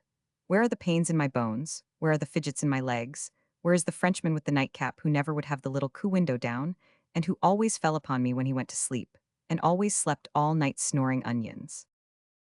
A voice breaks in with Paris, here we are. I have overflown myself, perhaps, but I can't believe it. I feel as if I were enchanted or bewitched. It is barely 8 o'clock yet. It is nothing like half past, when I have had my luggage examined at that briskest of custom houses attached to the station, and am rattling over the pavement in a hackney cabriolet. Surely not the pavement of Paris? Yes, I think it is, too. I don't know any other place where there are all these high houses, all these haggard-looking wine shops, all these billiard tables, all these stocking makers with flat red or yellow legs of wood for signboard, all these fuel shops with stacks of billets painted outside, and real billets sawing in the gutter, all these dirty corners of streets, all these cabinet pictures over dark doorways representing discreet matrons nursing babies. And yet this morning, I'll think of it in a warm bath. Very like a small room that I remember in the Chinese baths upon the boulevard, certainly. And though I see it through the steam, I think that I might swear to that peculiar hot linen basket, like a large wicker hourglass. When can it have been that I left home? When was it that I paid through to Paris at London Bridge and discharged myself of all responsibility, except the preservation of a voucher ruled into 3 divisions, of which the first was snipped off at Folkestone, the second aboard the boat, and the third taken at my journey's end? It seems to have been ages ago. Calculation is useless. I will go out for a walk. The crowds in the streets, the lights in the shops and balconies, the elegance, variety, and beauty of their decorations, the number of the theaters, the brilliant cafes with their windows thrown up high and their vivacious groups at little tables on the pavement, the light and glitter of the houses turned as it were inside out, soon convince me that it is no dream, that I am in Paris, howsoever I got there. I stroll down to the sparkling Palais Royal, up the Rue de Rivoli to the Place Vendôme. As I glance into a print shop window, moneyed interest, my late traveling companion, comes upon me, laughing with the highest relish of disdain. Here's a people, he says, pointing to Napoleon in the window and Napoleon on the column. Only one idea all over Paris, a monomania. Humph, I think I have seen Napoleon's match. There was a statue, when I came away, at Hyde Park Corner and another in the city, and a print or two in the shops. I walk up to the barrier de l'Etal, sufficiently dazed by my flight to have a pleasant doubt of the reality of everything about me. Of the lively crowd, the overhanging trees, the performing dogs, the hobby horses, the beautiful perspectives of shining lamps, the 101 enclosures where the singing is in gleaming orchestras of azure and gold, and where a star-eyed houri comes round with a box for voluntary offerings. So I pass to my hotel enchanted, sup enchanted, go to bed enchanted, pushing back this morning, if it really were this morning, into the remoteness of time, blessing the Southeastern Company for realizing the Arabian Nights in these prose days, murmuring, as I wing my idle flight into the land of dreams. No hurry, ladies and gentlemen, going to Paris in 11 hours. It is so well done that there really is no hurry. The detective police. We are not by any means devout believers in the old Bow Street police. To say the truth, we think there was a vast amount of humbug about those worthies. Apart from many of them being men of very indifferent character, and far too much in the habit of consorting with thieves and the like, they never lost a public occasion of jobbing and trading in mystery, and making the most of themselves. Continually puffed besides by incompetent magistrates, anxious to conceal their own deficiencies, and hand in glove with the penny aligners of that time, they became a sort of superstition. Although as a preventive police they were utterly ineffective, and as a detective police were very loose and uncertain in their operations, they remain with some people a superstition to the present day. On the other hand, the detective force organized since the establishment of the existing police is so well chosen and trained, proceeds so systematically and quietly, does its business in such a workmanlike manner, and is always so calmly and steadily engaged in the service of the public, that the public really do not know enough of it to know a tithe of its usefulness. Impressed with this conviction, and interested in the men themselves, we represented to the authorities at Scotland Yard that we should be glad, if there were no official objection, to have some talk with the detectives. A most obliging and ready permission being given, a certain evening was appointed with a certain inspector for a social conference between ourselves and the detectives at the Household Words office in Wellington Street, Strand, London. In consequence of which appointment the party came off, which we are about to describe, and we beg to repeat that, avoiding such topics as it might for obvious reasons be injurious to the public, or disagreeable to respectable individuals, to touch upon in print, our description is as exact as we can make it. The reader will have the goodness to imagine the sanctum sanctorum of Household Words. Anything that best suits the reader's fancy will best represent that magnificent chamber. We merely stipulate for a round table in the middle, with some glasses and cigars arranged upon it, and the editorial sofa elegantly hemmed in between that stately piece of furniture and the wall. It is a sultry evening at dusk. The stones of Wellington Street are hot and gritty, and the watermen and hackney coachmen at the theatre opposite are much flushed and aggravated. Carriages are constantly setting down the people who have come to fairyland, and there is a mighty shouting and bellowing every now and then, deafening us for the moment, through the open windows. Just at dusk, Inspectors Weald and Stalker are announced, but we do not undertake to warrant the orthography of any of the names here mentioned. Inspector Weald presents Inspector Stalker. Inspector Weald is a middle-aged man of a portly presence, with a large, moist, knowing eye, a husky voice, and a habit of emphasizing his conversation by the aid of a corpulent forefinger, which is constantly in juxtaposition with his eyes or nose. Inspector Stalker is a shrewd, hard-headed Scotchman, in appearance not at all unlike a very acute, thoroughly trained schoolmaster from the normal establishment at Glasgow. Inspector Weald one might have known, perhaps, for what he is, Inspector Stalker never. The ceremonies of reception over, Inspectors Weald and Stalker observe that they have brought some sergeants with them. The sergeants are presented, 5 in number: Sergeant Dornton, Sergeant Witcham, Sergeant Myth, Sergeant Fendall, and Sergeant Straw. We have the whole detective force from Scotland Yard, with one exception. They sit down in a semicircle, the 2 inspectors at the 2 ends at a little distance from the round table, facing the editorial sofa. Every man of them, in a glance, immediately takes an inventory of the furniture and an accurate sketch of the editorial presence. The editor feels that any gentleman in company could take him up, if need should be, without the smallest hesitation, 20 years hence. The whole party are in plain clothes. Sergeant Dornton, about 50 years of age, with a ruddy face and a high sunburnt forehead, has the air of one who has been a sergeant in the army. He might have sat to Wilkie for the soldier in the reading of the will. He is famous for steadily pursuing the inductive process, and from small beginnings, working on from clue to clue until he bags his man. Sergeant Witcham, shorter and thicker set and marked with the smallpox, has something of a reserved and thoughtful air, as if he were engaged in deep arithmetical calculations. He is renowned for his acquaintance with the swell mob. Sergeant Myth, a smooth-faced man with a fresh, bright complexion and a strange air of simplicity, is a dab at housebreakers. Sergeant Fendall, a light-haired, well-spoken, polite person, is a prodigious hand at pursuing private inquiries of a delicate nature. Straw, a little wiry sergeant of meek demeanor and strong sense, would knock at a door and ask a series of questions in any mild character you choose to prescribe to him, from a charity boy upwards, and seem as innocent as an infant. They are, one and all, respectable-looking men, of perfectly good deportment and unusual intelligence, with nothing lounging or slinking in their manners, with an air of keen observation and quick perception when addressed, and generally presenting in their faces traces more or less marked of habitually leading lives of strong mental excitement. They have all good eyes, and they all can, and they all do, look full at whomsoever they speak to. We light the cigars and hand round the glasses, which are very temperately used indeed, and the conversation begins by a modest amateur reference on the editorial part to the swell mob. Inspector Wield immediately removes his cigar from his lips, waves his right hand, and says, "Regarding the swell mob, sir, I can't do better than call upon Sergeant Witcham. Because the reason why? I'll tell you. Sergeant Witcham is better acquainted with the swell mob than any officer in London." Our heart leaping up when we beheld this rainbow in the sky, we turned to Sergeant Witcham, who very concisely, and in well-chosen language, goes into the subject forthwith. Meantime, the whole of his brother officers are closely interested in attending to what he says and observing its effect. Presently they begin to strike in, one or two together, when an opportunity offers, and the conversation becomes general. But these brother officers only come into the assistance of each other, not to the contradiction, and a more amicable brotherhood there could not be.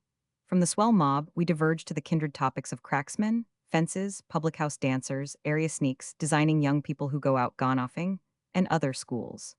It is observable throughout these revelations that Inspector Stalker, the Scotchman, is always exact and statistical, and that when any question of figures arises, everybody as by one consent pauses and looks to him.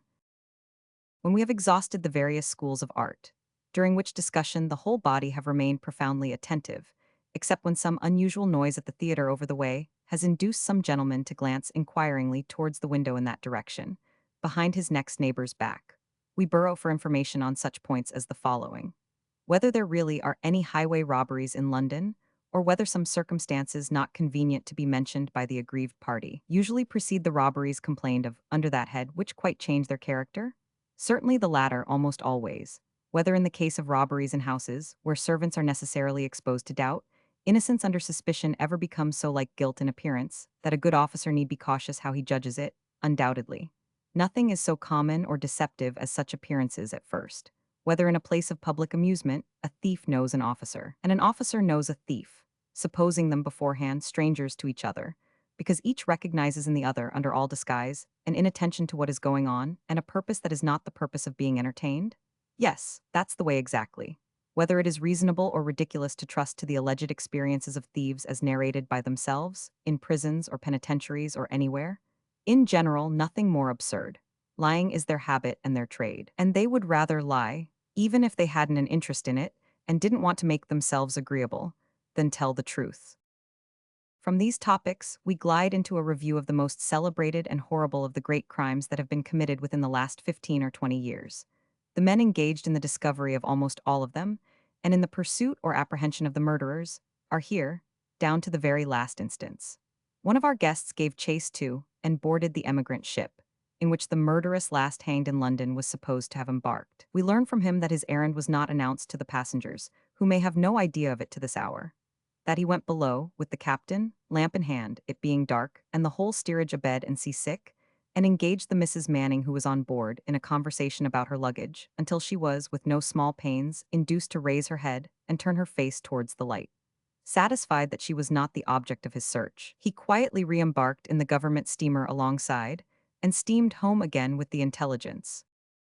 When we have exhausted these subjects, too, which occupy a considerable time in the discussion, two or three leave their chairs, whisper Sergeant Witcham, and resume their seat.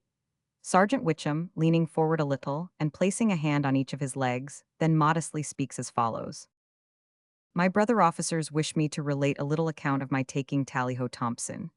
A man oughtn't to tell what he has done himself.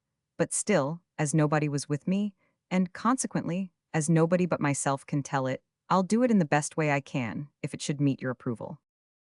We assure Sergeant Witcham that he will oblige us very much, and we all compose ourselves to listen with great interest and attention. "Tally-ho Thompson," says Sergeant Witcham, after merely wetting his lips with his brandy and water, "Tally-ho Thompson was a famous horse stealer, cooper, and magsman. Thompson, in conjunction with a pal that occasionally worked with him, gammoned a countryman out of a good round sum of money, under pretense of getting him a situation, the regular old dodge, and was afterwards in the hue and cry for a horse that he stole down in Hertfordshire. I had to look after Thompson, and I applied myself, of course, in the first instance, to discovering where he was. Now, Thompson's wife lived, along with a little daughter, at Chelsea. Knowing that Thompson was somewhere in the country, I watched the house, especially at post time in the morning, thinking Thompson was pretty likely to write to her. Sure enough, one morning the postman comes up and delivers a letter at Mrs. Thompson's door. Little girl opens the door and takes it in. We're not always sure of postmen, though the people at the post offices are always very obliging. A postman may help us or he may not, just as it happens. However, I go across the road and I say to the postman after he has left the letter, "Good morning, how are you?" "How are you?" says he. "You've just delivered a letter for Mrs. Thompson." "Yes, I have. You didn't happen to remark what the postmark was, perhaps?" "No," says he, "I didn't." "Come," says I'll be plain with you. I'm in a small way of business, and I have given Thompson credit, and I can't afford to lose what he owes me.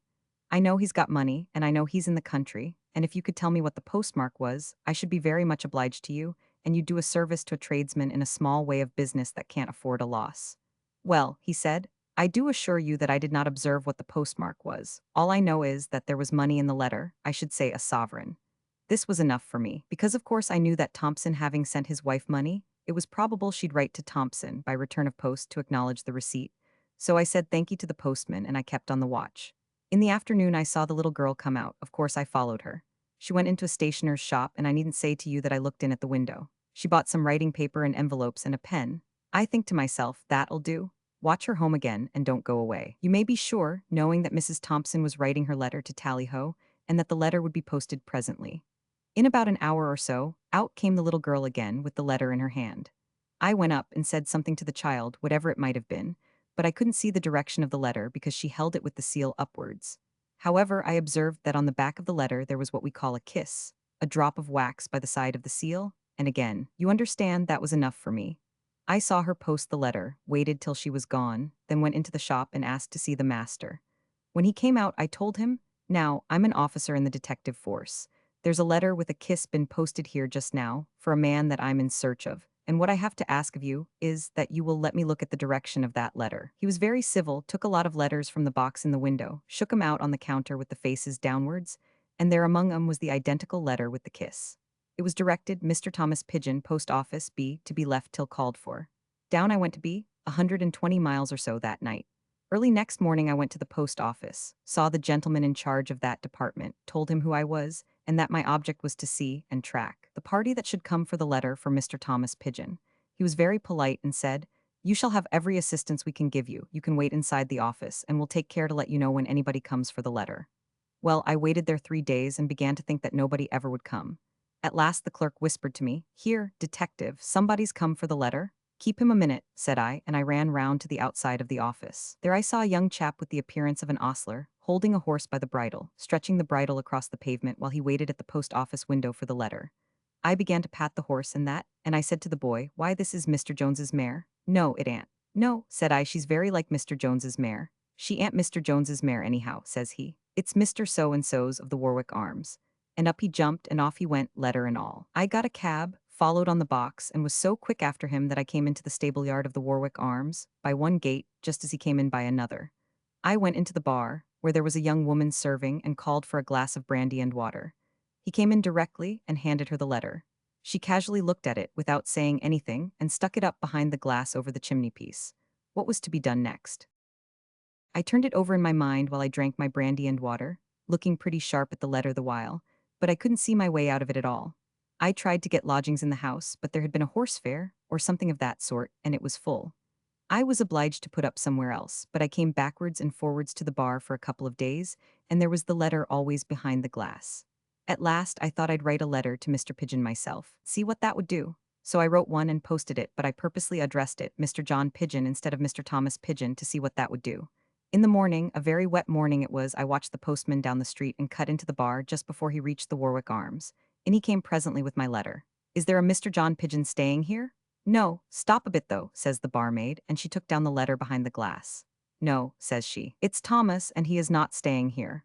Would you do me a favor and post this for me as it is so wet?" The postman said yes. She folded it in another envelope, directed it, and gave it him. He put it in his hat, and away he went. I had no difficulty in finding out the direction of that letter. It was addressed Mr. Thomas Pigeon, Post Office, R, Northamptonshire, to be left till called for. Off I started directly for R. I said the same at the post office there as I had said at B, And again I waited 3 days before anybody came. At last another chap on horseback came. Any letters for Mr. Thomas Pigeon? Where do you come from? New Inn near R. He got the letter and away he went at a canter. I made my inquiries about the New Inn, near R, and hearing it was a solitary sort of house, a little in the horse line, about a couple of miles from the station, I thought I'd go and have a look at it. I found it what it had been described and sauntered in to look about me. The landlady was in the bar, and I was trying to get into conversation with her, asked her how business was, and spoke about the wet weather and so on, when I saw, through an open door, 3 men sitting by the fire in a sort of parlor or kitchen. And one of those men, according to the description I had of him, was Tally-ho Thompson. I went and sat down among 'em and tried to make things agreeable, but they were very shy, wouldn't talk at all, looked at me, and at one another in a way quite the reverse of sociable. I reckoned 'em up, and finding that they were all 3 bigger men than me, and considering that their looks were ugly, that it was a lonely place, railroad station 2 miles off, and night coming on, thought I couldn't do better than have a drop of brandy and water to keep my courage up. So I called for my brandy and water, and as I was sitting drinking it by the fire, Thompson got up and went out. Now the difficulty of it was that I wasn't sure it was Thompson, because I had never set eyes on him before, and what I had wanted was to be quite certain of him. However, there was nothing for it now but to follow and put a bold face upon it. I found him talking outside in the yard with the landlady. It turned out afterwards that he was wanted by a Northampton officer for something else, and that, knowing that officer to be pockmarked, as I am myself, he mistook me for him. As I have observed, I found him talking to the landlady outside. I put my hand upon his shoulder, this way, and said, "Tally-ho Thompson, it's no use. I know you, I'm an officer from London, and I take you into custody for felony." "That be deedy," says Tally-ho Thompson. We went back into the house, and the 2 friends began to cut up rough, and their looks didn't please me at all, I assure you. "Let the man go. What are you going to do with him?" "I'll tell you what I'm going to do with him. I'm going to take him to London tonight as sure as I'm alive. I'm not alone here, whatever you may think. You mind your own business and keep yourselves to yourselves. It'll be better for you, for I know you both very well." I'd never seen or heard of 'em in all my life, but my bouncing cowed 'em a bit and they kept off while Thompson was making ready to go. I thought to myself, however, that they might be coming after me on the dark road to rescue Thompson, so I said to the landlady, "What men have you got in the house, missus?" "We haven't got no men here," she says sulkily. "You have got an ostler, I suppose?" "Yes, we've got an ostler." "Let me see him." Presently he came, and a shaggy-headed young fellow he was. "Now attend to me, young man," says I. "I'm a detective officer from London. This man's name is Thompson. I have taken him into custody for felony. I am going to take him to the railroad station. I call upon you in the Queen's name to assist me, and mind you, my friend, you'll get yourself into more trouble than you know of if you don't. You never saw a person open his eyes so wide. Now, Thompson, come along," says I, but when I took out the handcuffs, Thompson cries, "No, none of that, I won't stand them. I'll go along with you quiet, but I won't bear none of that." "Tally-ho Thompson," I said, "I'm willing to behave as a man to you if you're willing to behave as a man to me. Give me your word that you'll come peaceably along, and I don't want to handcuff you."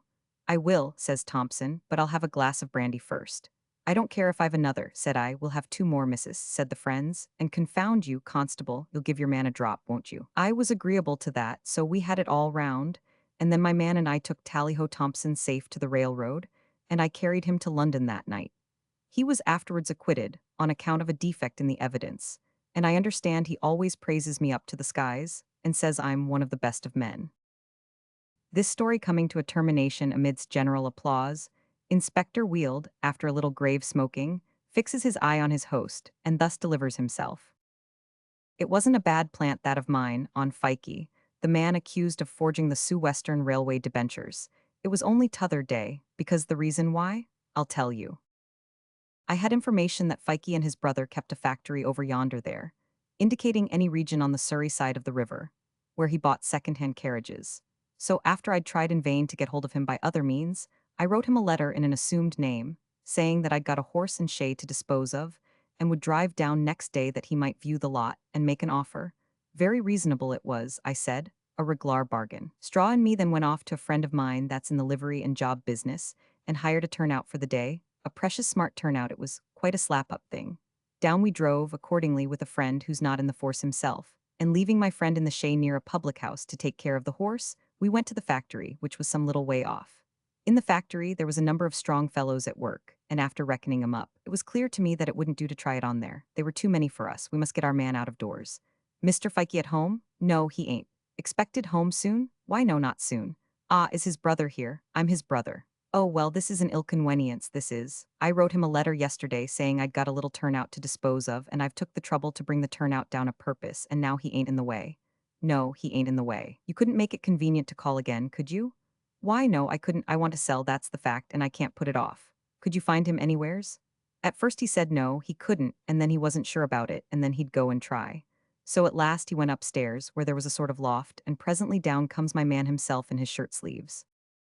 Well, he says, this seems to be rather a pressing matter of yours. Yes, I says, it is rather a pressing matter and you'll find it a bargain dirt cheap. I ain't in particular want of a bargain just now, he says, but where is it? Why, I says, the turnout's just outside, come and look at it. He hasn't any suspicions and away we go. And the first thing that happens is that the horse runs away with my friend, who knows no more of driving than a child, when he takes a little trot along the road to show his paces. You never saw such a game in your life. When the bolt is over and the turnout has come to a standstill again, Fikey walks round and round it as grave as a judge me too. There, sir, I says, there's a neat thing. It ain't a bad style of thing, he says. I believe you, says I, and there's a horse, for I saw him looking at it. Rising 8, I says, rubbing his forelegs. Bless you, there ain't a man in the world knows less of horses than I do, but I'd heard my friend at the livery stables say he was 8-year-old, so I says, as knowing as possible, Rising 8. Rising 8 is he? Says he. Rising 8, says I, well, he says, what do you want for it? Why, the first and last figure for the whole concern is £25. That's very cheap, he says, looking at me. Ain't it? I says. I told you it was a bargain. Now, without any higgling and haggling about it, what I want is to sell, and that's my price. Further, I'll make it easy to you and take half the money down. And you can do a bit of stiff for the balance. Well, he says again, that's very cheap. I believe you, says I. Get in and try it and you'll buy it. Come, take a trial. Echoed, he gets in, and we get in, and we drive along the road to show him to one of the railway clerks that was hid in the public house window to identify him. But the clerk was bothered and didn't know whether it was him, or wasn't, because the reason why? I'll tell you, on account of his having shaved his whiskers. It's a clever little horse, he says, and trots well, and the shay runs light. Not a doubt about it, I says. And now, Mr. Fikey, I may as well make it all right. Without wasting any more of your time, the fact is I'm Inspector Weald and you're my prisoner. You don't mean that? He says. I do indeed. Then burn my body, says Fikey, if this ain't too bad. Perhaps you never saw a man so knocked over with surprise. I hope you'll let me have my coat, he says, by all means. Well then, let's drive to the factory. Why, not exactly that, I think, said I. I've been there once before today, suppose we send for it. He saw it was no go, so he sent for it and put it on, and we drove him up to London comfortable. This reminiscence is in the height of its success. When a general proposal is made to the fresh-complexioned, smooth-faced officer, with the strange air of simplicity, to tell the butcher's story. The fresh-complexioned, smooth-faced officer, with the strange air of simplicity, began with a rustic smile, and in a soft, wheedling tone of voice to relate the butcher's story thus. It's just about 6 years ago now, since information was given at Scotland Yard of there being extensive robberies of lawns and silks going on at some wholesale houses in the city. Directions were given for the business being looked into, and Straw and Fendall and me, we were all in it. When you received your instructions, said we, you went away and held a sort of cabinet council together.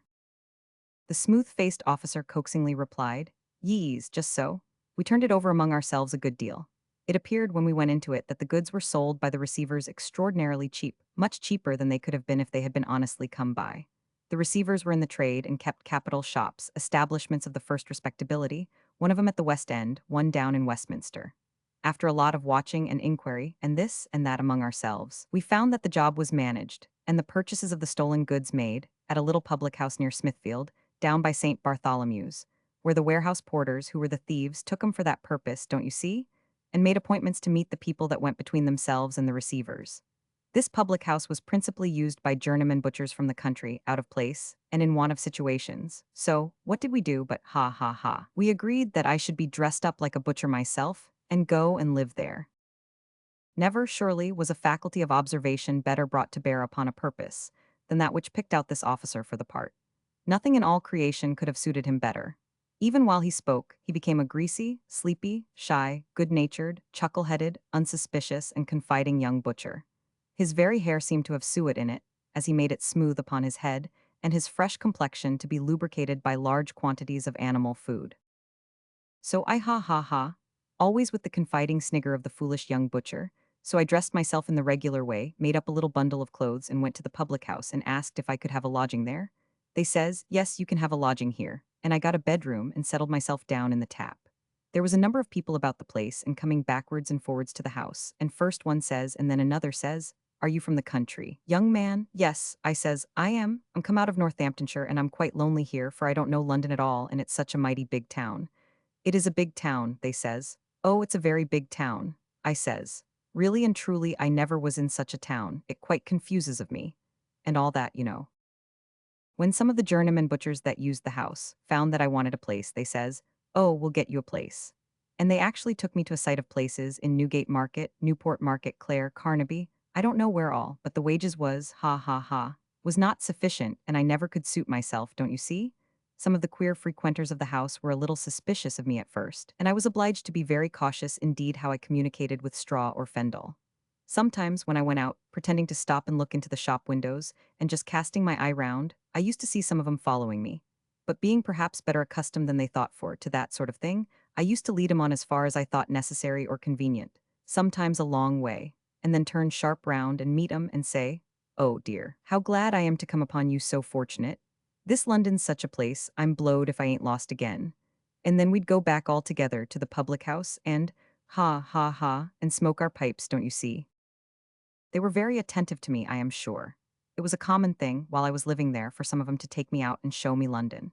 They showed me the prisons, showed me Newgate, and when they showed me Newgate, I stops at the place where the porters pitch their loads and says, oh dear, is this where they hang the men? Oh lor. That, they says, what a simple cove he is, that ain't it. And then they pointed out which was it, and I says, lor. And they says, now you'll know it, agent, won't you? And I said I thought I should if I tried hard. And I assure you I kept a sharp lookout for the city police when we were out in this way, for if any of 'em had happened to know me, and had spoke to me, it would have been all up in a minute. However, by good luck such a thing never happened, and all went on quiet, though the difficulties I had in communicating with my brother officers were quite extraordinary. The stolen goods that were brought to the public house by the warehouse porters were always disposed of in a back parlor. For a long time I never could get into this parlor or see what was done there. As I sat smoking my pipe like an innocent young chap by the taproom fire, I'd hear some of the parties to the robbery as they came in and out say softly to the landlord, who's that? What does he do here? Bless your soul, says the landlord, he's only a, ha ha ha. He's only a green young fellow from the country, as is looking for a butcher's situation. Don't mind him. So, in course of time, they were so convinced of my being green, and got to be so accustomed to me, that I was as free of the parlor as any of 'em, and I have seen as much as £70 worth of fine lawn sold there in one night that was stolen from a warehouse in Friday Street. After the sale, the buyers always stood treat, hot supper or dinner or what not, and they'd say on those occasions, come on, butcher, put your best leg foremost, young un, and walk into it. Which I used to do, and hear at table all manner of particulars that it was very important for us detectives to know. This went on for 10 weeks. I lived in the public house all the time, and never was out of the butcher's dress except in bed.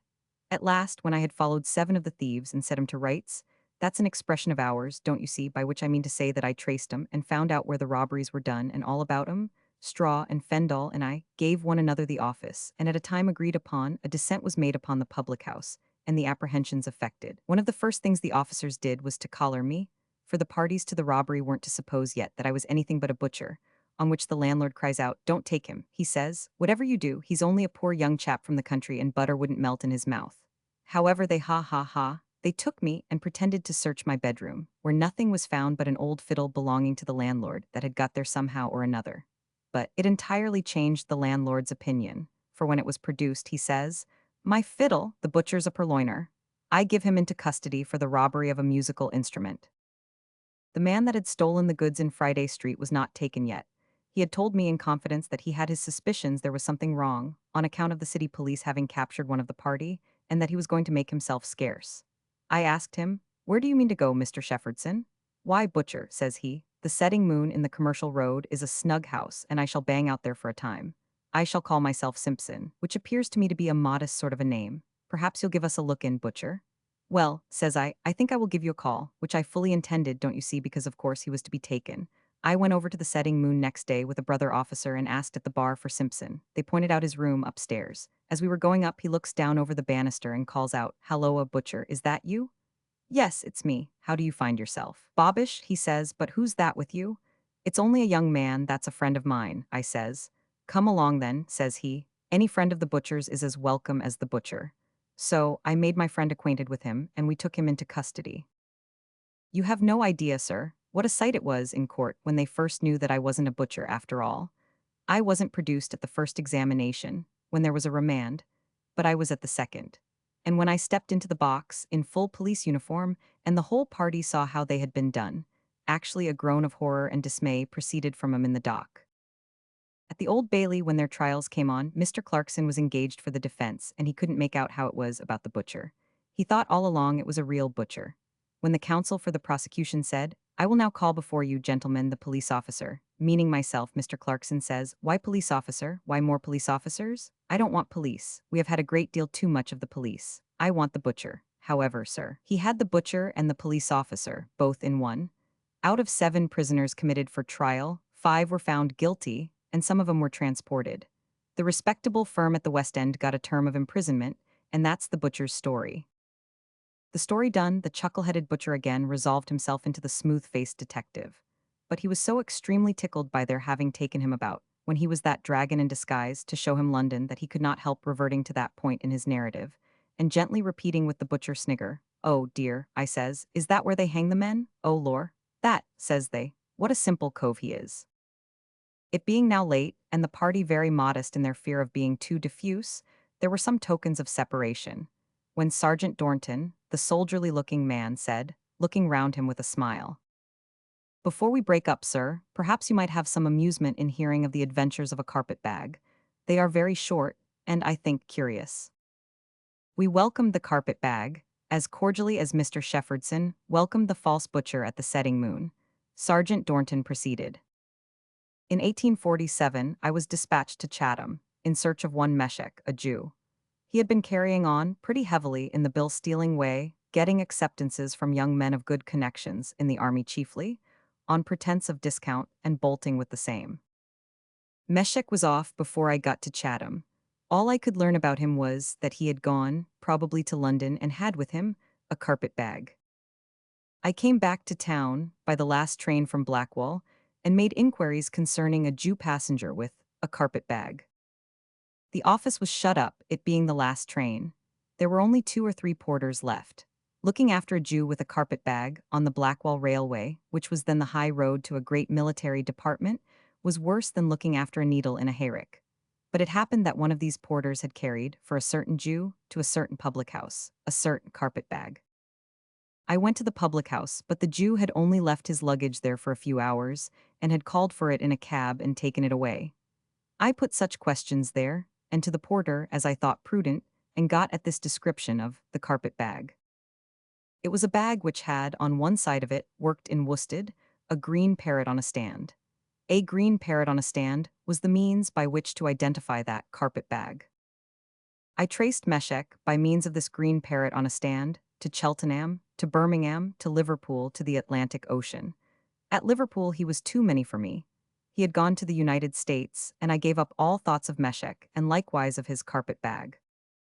Many months afterwards, near a year afterwards, there was a bank in Ireland robbed of £7,000 by a person of the name of Dr. Dundee, who escaped to America, from which country some of the stolen notes came home. He was supposed to have bought a farm in New Jersey. Under proper management, that estate could be seized and sold, for the benefit of the parties he had defrauded. I was sent off to America for this purpose. I landed at Boston. I went on to New York. I found that he had lately changed New York paper money for New Jersey paper money, and had banked cash in New Brunswick. To take this Dr. Dundee, it was necessary to entrap him into the state of New York, which required a deal of artifice and trouble. At one time he couldn't be drawn into an appointment.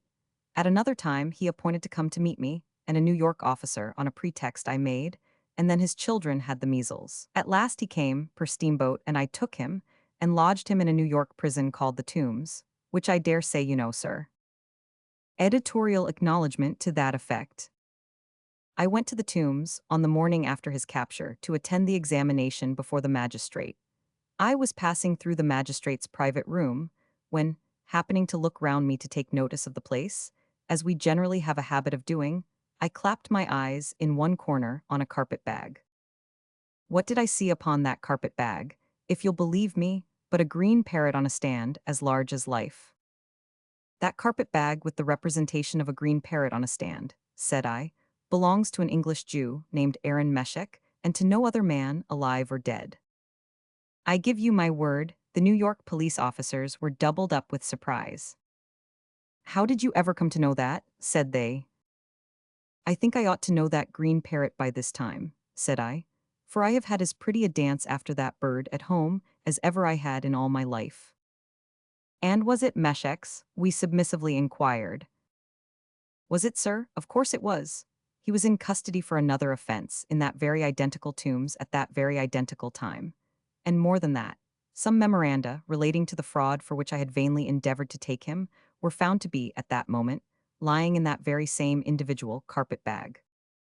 Such are the curious coincidences, and such is the peculiar ability, always sharpening and being improved by practice, and always adapting itself to every variety of circumstances, and opposing itself to every new device that perverted ingenuity can invent, for which this important social branch of the public service is remarkable. Forever on the watch, with their wits stretched to the utmost, these officers have, from day to day and year to year, to set themselves against every novelty of trickery and dexterity that the combined imaginations of all the lawless rascals in England can devise, and to keep pace with every such invention that comes out.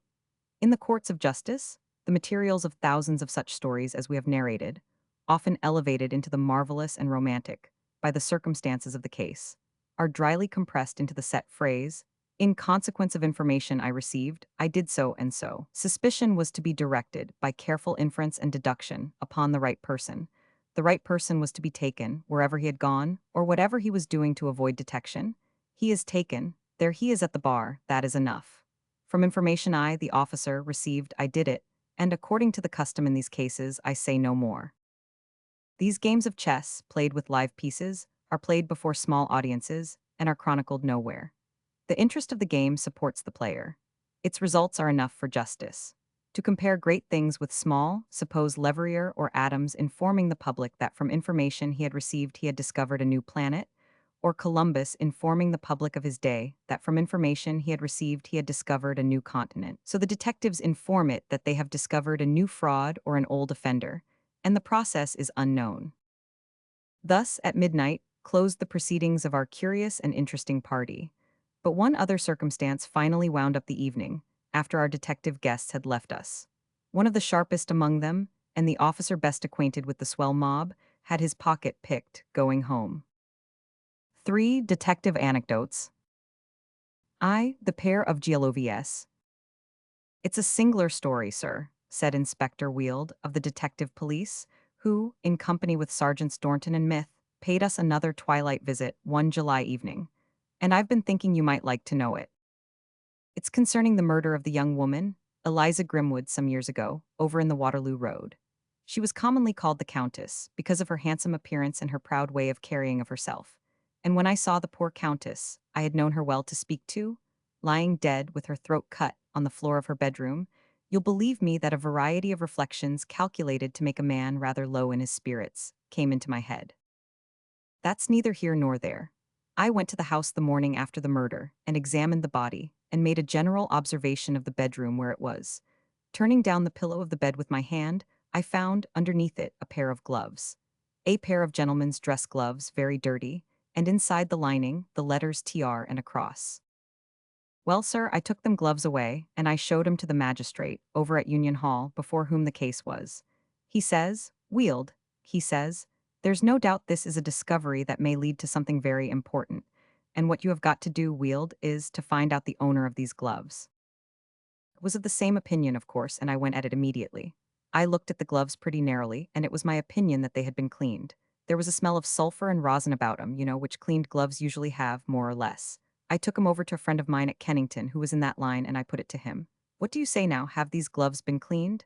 "These gloves have been cleaned," says he. "Have you any idea who cleaned them?" Says I, "Not at all." Says he, "I've a very distinct idea who didn't clean 'em, and that's myself. But I'll tell you what, Weald, there ain't above 8 or 9 reglar glove cleaners in London. There were not at that time, it seems, and I think I can give you their addresses, and you may find out by that means who did clean 'em." Accordingly, he gave me the directions, and I went here, and I went there, and I looked up this man, and I looked up that man, but though they all agreed that the gloves had been cleaned, I couldn't find the man, woman, or child that had cleaned that aforesaid pair of gloves. with this person not being at home, and that person being expected home in the afternoon, and so forth. The inquiry took me 3 days. On the evening of the third day, coming over Waterloo Bridge from the Surrey side of the river, quite beat, and very much vexed and disappointed, I thought I'd have a shilling's worth of entertainment at the Lyceum Theatre to freshen myself up. So I went into the pit, at half price, and I sat myself down next to a very quiet, modest sort of young man. Seeing I was a stranger, which I thought it just as well to appear to be, he told me the names of the actors on the stage, and we got into conversation. When the play was over, we came out together, and I said, "We've been very companionable and agreeable, and perhaps you wouldn't object to a drain?" "Well, you're very good," says he. "I shouldn't object to a drain." Accordingly, we went to a public house near the theatre, sat ourselves down in a quiet room upstairs on the first floor, and called for a pint of half and half, a piece, and a pipe. Well, sir, we put our pipes aboard and we drank our half and half and sat a-talking very sociably when the young man says, "You must excuse me stopping very long," he says, "because I'm forced to go home in good time. I must be at work all night." "At work all night," says I, "you ain't a baker?" "No," he says, laughing, "I ain't a baker." "I thought not," says I, "you haven't the looks of a baker." "No," says he, "I'm a glove cleaner." I never was more astonished in my life than when I heard them words come out of his lips. "You're a glove cleaner, are you?" Says I, "Yes," he says, "I am." "Then perhaps," says I, taking the gloves out of my pocket, "you can tell me who cleaned this pair of gloves. It's a rum story," I says. "I was dining over at Lambeth the other day at a free and easy, quite promiscuous, with a public company, when some gentleman he left these gloves behind him. Another gentleman and me, you see. We laid a wager of a sovereign that I wouldn't find out who they belonged to. I've spent as much as 7 shillings already in trying to discover, but if you could help me, I'd stand another 7 and welcome. You see there's TR and a cross inside." "I see," he says. "Bless you, I know these gloves very well. I've seen dozens of pairs belonging to the same party." "No," says I. "Yes," says he. "Then you know who cleaned 'em?" Says I. "Rather so," says he. "My father cleaned 'em." "Where does your father live?" Says I. "Just round the corner," says the young man, "near Exeter Street here. He'll tell you who they belong to directly." "Would you come round with me now?" Says I. "Certainly," says he, "but you needn't tell my father that you found me at the play, because he mightn't like it." "All right." We went round to the place, and there we found an old man in a white apron, with 2 or 3 daughters, all rubbing and cleaning away at lots of gloves in a front parlor. "Oh, father," says the young man, "here's a person been and made a bet about the ownership of a pair of gloves, and I've told him you can settle it." "Good evening, sir," says I to the old gentleman. "Here are the gloves your son speaks of. Letters TR, you see, and a cross." "Oh yes," he says, "I know these gloves very well. I've cleaned dozens of pairs of 'em. They belong to Mr. Trinkle, the great upholsterer in Cheapside." "Did you get 'em from Mr. Trinkle direct?" says I. "If you'll excuse my asking the question." "No," says he. "Mr. Trinkle always sends 'em to Mr. Phibbs's, the haberdasher's, opposite his shop, and the haberdasher sends 'em to me." "Perhaps you wouldn't object to a drain?" Says I. "Not in the least," says he. So I took the old gentleman out and had a little more talk with him and his son over a glass, and we parted excellent friends. This was late on a Saturday night. First thing on the Monday morning, I went to the haberdasher's shop, opposite Mr. Trinkle's, the great upholsterer's in Cheapside. "Mr. Phibbs in the way? My name is Phibbs. Oh, I believe you sent this pair of gloves to be cleaned?" "Yes, I did, for young Mr. Trinkle over the way. There he is in the shop." "Oh, that's him in the shop, is it? Him in the green coat?" "The same individual." "Well, Mr. Phibbs, this is an unpleasant affair. But the fact is, I am Inspector Wheeld of the Detective Police, and I found these gloves under the pillow of the young woman that was murdered the other day, over in the Waterloo Road." "Good heaven," says he. "He's a most respectable young man, and if his father was to hear of it, it would be the ruin of him." "I'm very sorry for it," says I, "but I must take him into custody." "Good heaven," says Mr. Phibbs again, "can nothing be done?" "Nothing." Says I. "Will you allow me to call him over here," says he, "that his father may not see it done?" "I don't object to that," says I. "But unfortunately, Mr. Phibbs, I can't allow of any communication between you. If any was attempted, I should have to interfere directly. Perhaps you'll beckon him over here?" Mr. Phibbs went to the door and beckoned, and the young fellow came across the street directly. A smart, brisk young fellow. "Good morning, sir," says I. "Good morning, sir," says he. "Would you allow me to inquire, sir," says I, "if you ever had any acquaintance with a party of the name of Grimwood?" Grimwood, says he. "No, you know the Waterloo Road?" "Oh, of course I know the Waterloo Road. Happen to have heard of a young woman being murdered there?" "Yes, I read it in the paper, and very sorry I was to read it. Here's a pair of gloves belonging to you, that I found under her pillow the morning afterwards." He was in a dreadful state, sir. "A dreadful state, I, Mr. Wheeld," he says. "Upon my solemn oath I never was there. I never so much as saw her to my knowledge in my life." "I am very sorry," says I, "to tell you the truth. I don't think you are the murderer, but I must take you to Union Hall in a cab. However, I think it's a case of that sort, that, at present, at all events, the magistrate will hear it in private." A private examination took place, and then it came out that this young man was acquainted with a cousin of the unfortunate Eliza Grimwood, and that, calling to see this cousin a day or two before the murder, he left these gloves upon the table. Who should come in shortly afterwards but Eliza Grimwood? Whose gloves are these? She says, taking 'em up. Those are Mr. Trinkle's gloves, says her cousin. Oh, says she, they are very dirty and of no use to him, I am sure. I shall take 'em away for my girl to clean the stoves with. And she put 'em in her pocket. The girl had used 'em to clean the stoves, and, I have no doubt, had left 'em lying on the bedroom mantelpiece, or on the drawers, or somewhere. And her mistress, looking round to see that the room was tidy, had caught 'em up and put 'em under the pillow where I found 'em. That's the story, sir. Roman 2, the artful touch. One of the most beautiful things that ever was done, perhaps, said Inspector Weald, emphasizing the adjective, as preparing us to expect dexterity or ingenuity rather than strong interest, was a move of Sergeant Witcham's. It was a lovely idea. Witcham and me were down at Epsom one Derby Day, waiting at the station for the swell mob. As I mentioned when we were talking about these things before, we are ready at the station when there's races, or an agricultural show, or a chancellor sworn in for an university, or Jenny Lind, or anything of that sort. And as the swell mob come down, we send 'em back again by the next train. But some of the swell mob, on the occasion of this derby that I refer to, so far kidded us as to hire a horse and shay, start away from London by Whitekapel and miles round, come into Epsom from the opposite direction, and go to work right and left on the course while we were waiting for 'em at the rail. That, however, ain't the point of what I'm going to tell you. While Witcham and me were waiting at the station, there comes up one Mr. Tat, a gentleman formerly in the public line, quite an amateur detective in his way and very much respected. Halloa, Charlie Weald, he says. What are you doing here, on the lookout for some of your old friends? Yes, the old move, Mr. Tat. Come along, he says, you and Witcham, and have a glass of sherry. We can't stir from the place, says I, till the next train comes in, but after that, we will with pleasure. Mr. Tat waits and the train comes in and then Witcham and me go off with him to the hotel. Mr. Tat he's got up quite regardless of expense for the occasion, and in his shirt front there's a beautiful diamond prop, cost him 15 or 20 pound, a very handsome pin indeed. We drink our sherry at the bar and have had our 3 or 4 glasses when Witcham cries suddenly, "Look out, Mr. Weald, stand fast." And a dash is made into the place by the swell mob, 4 of 'em, that have come down as I tell you, and in a moment Mr. Tat's prop is gone. Witcham, he cuts him off at the door. I lay about me as hard as I can. Mr. Tat shows fight like a good un, and there we are all down together, heads and heels, knocking about on the floor of the bar. Perhaps you never see such a scene of confusion. However, we stick to our men, Mr. Tat being as good as any officer, and we take 'em all, and carry 'em off to the station. The station's full of people who have been took on the course, and it's a precious piece of work to get 'em secured. However, we do it at last, and we search 'em, but nothing's found upon 'em, and they're locked up. And a pretty state of heat we are in by that time, I assure you. I was very blank over it myself to think that the prop had been passed away, and I said to Witcham when we had set him to rights and were cooling ourselves along with Mr. Tat, we don't take much by this move anyway, for nothing's found upon him, and it's only the braggadocio after all. What do you mean, Mr. Weald? Says Witcham. Here's the diamond pin, and in the palm of his hand there it was, safe and sound. Why, in the name of wonder, says me and Mr. Tat in astonishment. How did you come by that? I'll tell you how I come by it, says he. I saw which of 'em took it, and when we were all down on the floor together, knocking about, I just gave him a little touch on the back of his hand, as I knew his pal would, and he thought it was his pal and gave it me. It was beautiful, beautiful. Even that was hardly the best of the case, for that chap was tried at the quarter sessions at Guildford. You know what quarter sessions are, sir? Well, if you'll believe me, while them slow justices were looking over the Acts of Parliament to see what they could do to him, I'm blowed if he didn't cut out of the dock before their faces.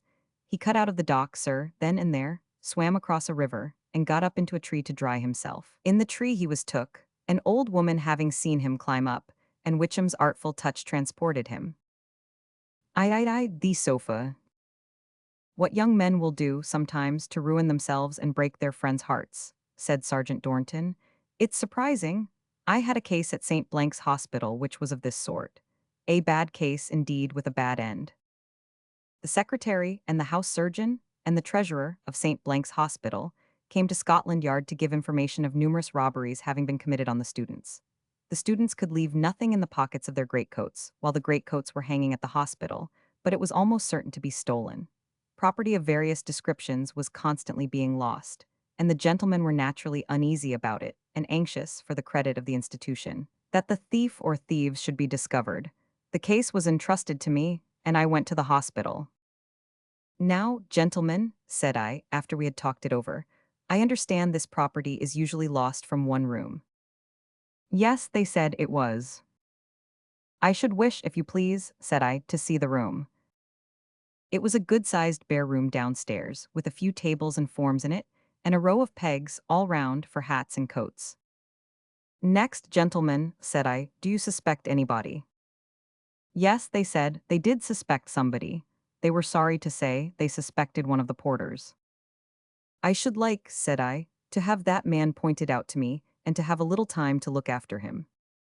He was pointed out and I looked after him, and then I went back to the hospital and said, now, gentlemen, it's not the porter. He's, unfortunately for himself, a little too fond of drink, but he's nothing worse. My suspicion is that these robberies are committed by one of the students, and if you'll put me a sofa into that room where the pegs are, as there's no closet, I think I shall be able to detect the thief. I wish the sofa, if you please, to be covered with chintz or something of that sort, so that I may lie on my chest, underneath it without being seen. The sofa was provided, and next day at 11 o'clock, before any of the students came, I went there with those gentlemen to get underneath it. It turned out to be one of those old-fashioned sofas with a great crossbeam at the bottom that would have broken my back in no time if I could ever have got below it. We had quite a job to break all this away in the time. However, I fell to work, and they fell to work, and we broke it out and made a clear place for me. I got under the sofa, lay down on my chest, took out my knife, and made a convenient hole in the chintz to look through. It was then settled between me and the gentleman that, when the students were all up in the wards, one of the gentlemen should come in and hang up a greatcoat on one of the pegs, and that greatcoat should have, in one of the pockets, a pocketbook containing marked money. After I had been there some time, the students began to drop into the room, by ones and twos and threes, and to talk about all sorts of things, little thinking there was anybody under the sofa, and then to go upstairs. At last there came in one who remained until he was alone in the room by himself. A tallish, good-looking young man of 1 or 2 and 20 with a light whisker. He went to a particular hat peg, took off a good hat that was hanging there, tried it on, hung his own hat in its place, and hung that hat on another peg, nearly opposite to me. I then felt quite certain that he was the thief and would come back by and by. When they were all upstairs, the gentleman came in with the greatcoat. I showed him where to hang it so that I might have a good view of it, and he went away, and I lay under the sofa on my chest for a couple of hours or so, waiting. At last, the same young man came down. He walked across the room, whistling, stopped and listened, took another walk and whistled, stopped again and listened, then began to go regularly round the pegs, feeling in the pockets of all the coats. When he came to the greatcoat and felt the pocketbook, he was so eager and so hurried that he broke the strap in tearing it open. As he began to put the money in his pocket, I crawled out from under the sofa, and his eyes met mine. Dictive story, the sofa. My face, as you may perceive, is brown now, but it was pale at that time, my health not being good, and looked as long as a horse. Besides which there was a great draught of air from the door, underneath the sofa, and I had tied a handkerchief round my head, so what I looked like altogether I don't know. He turned blue, literally blue, when he saw me crawling out, and I couldn't feel surprised at it. I am an officer of the detective police, said I, and have been lying here since you first came in this morning. I regret, for the sake of yourself and your friends, that you should have done what you have, but this case is complete. You have the pocketbook in your hand and the money upon you, and I must take you into custody. It was impossible to make out any case in his behalf, and on his trial he pleaded guilty. How, or when he got the means, I don't know, but while he was awaiting his sentence, he poisoned himself in Newgate. We inquired of this officer, on the conclusion of the foregoing anecdote, whether the time appeared long or short, when he lay in that constrained position under the sofa. Why, you see, sir, he replied, if he hadn't come in the first time and I had not been quite sure he was the thief, and would return, the time would have seemed long. But as it was, I being dead certain of my man, the time seemed pretty short. On duty with Inspector Field. How goes the night? St. Giles's clock is striking 9. The weather is dull and wet, and the long lines of street lamps are blurred, as if we saw them through tears. A damp wind blows and rakes the pieman's fire out when he opens the door of his little furnace, carrying away an eddy of sparks. St. Giles's clock strikes 9. We are punctual. Where is Inspector Field? Assistant Commissioner of Police is already here, enwrapped in oilskin cloak and standing in the shadow of St. Giles's steeple. Detective Sergeant, weary of speaking French all day to foreigners unpacking at the great exhibition, is already here. Where is Inspector Field? Inspector Field is, tonight, the guardian genius of the British Museum. He is bringing his shrewd eye to bear on every corner of its solitary galleries, before he reports all right. Suspicious of the Elgin marbles and not to be done by cat-faced Egyptian giants with their hands upon their knees, Inspector Field, sagacious, vigilant, lamp in hand, throwing monstrous shadows on the walls and ceilings, passes through the spacious rooms. If a mummy trembled in an atom of its dusty covering, Inspector Field would say, "Come out of that, Tom Green. I know you." If the smallest gone-off about town were crouching at the bottom of a classic bath, Inspector Field would nose him with a finer scent than the ogres, when adventurous Jack lay trembling in his kitchen copper.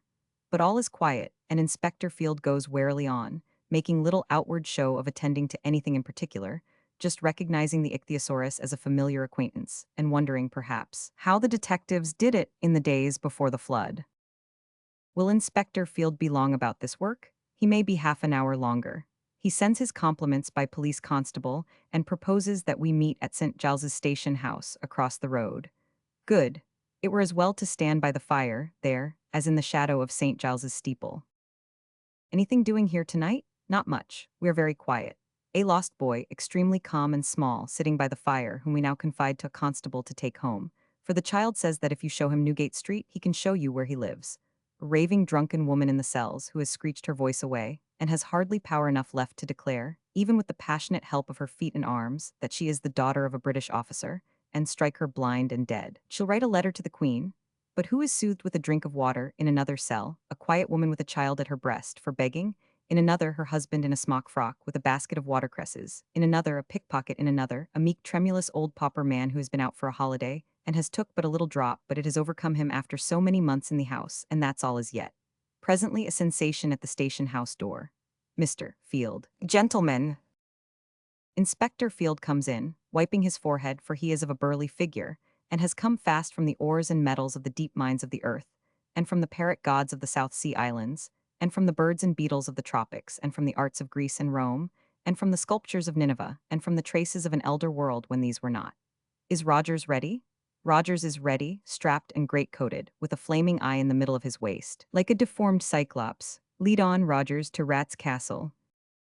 How many people may there be in London, who, if we had brought them deviously and blindfold to this street, 50 paces from the station house, and within call of St. Giles's Church, would know it for a not remote part of the city in which their lives are passed? How many, who amidst this compound of sickening smells, these heaps of filth, these tumbling houses with all their vile contents, animate and inanimate, slimily overflowing into the black road, would believe that they breathed this air? How much red tape may there be, that could look round on the faces which now hem us in, for our appearance here has caused a rush from all points to a common center. The lowering foreheads, the sallow cheeks, the brutal eyes, the matted hair, the infected, vermin-haunted heaps of rags, and say, I have thought of this. I have not dismissed the thing. I have neither blustered it away, nor frozen it away, nor tied it up and put it away, nor smoothly said pooh to it when it has been shown to me. This is not what Rogers wants to know, however. What Rogers wants to know is whether you will clear the way here, some of you, or whether you won't, because if you don't do it right on end, he'll lock you up. What, you are there, are you, Bob Miles? You haven't had enough of it yet, haven't you? You want 3 months more, do you? Come away from that, gentleman. What are you creeping round there for? What am I a-doing, thin Mr. Rogers? Says Bob Miles, appearing villainous at the end of a lane of light made by the lantern. I'll let you know pretty quick if you don't hook it. Will you hook it? A sycophantic murmur rises from the crowd. Hook it, Bob, when Mr. Rogers and Mr. Field tells you. Why don't you hook it when you are told to? The most importunate of the voices strikes familiarly on Mr. Rogers's ear. He suddenly turns his lantern on the owner. What, you are there, are you, Mr. Click? You hook it too, come. What for? Says Mr. Click, discomfited. You hook it, will you? Says Mr. Rogers with stern emphasis. Both Click and Miles do hook it, without another word, or, in plainer English, sneak away. Close up there, my men, says Inspector Field to 2 constables on duty who have followed. Keep together, gentlemen, we are going down here, heads. St. Giles's Church strikes 10:30.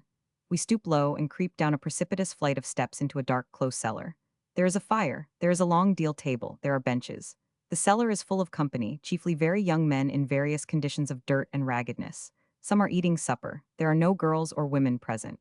Welcome to Rat's Castle, gentlemen, and to this company of noted thieves. Well, my lads, how are you, my lads? What have you been doing today? Here's some company come to see you, my lads. There's a plate of beefsteak, sir, for the supper of a fine young man. And there's a mouth for a steak, sir. Why, I should be too proud of such a mouth as that if I had it myself. Stand up and show it, sir. Take off your cap. There's a fine young man for a nice little party, sir, ain't he? Inspector Field is the bustling speaker. Inspector Field's eye is the roving eye that searches every corner of the cellar as he talks. Inspector Field's hand is the well-known hand that has collared half the people here and motioned their brothers, sisters, fathers, mothers, male and female friends inexorably to New South Wales. Yet Inspector Field stands in this den, the sultan of the place. Every thief here cowers before him like a schoolboy before his schoolmaster. All watch him, all answer when addressed. All laugh at his jokes, all seek to propitiate him.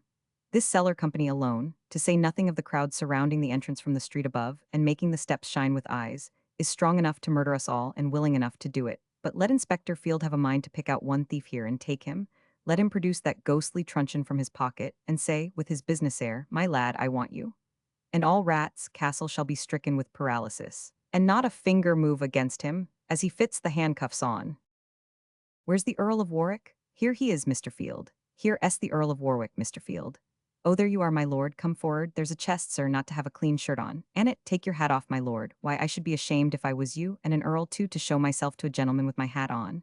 The Earl of Warwick laughs and uncovers. All the company laugh. One pickpocket, especially, laughs with great enthusiasm. Oh, what a jolly game it is. When Mr. Field comes down, and don't want nobody. So you are here too, are you, you tall, gray, soldierly-looking grave man standing by the fire? Yes, sir. Good evening, Mr. Field. Let us see, you lived servant to a nobleman once? Yes, Mr. Field. And what is it you do now, I forget? Well, Mr. Field, I job about as well as I can. I left my employment on account of delicate health. The family is still kind to me. Mr. Wicks of Piccadilly is also very kind to me when I am hard up. Likewise Mr. Nix of Oxford Street. I get a trifle from them occasionally, and rub on as well as I can, Mr. Field. Mr. Field's eye rolls enjoyingly, for this man is a notorious begging letter writer. Good night, my lads. Good night, Mr. Field, and thank ye, sir. Clear the street here, 1,000 of you. Cut it, Mrs. Stalker. None of that, we don't want you. Rogers of the Flaming Eye, lead on to the tramps' lodging-house. A dream of baleful faces attends to the door. Now, stand back, all of you. In the rear, Detective Sergeant plants himself, composedly whistling, with his strong right arm across the narrow passage. Mrs. Stalker, I am something that need not be written here, if you won't get yourself into trouble, in about half a minute, if I see that face of yours again. St. Giles's church clock, striking 11, hums through our hand from the dilapidated door of a dark outhouse as we open it, and are stricken back by the pestilent breath that issues from within. Rogers to the front with the light, and let us look. 10, 20, 30, who can count them? Men, women, children, for the most part naked, heaped upon the floor like maggots in a cheese. Ho, in that dark corner yonder, does anybody lie there? Me, sir, Irish me, a widder with 6 children, and yonder, me, sir, Irish me, with me wife and 8 poor babes, and to the left there? Me, sir, Irish me, along with 2 more Irish boys as is me friends, and to the right there? Me, sir, and the Murphy family, numbering 5 blessed souls. And what's this? Coiling now about my foot? Another Irish me, pitifully in want of shaving, whom I have awakened from sleep, and across my other foot lies his wife, and by the shoes of Inspector Field lie their 3 eldest, and their 3 youngest are at present squeezed between the open door and the wall. And why is there no one on that little mat before the sullen fire? Because O'Donovan, with his wife and daughter, is not come in from selling lucifers, nor on the bit of sacking in the nearest corner, bad luck. Because that Irish family is late tonight, a cadging in the streets. They are all awake now, the children excepted, and most of them sit up to stare. Wheresoever Mr. Rogers turns the flaming eye, there is a spectral figure rising, unshrouded from a grave of rags. Who is the landlord here? I am, Mr. Field, says a bundle of ribs and parchment against the wall, scratching itself.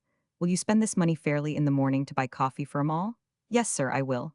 Oh, he'll do it, sir, he'll do it fair. He's honest, cry the specters, and with thanks and good night sink into their graves again. Thus we make our new Oxford streets, and our other new streets, never heeding, never asking, where the wretches whom we clear out crowd. With such scenes at our doors, with all the plagues of Egypt tied up with bits of cobweb and kennels so near our homes, we timorously make our nuisance bills and boards of health nonentities, and think to keep away the wolves of crime and filth by our electioneering ducking to little vestrymen and our gentlemanly handling of red tape. Intelligence of the coffee money has got abroad. The yard is full, and Rogers of the Flaming Eye is beleaguered with entreaties to show other lodging-houses. Mine next, mine, mine. Rogers, military, obdurate, stiff-necked, immovable, replies not, but leads away, all falling back before him. Inspector Field follows. Detective Sergeant, with his barrier of arm across the little passage, deliberately waits to close the procession. He sees behind him without any effort, and exceedingly disturbs one individual far in the rear by coolly calling out, "It won't do, Mr. Michael. Don't try it." After counsel holden in the street, we enter other lodging houses, public houses, many lairs and holes, all noisome and offensive, none so filthy and so crowded as where Irish are. In one, the Ethiopian party are expected home presently, were in Oxford Street when last heard of, shall be fetched, for our delight, within 10 minutes.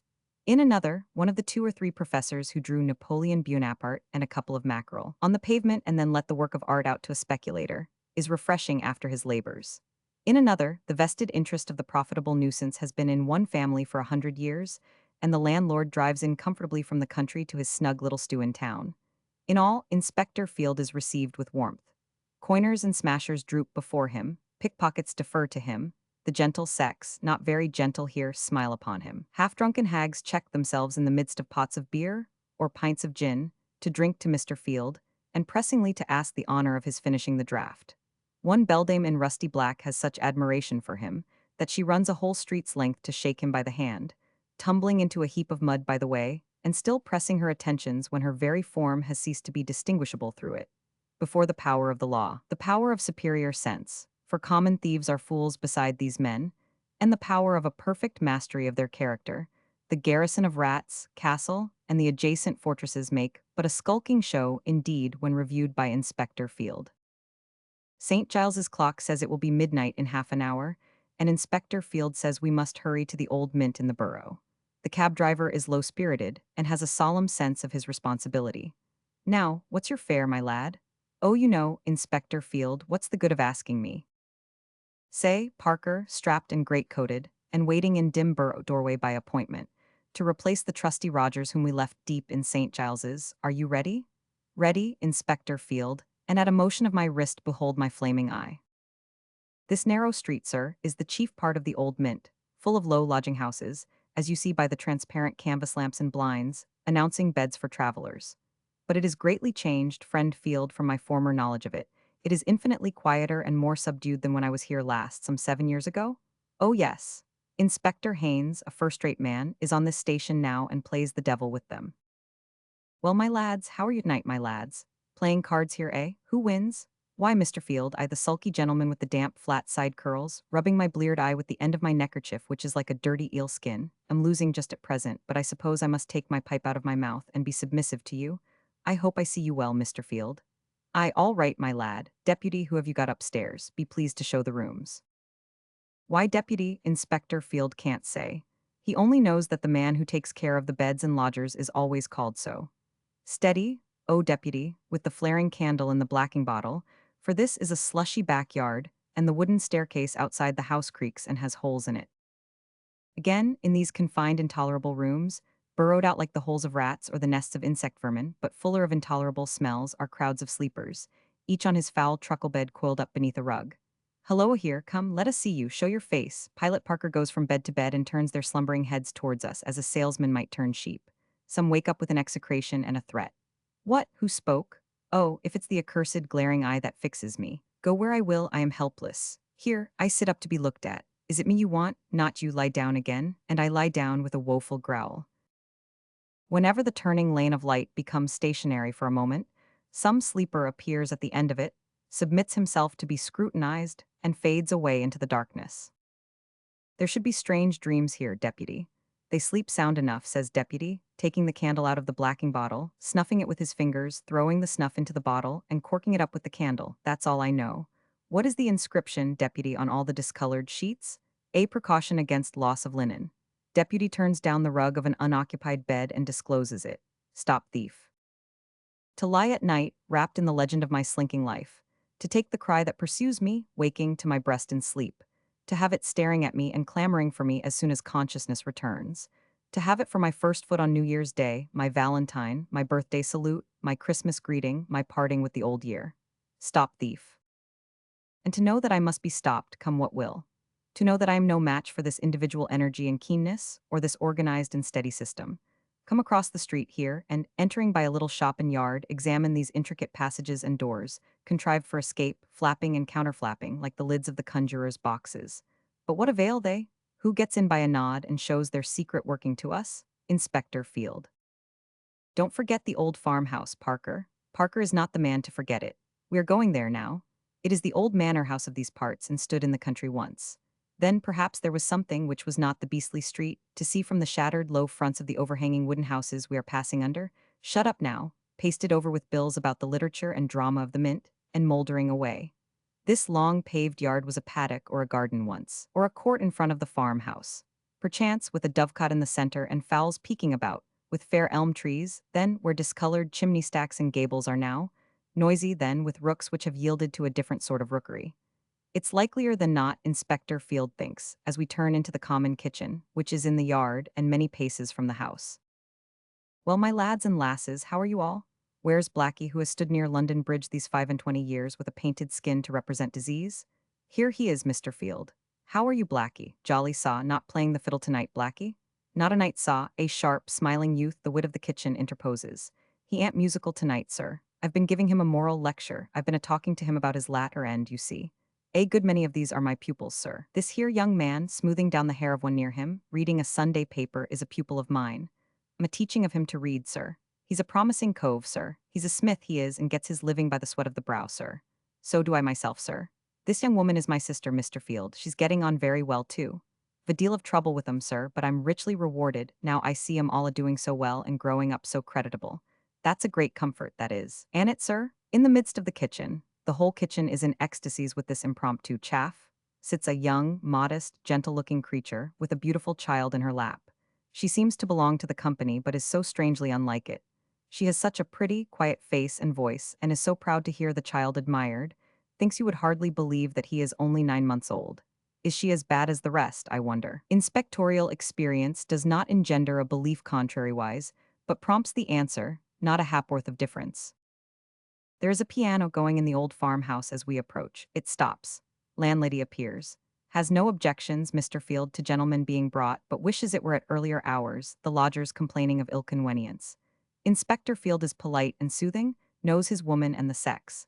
Deputy, a girl in this case, shows the way up a heavy, broad old staircase, kept very clean, into clean rooms where many sleepers are, and where painted panels of an older time look strangely on the truckle beds. The sight of whitewash and the smell of soap, two things we seem by this time to have parted from in infancy, make the old farmhouse a phenomenon, and connect themselves with the so curiously misplaced picture of the pretty mother and child long after we have left it. Long after we have left, besides, the neighboring nook with something of a rustic flavor in it yet, where once, beneath a low wooden colonnade still standing as of yore, the eminent Jack Sheppard condescended to regale himself, and where now two old bachelor brothers in broad hats, who are whispered in the mint to have made a compact long ago that if either should ever marry, he must forfeit his share of the joint property, still keep a sequestered tavern, and sit o' nights smoking pipes in the bar, among ancient bottles and glasses, as our eyes behold them. How goes the night now? St. George of Southwark answers with 12 blows upon his bell. Parker, good night, for Williams is already waiting over in the region of Ratcliffe Highway to show the houses where the sailors dance. I should like to know where Inspector Field was born. In Ratcliffe Highway, I would have answered with confidence, but for his being equally at home wherever we go. He does not trouble his head as I do about the river at night. He does not care for its creeping, black and silent on our right there, rushing through sluice gates, lapping at piles and posts and iron rings, hiding strange things in its mud, running away with suicides and accidentally drowned bodies faster than midnight funerals should, and acquiring such various experience between its cradle and its grave. It has no mystery for him. Is there not the Thames police? Accordingly, Williams leads the way. We are a little late, for some of the houses are already closing. No matter, you show us plenty.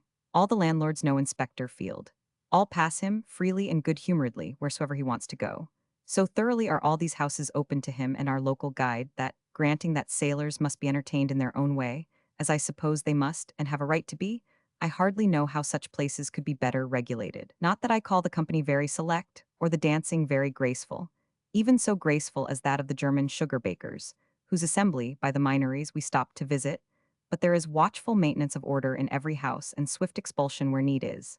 Even in the midst of drunkenness, both of the lethargic kind and the lively, there is sharp landlord supervision, and pockets are in less peril than out of doors. These houses show, singularly, how much of the picturesque and romantic there truly is in the sailor, requiring to be especially addressed.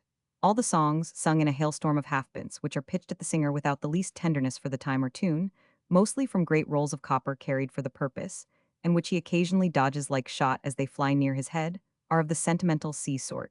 All the rooms are decorated with nautical subjects. Wrecks, engagements, ships on fire, ships passing lighthouses on iron-bound coasts, ships blowing up, ships going down, ships running ashore, men lying out upon the mainyard in a gale of wind, sailors and ships in every variety of peril, constitute the illustrations of fact. Nothing can be done in the fanciful way without a thumping boy upon a scaly dolphin. How goes the night now? Past 1. Black and Green are waiting in Whitechapel to unveil the mysteries of Wentworth Street. Williams, the best of friends, must part. Adieu. Are not Black and Green ready at the appointed place? Oh yes, they glide out of shadow as we stop. Imperturbable Black opens the cab door. Imperturbable Green takes a mental note of the driver. Both Green and Black then open each his flaming eye and marshal us the way that we are going. The lodging house we want is hidden in a maze of streets and courts. It is fast shut. We knock at the door and stand hushed looking up for a light at one or other of the begrimed old lattice windows in its ugly front, when another constable comes up, supposes that we want to see the school. Detective Sergeant meanwhile has got over a rail, opened a gate, dropped down an area, overcome some other little obstacles, and tapped at a window. Now returns. The landlord will send a deputy immediately. Deputy is heard to stumble out of bed. Deputy lights a candle, draws back a bolt or two, and appears at the door. Deputy is a shivering shirt and trousers by no means clean, a yawning face, a shock head much confused externally and internally. We want to look for someone. You may go up with the light and take 'em all if you like, says Deputy, resigning it, and sitting down upon a bench in the kitchen with his 10 fingers sleepily twisting in his hair. Halloa here, now then, show yourselves. That'll do, it's not you. Don't disturb yourself any more. So on, through a labyrinth of airless rooms, each man responding like a wild beast to the keeper who has tamed him and who goes into his cage. What, you haven't found him then? Says Deputy when we came down. A woman mysteriously sitting up all night in the dark by the smoldering ashes of the kitchen fire says it's only tramps and cadgers here. It's gone-offs over the way. A man mysteriously walking about the kitchen all night in the dark bids her hold her tongue. We come out. Deputy fastens the door and goes to bed again. Black and Green, you know Bark, lodging house keeper and receiver of stolen goods? Oh yes, Inspector Field. Go to Bark's next. Bark sleeps in an inner wooden hutch near his street door. As we parley on the step with Bark's deputy, Bark growls in his bed. We enter and Bark flies out of bed. Bark is a red villain and a wrathful, with a sanguine throat that looks very much as if it were expressly made for hanging, as he stretches it out in pale defiance over the half-door of his hutch. Bark's parts of speech are of an awful sort, principally adjectives. I won't, says Bark, have no adjective police and adjective strangers in my adjective premises. I won't, by adjective and substantive. Give me my trousers and I'll send the whole adjective police to adjective and substantive. Give me, says Bark, my adjective trousers. I'll put an adjective knife in the whole biling of 'em. I'll punch their adjective heads. I'll rip up their adjective substantives. Give me my adjective trousers, says Bark, and I'll spile the biling of 'em. Now, Bark, what's the use of this? Here's Black and Green, Detective Sergeant and Inspector Field. You know we will come in. I know you woe, says Bark. Somebody give me my adjective trousers. Bark's trousers seem difficult to find. He calls for them as Hercules might for his club. Give me my adjective trousers, says Bark, and I'll spile the biling of 'em. Inspector Field holds that it's all one whether Bark likes the visit or don't like it. He, Inspector Field, is an inspector of the detective police. Detective Sergeant is Detective Sergeant. Black and Green are constables in uniform. Don't you be a fool, Bark, or you know it will be the worse for you. I don't care, says Bark. Give me my adjective trousers. At 2 o'clock in the morning, we descend into Bark's low kitchen, leaving Bark to foam at the mouth above, and imperturbable Black and Green to look at him. Bark's kitchen is crammed full of thieves, holding a conversazione there by lamplight. It is by far the most dangerous assembly we have seen yet. Stimulated by the ravings of Bark, above, their looks are sullen, but not a man speaks. We ascend again. Bark has got his trousers, and is in a state of madness in the passage with his back against a door that shuts off the upper staircase. We observe, in other respects, a ferocious individuality in Bark. Instead of stop thief, on his linen, he prints stolen from Bark S. Now, Bark, we're going upstairs. No, you ain't. You refuse admission to the police, do you, Bark? Yes, I do. I refuse it to all the adjective police and to all the adjective substantives. If the adjective coves in the kitchen was men, they'd come up now and do for you. Shut me that there door, says Bark, and suddenly we are enclosed in the passage. they'd come up and do for you, cries bark and waits. Not a sound in the kitchen, they'd come up and do for you, cries bark again and waits. Not a sound in the kitchen. We are shut up, half a dozen of us, in Bark's house in the innermost recesses of the worst part of London, in the dead of the night. The house is crammed with notorious robbers and ruffians, and not a man stirs. No, Bark, they know the weight of the law, and they know Inspector Field and Co. too well. We leave Bully Bark to subside at leisure out of his passion and his trousers, and, I dare say, to be inconveniently reminded of this little brush before long. Black and Green do ordinary duty here and look serious. As to White, who waits on Holborn Hill to show the courts that are eaten out of rot and Gray's Inn Lane, where other lodging houses are, and where in one blind alley, the thieves' kitchen and seminary for the teaching of the art to children is, the night has so worn away, being now almost at odds with morning, which is which, that they are quiet and no light shines through the chinks in the shutters. As undistinctive death will come here, one day sleep comes now. The wicked cease from troubling sometimes, even in this life. Down with the tide. A very dark night it was, and bitter cold. The east wind blowing bleak, and bringing with it stinging particles from marsh and moor and fen, from the great desert in old Egypt may be. Some of the component parts of the sharp-edged vapor that came flying up the Thames at London might be mummy dust, dry atoms from the temple at Jerusalem, camels, footprints, crocodiles, hatching places, loosened grains of expression from the visages of blunt-nosed sphinxes, waifs and strays from caravans of turbaned merchants, vegetation from jungles, frozen snow from the Himalayas. Oh, it was very, very dark upon the Thames, and it was bitter, bitter cold. And yet, said the voice within the great peacoat at my side, you'll have seen a good many rivers, too, I dare say. Truly, said I, when I come to think of it, not a few. From the Niagara downward to the mountain rivers of Italy, which are like the national spirit, very tame or chafing suddenly in bursting bounds, only to dwindle away again. The Moselle and the Rhine and the Rhone and the Seine and the Saône, and the St. Lawrence, Mississippi and Ohio, and the Tiber, the Po and the Arno, and the Peacoat coughing as if he had had enough of that. I said no more. I could have carried the catalogue on to a teasing length, though, if I had been in the cruel mind. And after all, said he, this looks so dismal. So awful, I returned, at night. The Seine at Paris is very gloomy too at such a time, and is probably the scene of far more crime and greater wickedness. But this river looks so broad and vast, so murky and silent, seems such an image of death in the midst of the great city's life, that Peacoat coughed again. He could not stand my holding forth. We were in a four-oared Thames police galley, lying on our oars in the deep shadow of Southwark Bridge, under the corner arch on the Surrey side, having come down with the tide from Vauxhall. We were fain to hold on pretty tight, though close in shore, for the river was swollen and the tide running down very strong. We were watching certain water rats of human growth, and lay in the deep shade as quiet as mice, our light hidden and our scraps of conversation carried on in whispers. Above us, the massive iron girders of the arch were faintly visible, and below us its ponderous shadow seemed to sink down to the bottom of the stream. We had been lying here some half an hour, with our backs to the wind, it is true, but the wind being in a determined temper blew straight through us, and would not take the trouble to go round. I would have boarded a fireship to get into action, and mildly suggested as much to my friend P.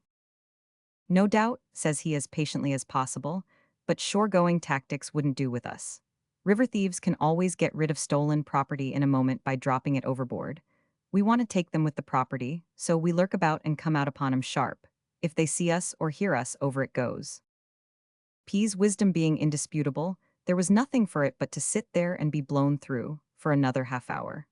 The water rats thinking it wise to abscond at the end of that time without commission of felony, we shot out, disappointed with the tide.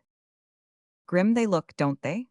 Said P, seeing me glance over my shoulder at the lights upon the bridge, and downward at their long, crooked reflections in the river. Very, said I, and make one think with a shudder of suicides. What a night for a dreadful leap from that parapet.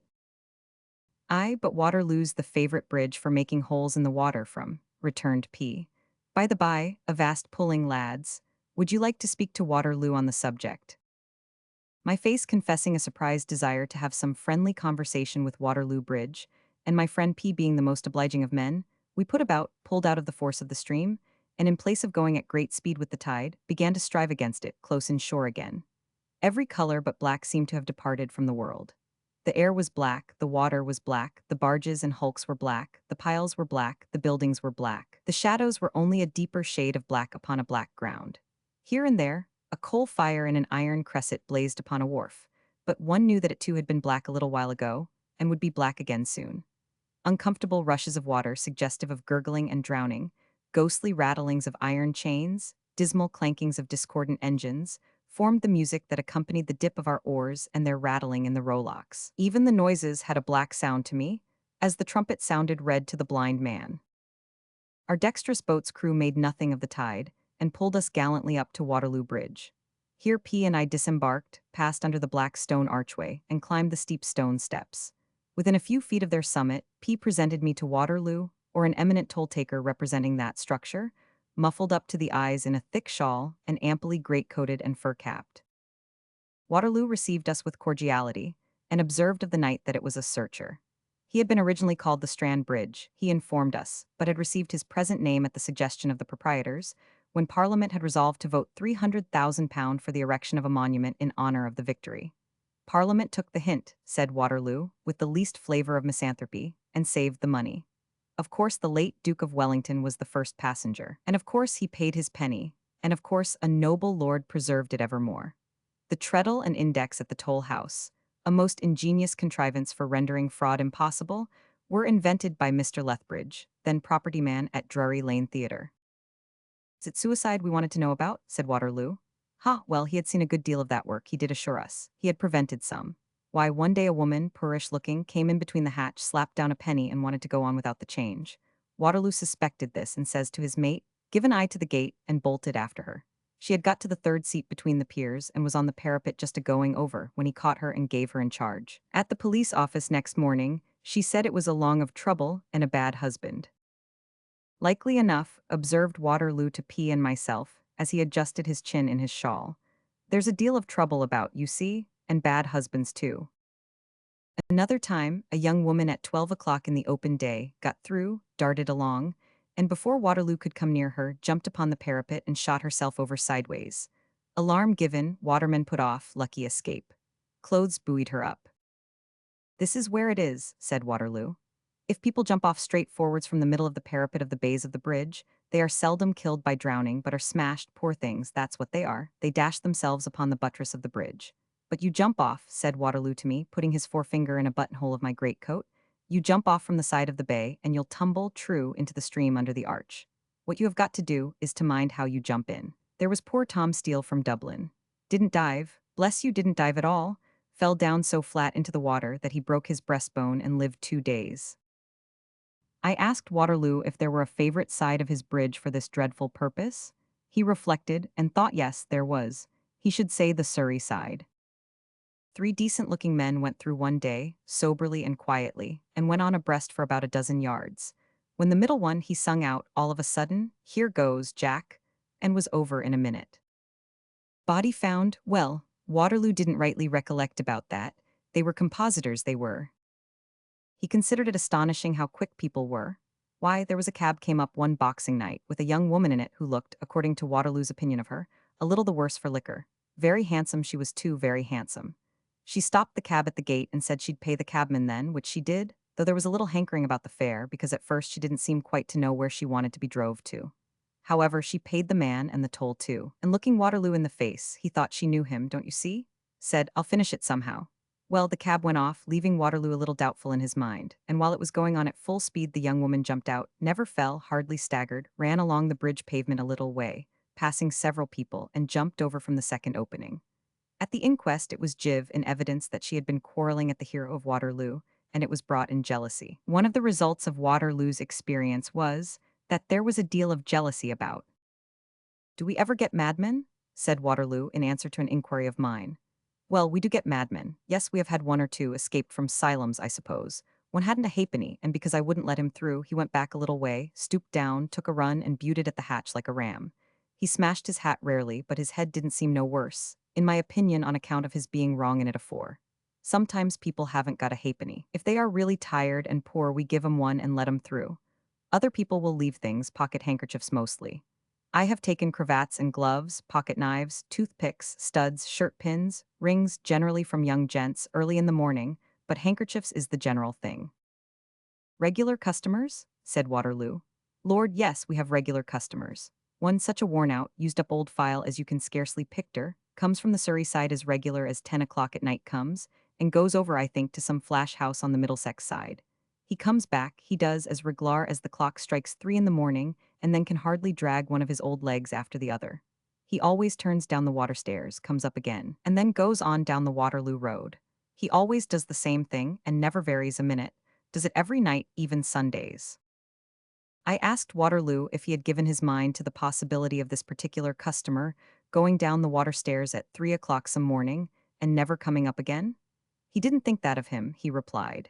In fact, it was Waterloo's opinion, founded on his observation of that file, that he knowed a trick worth two of it. There's another queer old customer, said Waterloo. Comes over as punctual as the almanac at 11 o'clock on the 6th of January, at 11 o'clock on the 5th of April, at 11 o'clock on the 6th of July, at 11 o'clock on the 10th of October. Drives a shaggy little rough pony in a sort of a rattle-trap armchair sort of a thing. White hair he has and white whiskers and muffles himself up with all manner of shawls. He comes back again the same afternoon, and we never see more of him for 3 months. He is a captain in the Navy, retired, worry old, worry odd, and served with Lord Nelson. He is particular about drawing his pension at Somerset House afore the clock strikes 12 every quarter. I have heard say that he thinks it wouldn't be according to the Act of Parliament if he didn't draw it afore 12. Having related these anecdotes in a natural manner, which was the best warranty in the world for their genuine nature, our friend Waterloo was sinking deep into his shawl again, as having exhausted his communicative powers and taken in enough east wind, when my other friend P in a moment brought him to the surface by asking whether he had not been occasionally the subject of assault and battery in the execution of his duty. Waterloo, recovering his spirits, instantly dashed into a new branch of his subject.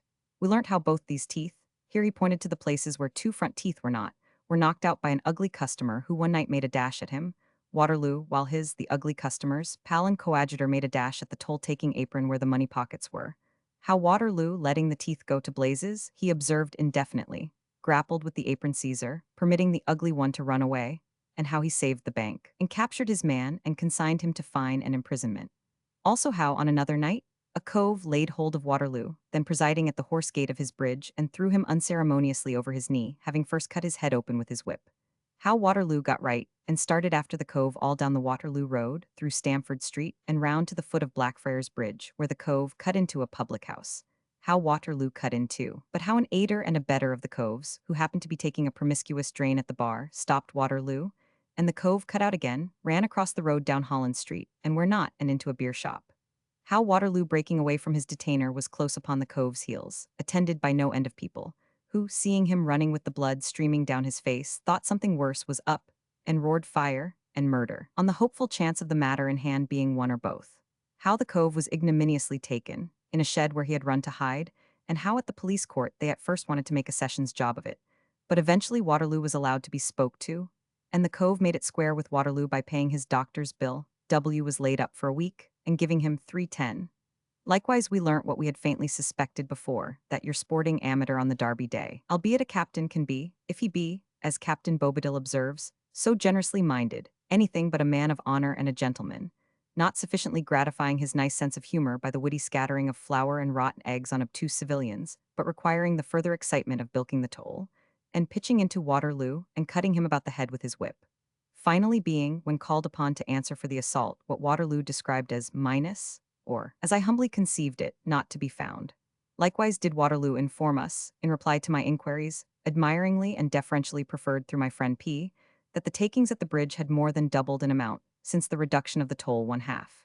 And being asked if the aforesaid takings included much bad money, Waterloo responded, with a look far deeper than the deepest part of the river, he should think not, and so retired into his shawl for the rest of the night. Then did P and I once more embark in our forward galley, and glide swiftly down the river with the tide. And while the shrewd east rasped and notched us, as with jagged razors, did my friend P impart to me confidences of interest relating to the Thames police. We, between whiles, finding duty boats hanging in dark corners under banks like weeds, our own was a supervision boat, and they, as they reported, all right, flashing their hidden light on us, and we flashing ours on them. These duty boats had one sitter in each, an inspector, and were rowed Randan, which, for the information of those who never graduated, as I was once proud to do, under a fireman, waterman, and winner of Keen's Prize wherry, who, in the course of his tuition, took hundreds of gallons of rum and egg, at my expense, at the various houses of note above and below bridge, not by any means because he liked it, but to cure a weakness in his liver, for which the faculty had particularly recommended it, may be explained as rowed by 3 men, 2 pulling an oar each, and 1 a pair of sculls. Thus, floating down our black highway, sullenly frowned upon by the knitted brows of Blackfriars, Southwark, and London, each in his lowering turn, I was shown by my friend P that there are, in the Thames Police Force, whose district extends from Battersea to Barking Creek, 98 men, 8 duty boats, and 2 supervision boats, and that these go about so silently, and lie in wait in such dark places, and so seem to be nowhere, and so may be anywhere, that they have gradually become a police of prevention, keeping the river almost clear of any great crimes, even while the increased vigilance on shore has made it much harder than of yore to live by thieving in the streets. And as to the various kinds of water thieves, said my friend P, there were the Tear Rangers, who silently dropped alongside the tiers of shipping in the pool, by night, and who, going to the companion head, listened for 2 snores. Snore number 1, the skipper's, snore number 2. The mates and skippers always snoring great guns, and being dead sure to be hard at it if they had turned in and were asleep. Hearing the double fire, down went the Rangers into the skipper's cabins, groped for the skipper's inexpressibles, which it was the custom of those gentlemen to shake off, watch, money, braces, boots, and all together on the floor, and therewith made off as silently as might be. Then there were the lumpers, or laborers employed to unload vessels. They wore loose canvas jackets with a broad hem in the bottom, turned inside, so as to form a large circular pocket in which they could conceal, like clowns in pantomimes, packages of surprising sizes. A great deal of property was stolen in this manner, P confided to me, from steamers. First, because steamers carry a larger number of small packages than other ships. Next, because of the extreme rapidity with which they are obliged to be unladen for their return voyages. The lumpers dispose of their booty easily to marine store dealers, and the only remedy to be suggested is that marine store shops should be licensed, and thus brought under the eye of the police as rigidly as public houses. Lumpers also smuggle goods ashore for the crews of vessels. The smuggling of tobacco is so considerable that it is well worth the while of the sellers of smuggled tobacco to use hydraulic presses, to squeeze a single pound into a package small enough to be contained in an ordinary pocket. Next, said my friend P, there were the truckers, less thieves than smugglers, whose business it was to land more considerable parcels of goods than the lumpers could manage. They sometimes sold articles of grocery and so forth to the crews in order to cloak their real calling and get aboard without suspicion. Many of them had boats of their own and made money. Besides these, there were the dredgemen who, under pretense of dredging up coals and such like from the bottom of the river, hung about barges and other undecked craft, and when they saw an opportunity, threw any property they could lay their hands on overboard, in order slyly to dredge it up when the vessel was gone. Sometimes they dexterously used their dredges to whip away anything that might lie within reach. Some of them were mighty neat at this, and the accomplishment was called dry dredging. Then there was a vast deal of property, such as copper nails, sheathing, hardwood C, habitually brought away by shipwrights and other workmen from their employers' yards, and disposed of to marine store dealers, many of whom escaped detection through hard swearing, and their extraordinary artful ways of accounting for the possession of stolen property. Likewise, there were special pleading practitioners, for whom barges drifted away of their own selves, they having no hand in it except first cutting them loose, and afterwards plundering them, innocents meaning no harm, who had the misfortune to observe those foundlings wandering about the Thames. We were now going in and out, with little noise and great nicety, among the tiers of shipping, whose many hulls, lying close together, rose out of the water like black streets. Here and there, a Scotch, an Irish, or a foreign steamer getting up her steam as the tide made, looked with her great chimney and high sides like a quiet factory among the common buildings. Now the streets opened into clearer spaces, now contracted into alleys, but the tiers were so like houses in the dark that I could almost have believed myself in the narrower byways of Venice. Everything was wonderfully still, for it wanted full 3 hours of flood, and nothing seemed awake but a dog here and there. So we took no tier rangers captive, nor any lumpers, nor truckers, nor dredgemen, nor other evil-disposed person or persons, but went ashore at Wapping, where the old Thames police office is now a station house, and where the old court with its cabin windows looking on the river is a quaint charge room, with nothing worse in it usually than a stuffed cat in a glass case, and a portrait, pleasant to behold, of a rare old Thames police officer, Mr. Superintendent Evans, now succeeded by his son. We looked over the charge books, admirably kept, and found the prevention so good that there were not 500 entries, including drunken and disorderly, in a whole year. Then we looked into the storeroom, where there was an oakum smell and a nautical seasoning of dreadnought clothing, rope yarn, boat hooks, sculls and oars, spare stretchers, rudders, pistols, cutlasses, and the like. Then into the cell, aired high up in the wooden wall through an opening like a kitchen plate rack, wherein there was a drunken man, not at all warm and very wishful to know if it were morning yet. Then, into a better sort of watch and ward room, where there was a squadron of stone bottles drawn up, ready to be filled with hot water and applied to any unfortunate creature who might be brought in apparently drowned. Finally, we shook hands with our worthy friend P and ran all the way to Tower Hill, under strong police suspicion occasionally, before we got warm. P. Walk in a workhouse. On a certain Sunday, I formed one of the congregation assembled in the chapel of a large metropolitan workhouse. With the exception of the clergyman and clerk and a very few officials, there were none but paupers present. The children sat in the galleries, the women in the body of the chapel, and in one of the side aisles, the men in the remaining aisle.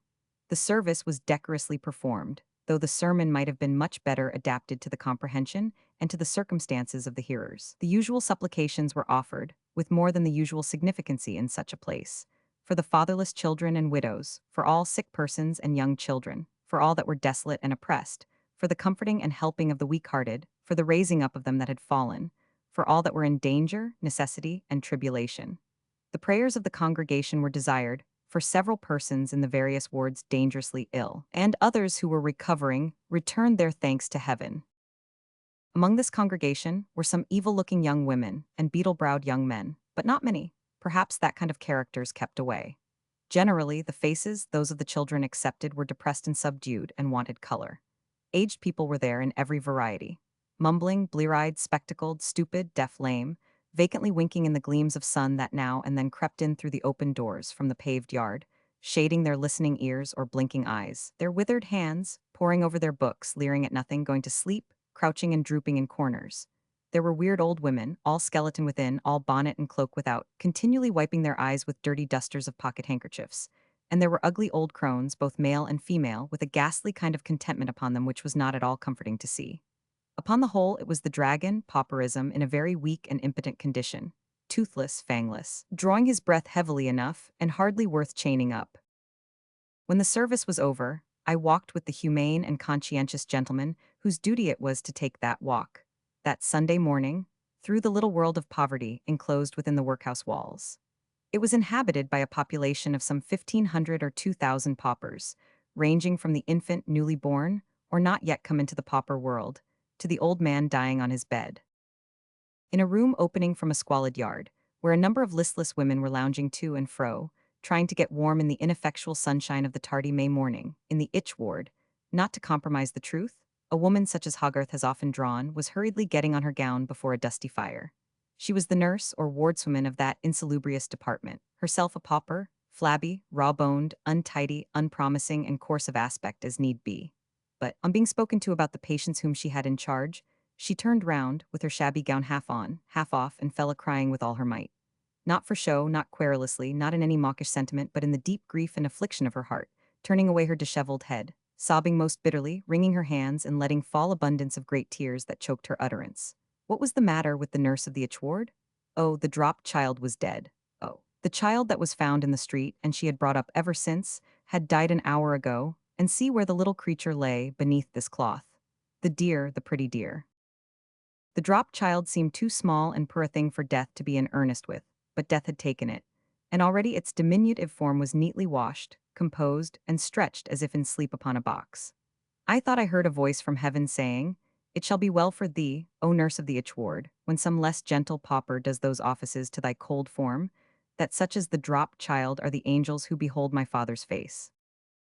In another room were several ugly old women crouching, witch-like, round a hearth and chattering and nodding after the manner of the monkeys. All well here and enough to eat? A general chattering and chuckling, at last an answer from a volunteer. "Oh yes, gentlemen, bless you, gentlemen. Lord bless the parish of St. So-and-so. It feed the hungry, sir, and give drink to the thusty, and it warm them which is cold, so it do, and good luck to the parish of St. So-and-so, and thank ye, gentlemen." Elsewhere, a party of pauper nurses were at dinner. "How do you get on?" "Oh, pretty well, sir. We works hard and we lives hard like the sojers." In another room, a kind of purgatory or place of transition, 6 or 8 noisy madwomen were gathered together, under the superintendence of one sane attendant.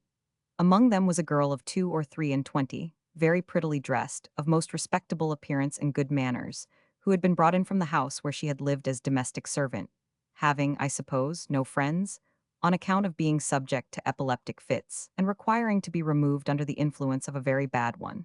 She was by no means of the same stuff, or the same breeding, or the same experience, or in the same state of mind, as those by whom she was surrounded, and she pathetically complained that the daily association and the nightly noise made her worse, and was driving her mad, which was perfectly evident. The case was noted for inquiry and redress, but she said she had already been there for some weeks. If this girl had stolen her mistress's watch, I do not hesitate to say she would have been infinitely better off. We have come to this absurd, this dangerous, this monstrous pass that the dishonest felon is, in respect of cleanliness, order, diet, and accommodation, better provided for and taken care of than the honest pauper. And this conveys no special imputation on the workhouse of the parish of St. So-and-so, where, on the contrary, I saw many things to commend. It was very agreeable, recollecting that most infamous and atrocious enormity committed at Tooting, an enormity which, 100 years hence, will still be vividly remembered in the byways of English life, and which has done more to engender a gloomy discontent and suspicion among many thousands of the people than all the Chartist leaders could have done in all their lives, to find the pauper children in this workhouse looking robust and well, and apparently the objects of very great care. In the infant school, a large, light, airy room at the top of the building, the little creatures, being at dinner, and eating their potatoes heartily, were not cowed by the presence of strange visitors, but stretched out their small hands to be shaken, with a very pleasant confidence. And it was comfortable to see two mangy pauper rocking horses rampant in a corner. In the girls' school, where the dinner was also in progress, everything bore a cheerful and healthy aspect. The meal was over in the boys' school by the time of our arrival there, and the room was not yet quite rearranged, but the boys were roaming unrestrained about a large and airy yard, as any other schoolboys might have done. Some of them had been drawing large ships upon the schoolroom wall, and if they had a mast with shrouds and stays set up for practice, as they have in the Middlesex House of Correction, it would be so much the better. At present, if a boy should feel a strong impulse upon him to learn the art of going aloft, he could only gratify it, I presume, as the men and women paupers gratify their aspirations after better board and lodging, by smashing as many workhouse windows as possible, and being promoted to prison. In one place, the new gate of the workhouse, a company of boys and youths were locked up in a yard alone, their day room being a kind of kennel where the casual poor used formerly to be littered down at night. Divers of them had been there some long time. Are they never going away? Was the natural inquiry. Most of them are crippled in some form or other, said the wardsman, and not fit for anything. They slunk about like dispirited wolves or hyenas, and made a pounce at their food when it was served out, much as those animals do. The big-headed idiot shuffling his feet along the pavement, in the sunlight outside, was a more agreeable object every way. Groves of babies in arms, groves of mothers and other sick women in bed, groves of lunatics, jungles of men in stone-paved downstairs day rooms, waiting for their dinners, longer and longer groves of old people in upstairs infirmary wards, wearing out life God knows how. This was the scenery through which the walk lay, for 2 hours. In some of these latter chambers there were pictures stuck against the wall, and a neat display of crockery and pewter on a kind of sideboard. Now and then it was a treat to see a plant or two. In almost every ward there was a cat. In all of these long walks of aged and infirm, some old people were bedridden, and had been for a long time. Some were sitting on their beds half naked, some dying in their beds, some out of bed, and sitting at a table near the fire. A sullen or lethargic indifference to what was asked, a blunted sensibility to everything but warmth and food, a moody absence of complaint as being of no use, a dogged silence and resentful desire to be left alone again, I thought were generally apparent. On our walking into the midst of one of these dreary perspectives of old men, nearly the following little dialogue took place, the nurse not being immediately at hand. "It's all well here." No answer. An old man in a Scotch cap sitting among others on a form at the table, eating out of a tin porringer, pushes back his cap a little to look at us, claps it down on his forehead again with the palm of his hand, and goes on eating. "All well here," repeated. No answer. Another old man sitting on his bed, paralytically peeling a boiled potato, lifts his head and stares. "Enough to eat." No answer. Another old man in bed turns himself and coughs. "How are you today?" to the last old man. That old man says nothing, but another old man, a tall old man of very good address, speaking with perfect correctness, comes forward from somewhere and volunteers an answer. The reply almost always proceeds from a volunteer, and not from the person looked at or spoken to. We are very old, sir, in a mild, distinct voice. We can't expect to be well, most of us. Are you comfortable? I have no complaint to make, sir. With a half shake of his head, a half shrug of his shoulders, and a kind of apologetic smile. Enough to eat. Why, sir, I have but a poor appetite, with the same air as before, and yet I get through my allowance very easily. But, showing a porringer with a Sunday dinner in it, here is a portion of mutton and 3 potatoes. You can't starve on that. Oh dear no, sir, with the same apologetic air. Not starve. What do you want? We have very little bread, sir. It's an exceedingly small quantity of bread. The nurse, who is now rubbing her hands at the questioner's elbow, interferes with, "It ain't much, Raleigh, sir. You see they've only 6 ounces a day, and when they've took their breakfast there can only be a little left for night, sir." Another old man, hitherto invisible, rises out of his bedclothes, as out of a grave, and looks on. "You have tea at night?" The questioner is still addressing the well-spoken old man. "Yes, sir, we have tea at night." "And you save what bread you can from the morning to eat with it?" "Yes, sir, if we can save any." "And you want more to eat with it?" "Yes, sir," with a very anxious face. The questioner, in the kindness of his heart, appears a little discomposed, and changes the subject. "What has become of the old man who used to lie in that bed in the corner?" The nurse don't remember what old man is referred to. There has been such a many old men. The well-spoken old man is doubtful. The spectral old man who has come to life in bed says, Billy Stevens.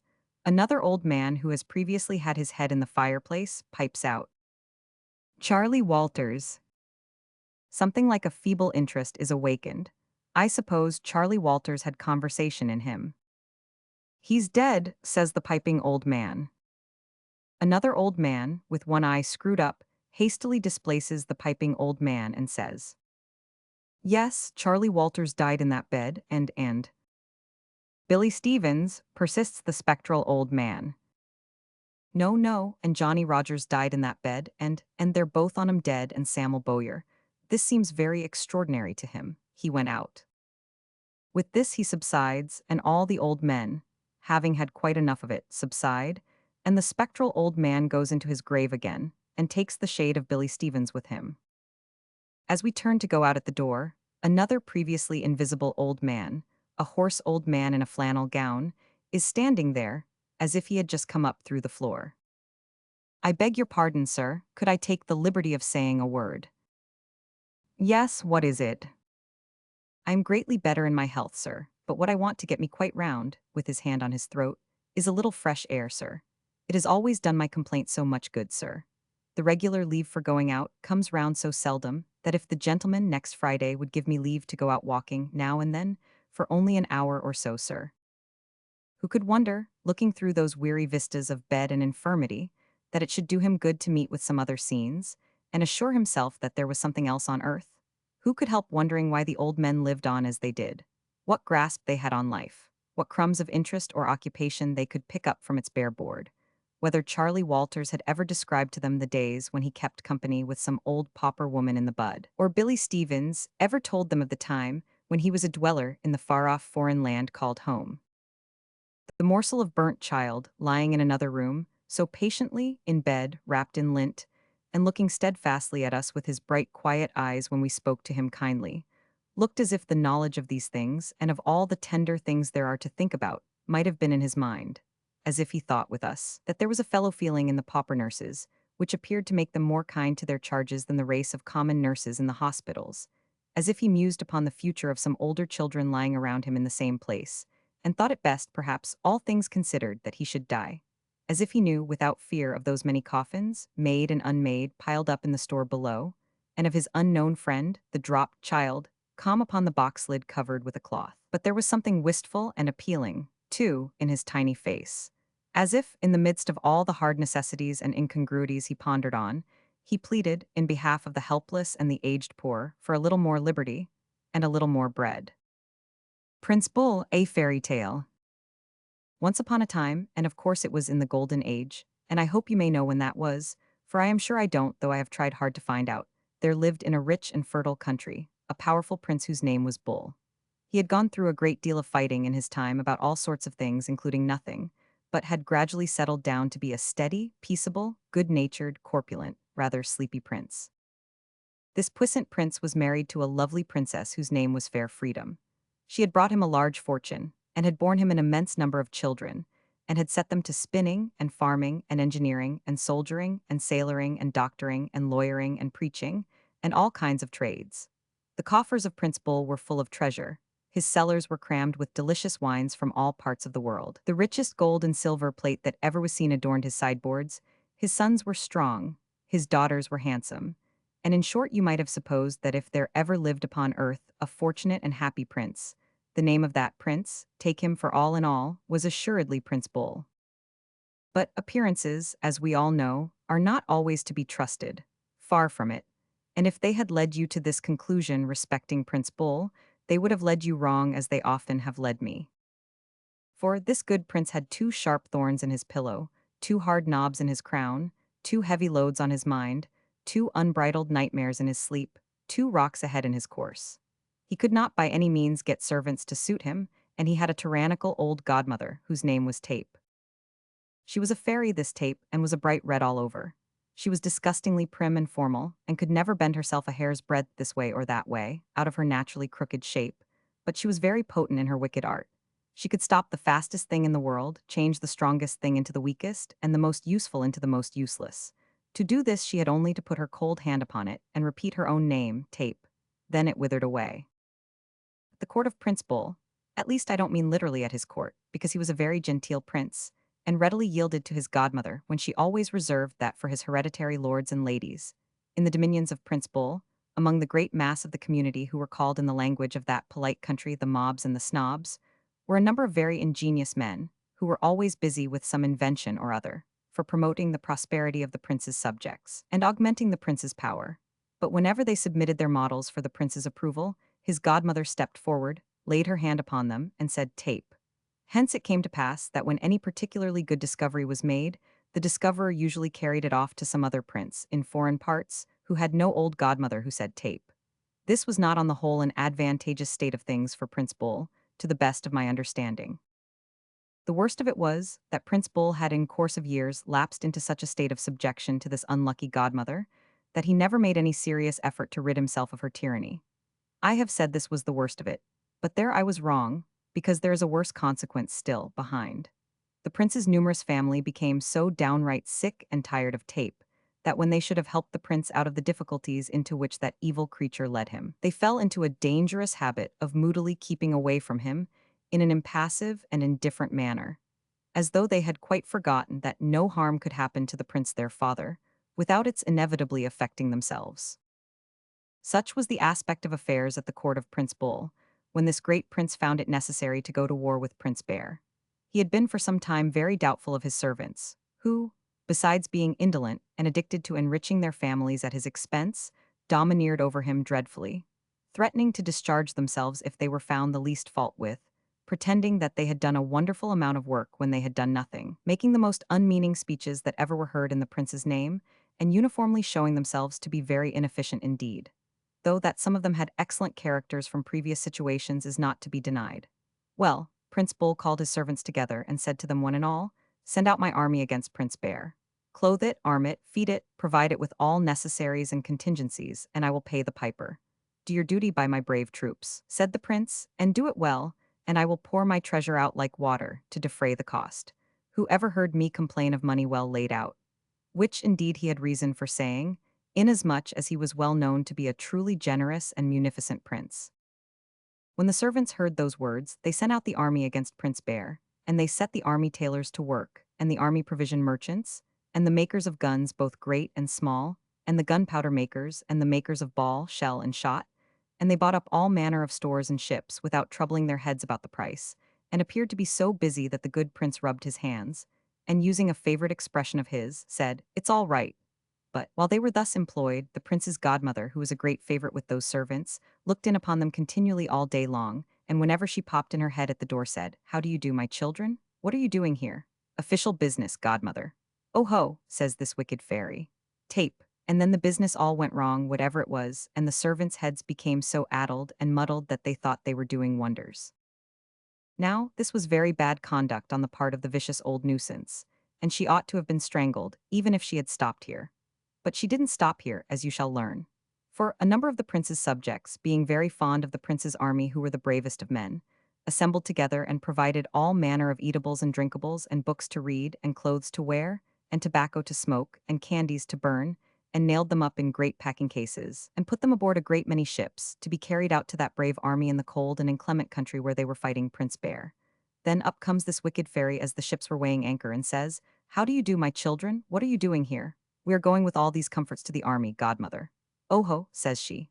"A pleasant voyage, my darlings." Tape. And from that time forth those enchanting ships went sailing, against wind and tide and rhyme and reason, round and round the world, and whenever they touched at any port were ordered off immediately, and could never deliver their cargoes anywhere. This again was very bad conduct on the part of the vicious old nuisance, and she ought to have been strangled for it if she had done nothing worse. But she did something worse still, as you shall learn. For she got astride of an official broomstick, and muttered as a spell these two sentences, "On Her Majesty's service," and "I have the honor to be, sir, your most obedient servant," and presently alighted in the cold and inclement country, where the army of Prince Bull were encamped to fight the army of Prince Bear. On the seashore of that country she found piled together a number of houses for the army to live in, and a quantity of provisions for the army to live upon, and a quantity of clothes for the army to wear. While, sitting in the mud gazing at them, were a group of officers as red to look at as the wicked old woman herself. So she said to one of them, "Who are you, my darling, and how do you do?" "I am the quartermaster general's department, godmother, and I am pretty well." Then she said to another, "Who are you, my darling, and how do you do?" "I am the commissariat department, godmother, and I am pretty well." Then she said to another, "Who are you, my darling, and how do you do?" "I am the head of the medical department, godmother, and I am pretty well." Then she said to some gentlemen scented with lavender, who kept themselves at a great distance from the rest, "And who are you, my pretty pets, and how do you do?" And they answered, "We are the Ostaffa department, godmother, and we are very well indeed." "I am delighted to see you all, my beauties," says this wicked old fairy. Tape. Upon that the houses, clothes, and provisions all mouldered away, and the soldiers who were sound fell sick, and the soldiers who were sick died miserably, and the noble army of Prince Bull perished. When the dismal news of his great loss was carried to the prince, he suspected his godmother very much indeed, but he knew that his servants must have kept company with the malicious beldame, and must have given way to her, and therefore he resolved to turn those servants out of their places. So he called to him a roebuck who had the gift of speech, and he said, "Good roebuck, tell them they must go." So the good roebuck delivered his message, so like a man that you might have supposed him to be nothing but a man, and they were turned out, but not without warning, for that they had had a long time. And now comes the most extraordinary part of the history of this prince. When he had turned out those servants, of course he wanted others. What was his astonishment to find that in all his dominions, which contained no less than 27 millions of people, there were not above 25 servants altogether.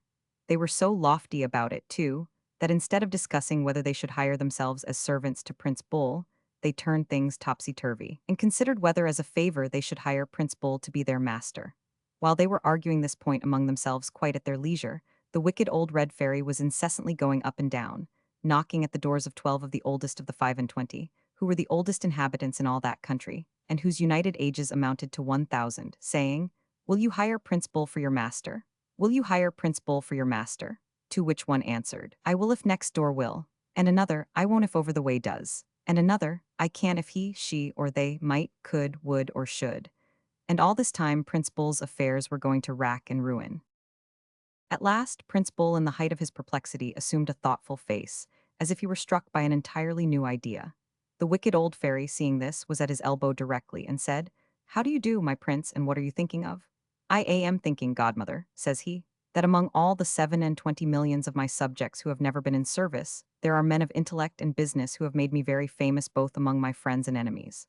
"Ay, truly," says the fairy. "Ay, truly," says the prince. "And what then?" says the fairy. "Why then," says he, "since the regular old class of servants do so ill, are so hard to get, and carry it with so high a hand, perhaps I might try to make good servants of some of these." The words had no sooner passed his lips than she returned, chuckling, "You think so, do you? Indeed, my prince?" Tape. Thereupon he directly forgot what he was thinking of, and cried out lamentably to the old servants, "Oh, do come and hire your poor old master. Pray do, on any terms." And this, for the present, finishes the story of Prince Bull. I wish I could wind it up by saying that he lived happy ever afterwards, but I cannot in my conscience do so. For, with tape at his elbow, and his estranged children fatally repelled by her from coming near him, I do not, to tell you the plain truth, believe in the possibility of such an end to it. Plated article. Putting up for the night in one of the chiefest towns of Staffordshire, I find it to be by no means a lively town. In fact, it is as dull and dead a town as anyone could desire not to see. It seems as if its whole population might be imprisoned in its railway station. The refreshment room at that station is a vortex of dissipation compared with the extinct town inn, the Dodo, in the dull High Street. Why High Street? Why not rather Low Street, Flat Street, Low-Spirited Street, Used-Up Street? Where are the people who belong to the High Street?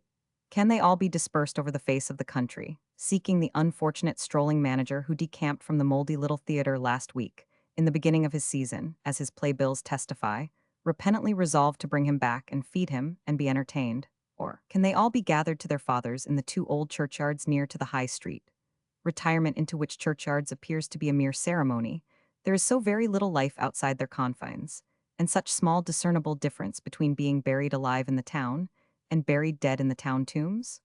Over the way, opposite to the staring blank bow windows of the Dodo, are a little ironmonger's shop, a little tailor's shop, with a picture of the fashions in the small window and a bandy-legged baby on the pavement staring at it, a watchmaker's shop, where all the clocks and watches must be stopped, I am sure, for they could never have the courage to go, with the town in general and the Dodo in particular looking at them. Shade of Miss Linwood, erst of Leicester Square, London, thou art welcome here, and thy retreat is fitly chosen. I myself was one of the last visitors to that awful storehouse of thy life's work, where an anchorite old man and woman took my shilling with a solemn wonder, and conducting me to a gloomy sepulchre of needlework dropping to pieces with dust and age and shrouded in twilight at high noon, left me there, chilled, frightened, and alone. And now, in ghostly letters on all the dead walls of this dead town, I read thy honored name, and find that thy Last Supper, worked in Berlin wool, invites inspection as a powerful excitement.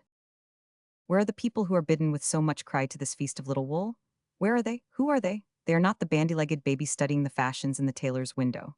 They are not the two earthy ploughmen lounging outside the saddler's shop, in the stiff square where the town hall stands, like a brick and mortar private on parade. They are not the landlady of the Dodo in the empty bar, whose eye had trouble in it and no welcome, when I asked for dinner. They are not the turnkeys of the town jail, looking out of the gateway in their uniforms, as if they had locked up all the balance, as my American friends would say of the inhabitants, and could now rest a little. They are not the two dusty millers in the white mill down by the river, where the great water wheel goes heavily round and round, like the monotonous days and nights in this forgot place. Then who are they, for there is no one else? No, this deponent maketh oath and saith that there is no one else, save and except the waiter at the Dodo, now laying the cloth. I have paced the streets and stared at the houses, and am come back to the blank bow window of the Dodo, and the town clock strikes 7, and the reluctant echoes seem to cry, "Don't wake us." And the bandy-legged baby has gone home to bed. If the Dodo were only a gregarious bird, if he had only some confused idea of making a comfortable nest, I could hope to get through the hours between this and bedtime without being consumed by devouring melancholy. But the Dodo's habits are all wrong. It provides me with a trackless desert of sitting room, with a chair for every day in the year, a table for every month, and a waste of sideboard, where a lonely china vase pines in a corner for its mate long departed, and will never make a match with the candlestick in the opposite corner if it live till doomsday. The Dodo has nothing in the larder. Even now I behold the Boots returning with my soul in a piece of paper, and with that portion of my dinner, the Boots, perceiving me at the blank bow window, slaps his leg as he comes across the road, pretending it is something else. The Dodo excludes the outer air. When I mount up to my bedroom, a smell of closeness and flue gets lazily up my nose like sleepy snuff. The loose little bits of carpet writhe under my tread and take wormy shapes. I don't know the ridiculous man in the looking-glass, beyond having met him once or twice in a dish cover, and I can never shave him tomorrow morning. The Dodo is narrow-minded as to towels, expects me to wash on a Freemason's apron without the trimming. When I ask for soap, gives me a stony-hearted something white, with no more lather in it than the Elgin marbles. The Dodo has seen better days, and possesses interminable stables at the back, silent, grass-grown, broken-windowed, horseless. This mournful bird can fry a sole, however, which is much. Can cook a steak, too, which is more. I wonder where it gets its sherry. If I were to send my pint of wine to some famous chemist to be analyzed, what would it turn out to be made of? It tastes of pepper, sugar, bitter almonds, vinegar, warm knives, any flat drinks, and a little brandy. Would it unman a Spanish exile by reminding him of his native land at all? I think not. If there really be any townspeople out of the churchyards, and if a caravan of them ever do dine, with a bottle of wine per man, in this desert of the dodo, it must make good for the doctor next day. Where was the waiter born? How did he come here? Has he any hope of getting away from here? Does he ever receive a letter or take a ride upon the railway or see anything but the dodo?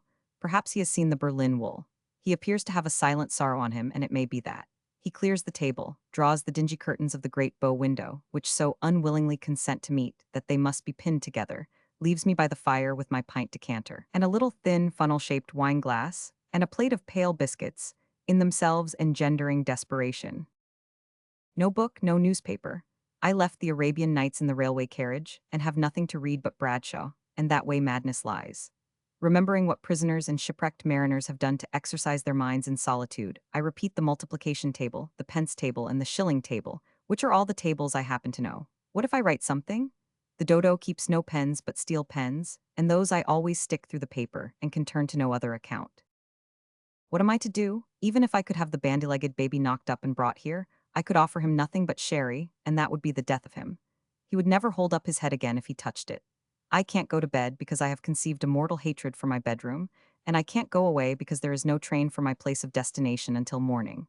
To burn the biscuits will be but a fleeting joy. Still, it is a temporary relief, and here they go on the fire. Shall I break the plate? First let me look at the back and see who made it. Copeland. Copeland, stop a moment. Was it yesterday I visited Copeland's works and saw them making plates? In the confusion of traveling about, it might be yesterday or it might be yesterday month, but I think it was yesterday. I appeal to the plate. The plate says, decidedly, yesterday. I find the plate, as I look at it, growing into a companion. Don't you remember, says the plate, how you steamed away, yesterday morning in the bright sun and the east wind, along the valley of the sparkling Trent? Don't you recollect how many kilns you flew past, looking like the bowls of gigantic tobacco pipes, cut short off from the stem and turned upside down? And the fires and the smoke and the roads made with bits of crockery, as if all the plates and dishes in the civilized world had been macadamized, expressly for the laming of all the horses. Of course I do. Yeah. And don't you remember, says the plate, how you alighted at Stoke? A picturesque heap of houses, kilns, smoke, wharfs, canals, and river, lying, as was most appropriate, in a basin, and how, after climbing up the sides of the basin to look at the prospect, you trundled down again at a walking match pace, and straight proceeded to my father's, Copeland's, where the whole of my family, high and low, rich and poor, are turned out upon the world from our nursery and seminary, covering some 14 acres of ground? And don't you remember what we spring from? Heaps of lumps of clay, partially prepared and cleaned in Devonshire and Dorsetshire, whence said clay principally comes, and hills of flint without which we should want our ringing sound and should never be musical? And as to the flint, don't you recollect that it is first burnt in kilns, and is then laid under the 4 iron feet of a demon slave, subject to violent stamping fits, who, when they come on, stamps away insanely with his 4 iron legs, and would crush all the flint in the Isle of Thanet to powder without leaving off? And as to the clay, don't you recollect how it is put into mills or teasers, and is sliced and dug and cut at by endless knives, clogged and sticky but persistent, and is pressed out of that machine through a square trough whose form it takes, and is cut off in square lumps and thrown into a vat, and there mixed with water, and beaten to pulp by paddle wheels, and is then run into a rough house, all rugged beams and ladders splashed with white, superintended by Grindoff the miller in his working clothes, all splashed with white, where it passes through no end of machinery-moved sieves, all splashed with white, arranged in an ascending scale of fineness, some so fine that 300 silk threads cross each other in a single square inch of their surface, and all in a violent state of ague with their teeth forever chattering, their bodies forever shivering. And as to the flint again, isn't it mashed and mollified and troubled and soothed, exactly as rags are in a paper mill, until it is reduced to a pap so fine that it contains no atom of grit perceptible to the nicest taste? And as to the flint and the clay together, are they not, after all this, mixed in the proportion of 5 of clay to 1 of flint? And isn't the compound, known as slip, run into oblong troughs where its superfluous moisture may evaporate? And finally, isn't it slapped and banged and beaten and patted and kneaded and wedged and knocked about like butter, until it becomes a beautiful gray dough, ready for the potter's use? Regard of the potter, popularly so called, says the plate. You don't mean to say you have forgotten that a workman called a thrower is the man under whose hand this gray dough takes the shapes of the simpler household vessels as quickly as the eye can follow? You don't mean to say you cannot call him up before you, sitting with his attendant woman at his potter's wheel, a disc about the size of a dinner plate, revolving on 2 drums slowly or quickly as he wills, who made you a complete breakfast set for a bachelor, as a good-humored little offhand joke? You remember how he took up as much dough as he wanted, and throwing it on his wheel, in a moment fashioned it into a teacup, caught up more clay and made a saucer, a larger dab and whirled it into a teapot, winked at a smaller dab and converted it into the lid of the teapot, accurately fitting by the measurement of his eye alone, coaxed a middle-sized dab for 2 seconds, broke it, turned it over at the rim, and made a milk pot, laughed, and turned out a slop basin, coughed, and provided for the sugar?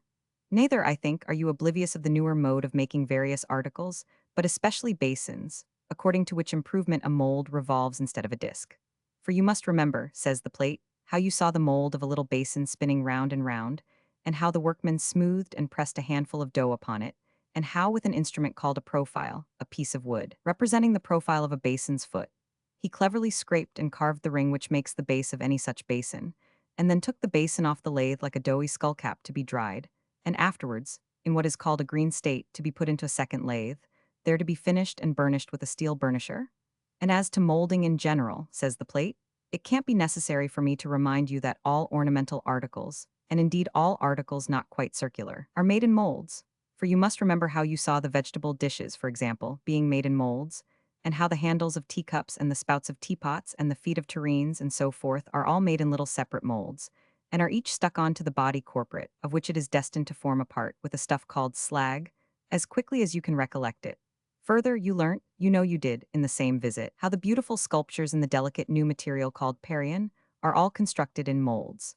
How, into that material, animal bones are ground up because the phosphate of lime contained in bones makes it translucent. How everything is molded before going into the fire, 1/4 larger than it is intended to come out of the fire, because it shrinks in that proportion in the intense heat.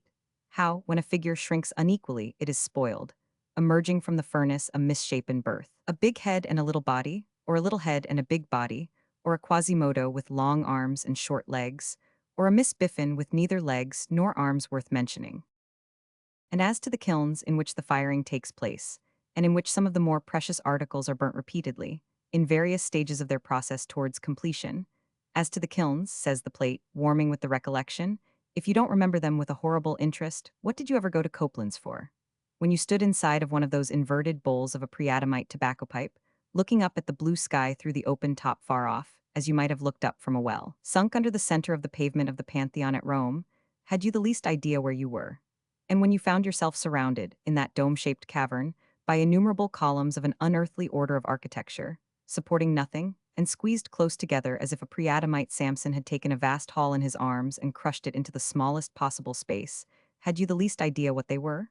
No, says the plate, of course not. And when you found that each of those pillars was a pile of ingeniously made vessels of coarse clay, called saggers, looking, when separate, like raised pies for the table of the mighty giant Blunderbore, and now all full of various articles of pottery ranged in them in baking order, the bottom of each vessel serving for the cover of the one below, and the whole kiln rapidly filling with these, tier upon tier, until the last workman should have barely room to crawl out, before the closing of the jagged aperture in the wall and the kindling of the gradual fire.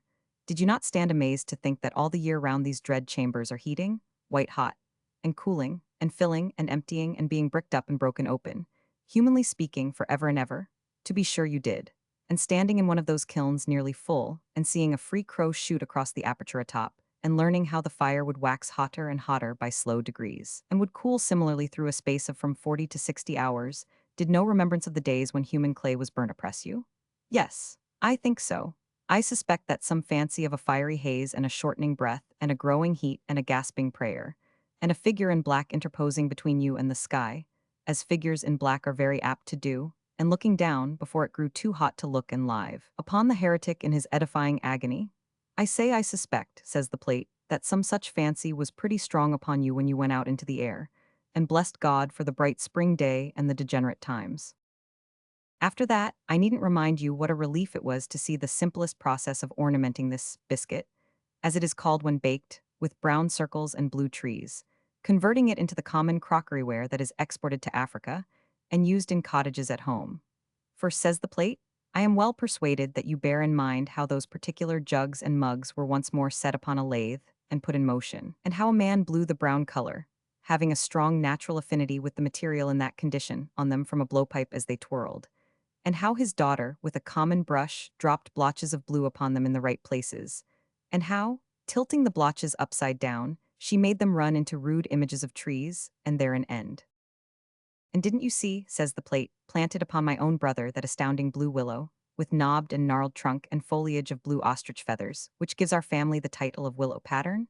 And didn't you observe, transferred upon him at the same time, that blue bridge which spans nothing, growing out from the roots of the willow, and the three blue Chinese going over it into a blue temple, which has a fine crop of blue bushes sprouting out of the roof, and a blue boat sailing above them, the mast of which is burglariously sticking itself into the foundations of a blue villa, suspended sky-high, surmounted by a lump of blue rock, sky-higher, and a couple of billing blue birds, sky-highest, together with the rest of that amusing blue landscape, which has, in deference to our revered ancestors of the Cerulean Empire, and in defiance of every known law of perspective, adorned millions of our family ever since the days of platters. Didn't you inspect the copperplate on which my pattern was deeply engraved?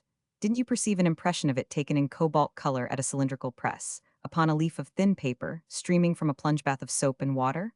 Wasn't the paper impression daintily spread, by a light-fingered damsel, you know you admired her, over the surface of the plate, and the back of the paper rubbed prodigiously hard, with a long tight roll of flannel, tied up like a round of hung beef, without so much as ruffling the paper, wet as it was? Then, says the plate, was not the paper washed away with a sponge, and didn't there appear, set off upon the plate, this identical piece of paraphiolite blue distemper which you now behold? Not to be denied. I had seen all this and more. I had been shown at Copeland's patterns of beautiful design, in faultless perspective, which are causing the ugly old willow to wither out of public favor, and which, being quite as cheap, insinuate good wholesome natural art into the humblest households.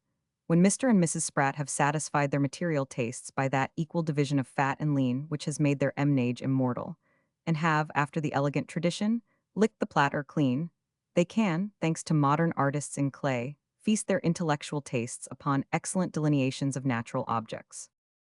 This reflection prompts me to transfer my attention from the blue plate to the forlorn but cheerfully painted vase on the sideboard. And surely, says the plate, you have not forgotten how the outlines of such groups of flowers as you see there are printed just as I was printed, and are afterwards shaded and filled in with metallic colors by women and girls.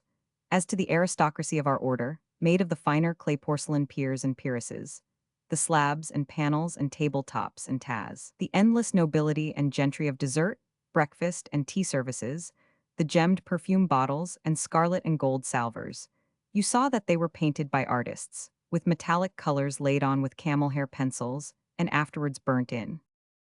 And talking of burning in, says the plate, didn't you find that every subject, from the willow pattern to the landscape after Turner, having been framed upon clay or porcelain biscuit, has to be glazed? Of course, you saw the glaze, composed of various vitreous materials, laid over every article, and of course you witnessed the close imprisonment of each piece in saggars upon the separate system, rigidly enforced by means of fine-pointed earthenware stilts placed between the articles to prevent the slightest communication or contact.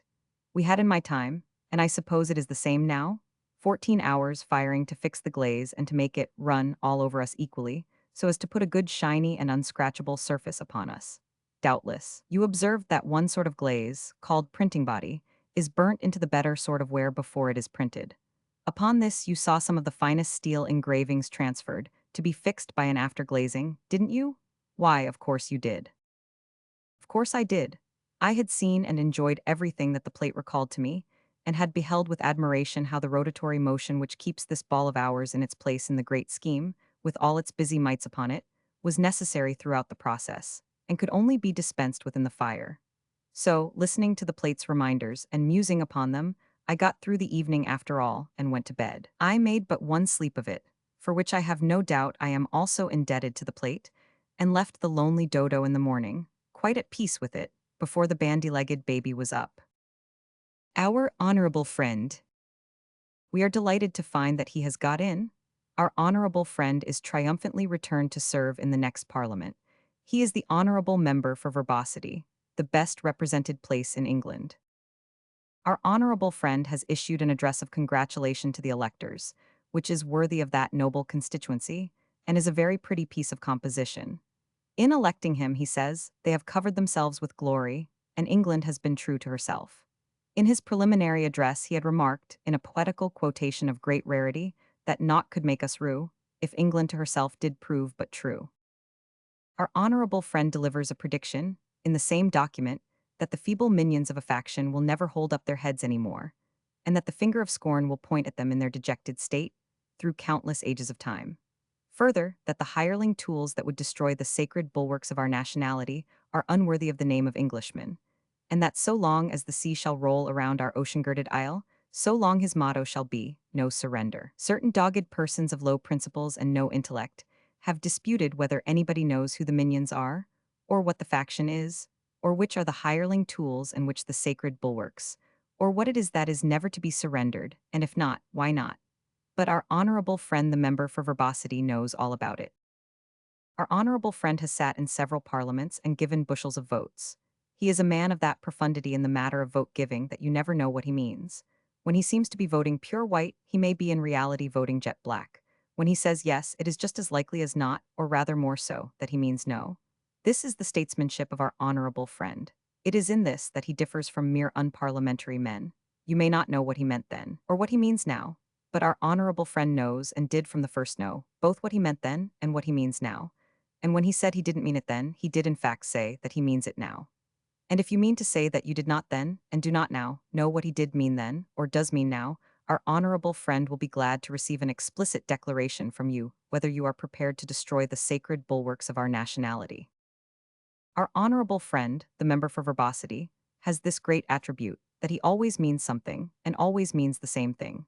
When he came down to that house and mournfully boasted in his place, as an individual member of the assembled commons of this great and happy country, that he could lay his hand upon his heart, and solemnly declare that no consideration on earth should induce him, at any time or under any circumstances, to go as far north as Berwick-upon-Tweed. And when he nevertheless, next year, did go to Berwick-upon-Tweed, and even beyond it to Edinburgh, he had one single meaning, one and indivisible.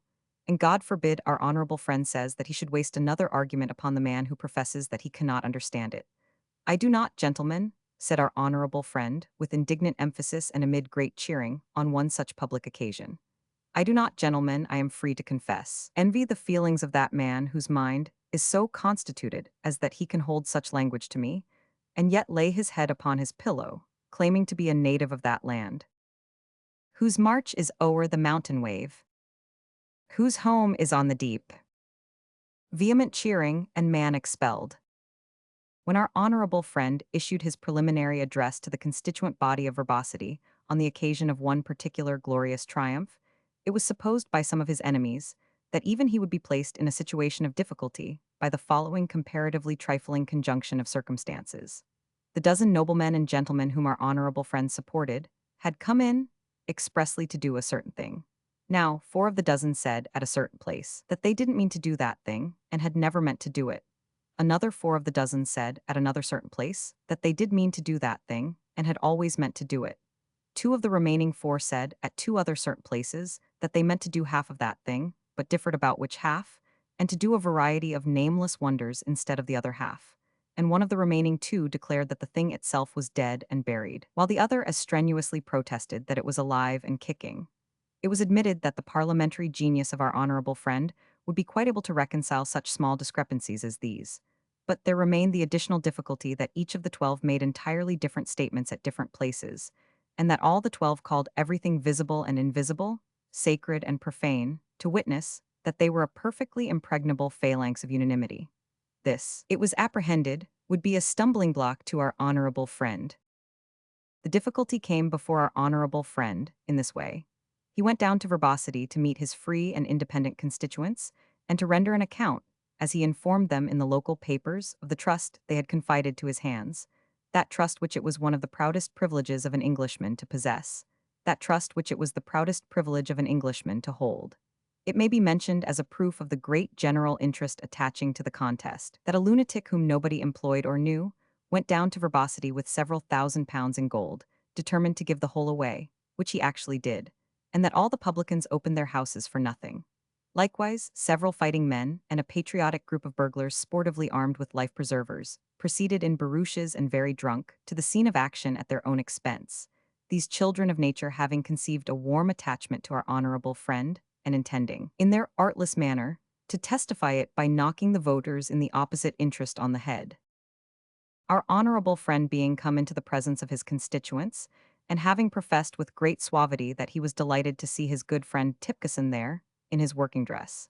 His good friend Tipkisson being an inveterate saddler, who always opposes him, and for whom he has a mortal hatred. made them a brisk, gingerberry sort of speech, in which he showed them how the dozen noblemen and gentlemen had, in exactly 10 days from their coming in, exercised a surprisingly beneficial effect on the whole financial condition of Europe, had altered the state of the exports and imports for the current half year, had prevented the drain of gold, had made all that matter right about the glut of the raw material, and had restored all sorts of balances with which the superseded noblemen and gentlemen had played the deuce. And all this, with wheat at so much a quarter, gold at so much an ounce, and the Bank of England discounting good bills at so much per cent. He might be asked, he observed in a peroration of great power, what were his principles? His principles were what they always had been. His principles were written in the countenances of the lion and unicorn, were stamped indelibly upon the royal shield which those grand animals supported, and upon the free words of fire which that shield bore. His principles were Britannia and her sea king Trident.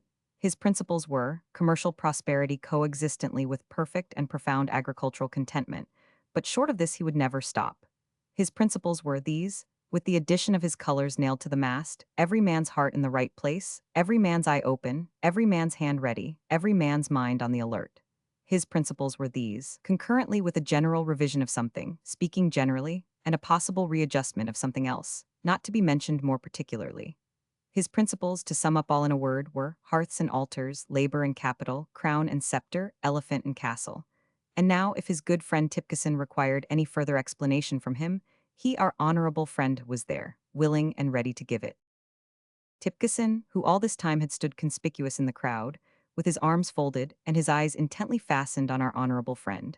Tipkisson, who throughout our honorable friend's address had not relaxed a muscle of his visage, but had stood there, wholly unaffected by the torrent of eloquence, an object of contempt and scorn to mankind, by which we mean, of course, to the supporters of our honorable friend. Tipkisson now said that he was a plain man, cries of "You are indeed," and that what he wanted to know was what our honorable friend and the dozen noblemen and gentlemen were driving at. Our honorable friend immediately replied, "At the illimitable perspective." It was considered by the whole assembly that this happy statement of our honorable friend's political views ought, immediately, to have settled Tipkisson's business and covered him with confusion. But that implacable person, regardless of the execrations that were heaped upon him from all sides, by which we mean, of course, from our honorable friend's side, persisted in retaining an unmoved countenance, and obstinately retorted that if our honorable friend meant that, he wished to know what that meant. It was in repelling this most objectionable and indecent opposition that our honorable friend displayed his highest qualifications for the representation of verbosity. His warmest supporters present, and those who were best acquainted with his generalship, supposed that the moment was come when he would fall back upon the sacred bulwarks of our nationality. No such thing. He replied thus: "My good friend Tipkisson, gentlemen, wishes to know what I mean when he asks me what we are driving at, and when I candidly tell him, at the illimitable perspective, he wishes, if I understand him, to know what I mean?" "I do," says Tipkisson amid cries of shame and down with him. "Gentlemen," says our honorable friend, "I will indulge my good friend Tipkisson by telling him both what I mean and what I don't mean." Cheers and cries of "Give it him." Be it known to him then, and to all whom it may concern, that I do mean altars, hearths, and homes, and that I don't mean mosques and Mohammedanism. The effect of this home thrust was terrific. Tipkisson, who is a Baptist, was hooted down and hustled out, and has ever since been regarded as a Turkish renegade who contemplates an early pilgrimage to Mecca. Nor was he the only discomfited man. The charge, while it stuck to him, was magically transferred to our honorable friend's opponent, who was represented in an immense variety of placards as a firm believer in Mahomet, and the men of verbosity were asked to choose between our honorable friend and the Bible, and our honorable friend's opponent and the Quran. They decided for our honorable friend, and rallied round the illimitable perspective. It has been claimed for our honorable friend, with much appearance of reason, that he was the first to bend sacred matters to electioneering tactics. However this may be, the fine precedent was undoubtedly set in a verbosity election, and it is certain that our honorable friend, who was a disciple of Brahma in his youth, and was a Buddhist when we had the honor of traveling with him a few years ago, always professes in public more anxiety than the whole bench of bishops, regarding the theological and doxological opinions of every man, woman, and child in the United Kingdom. As we began by saying that our honorable friend has got in again at this last election, and that we are delighted to find that he has got in, so we will conclude. Our honorable friend cannot come in for verbosity too often. It is a good sign, it is a great example. It is to men like our honorable friend, and to contests like those from which he comes triumphant, that we are mainly indebted for that ready interest in politics, that fresh enthusiasm in the discharge of the duties of citizenship, that ardent desire to rush to the poll, at present so manifest throughout England.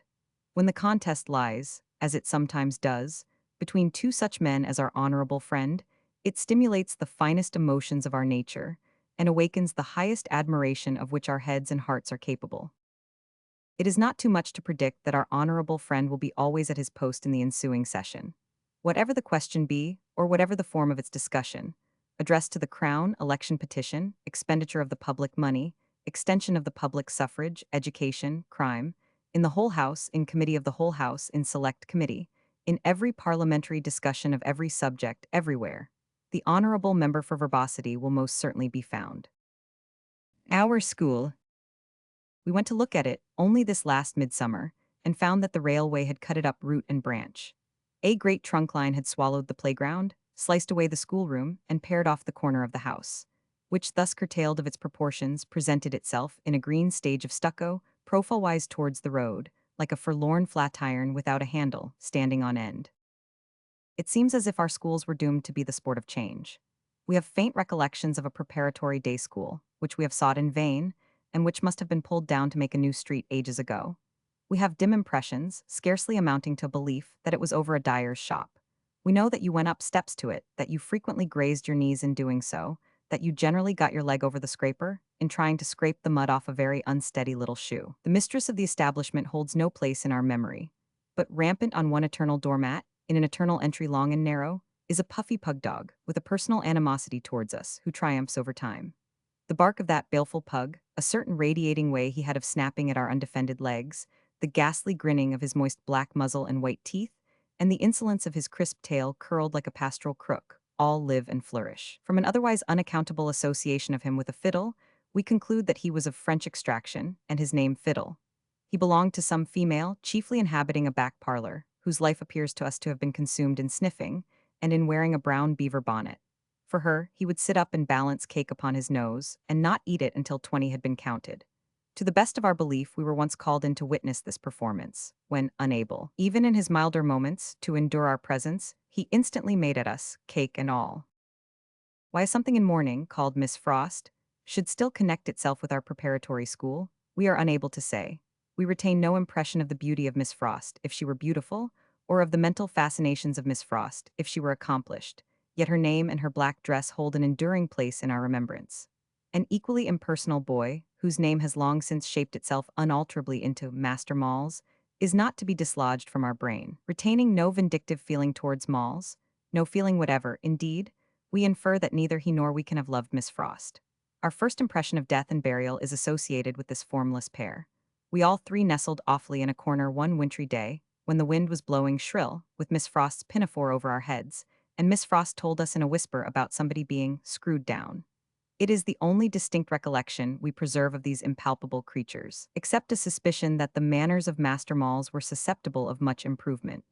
Generally speaking, we may observe that whenever we see a child intently occupied with its nose, to the exclusion of all other subjects of interest, our mind reverts, in a flash, to Master Malls. But the school that was our school before the railroad came and overthrew it was quite another sort of place. We were old enough to be put into Virgil when we went there, and to get prizes for a variety of polishing on which the rust has long accumulated. It was a school of some celebrity in its neighborhood, nobody could have said why, and we had the honor to attain and hold the eminent position of first boy. The master was supposed among us to know nothing, and one of the ushers was supposed to know everything. We are still inclined to think the first-named supposition perfectly correct. We have a general idea that its subject had been in the leather trade, and had bought us, meaning our school, of another proprietor who was immensely learned. Whether this belief had any real foundation, we are not likely ever to know now. The only branches of education with which he showed the least acquaintance were ruling and corporally punishing. He was always ruling ciphering books with a bloated mahogany ruler, or smiting the palms of offenders with the same diabolical instrument, or viciously drawing a pair of pantaloons tight with one of his large hands, and caning the wearer with the other. We have no doubt whatever that this occupation was the principal solace of his existence. A profound respect for money pervaded our school, which was, of course, derived from its chief. We remember an idiotic, goggle-eyed boy, with a big head and half-crowns without end, who suddenly appeared as a parlor boarder, and was rumored to have come by sea from some mysterious part of the earth where his parents rolled in gold.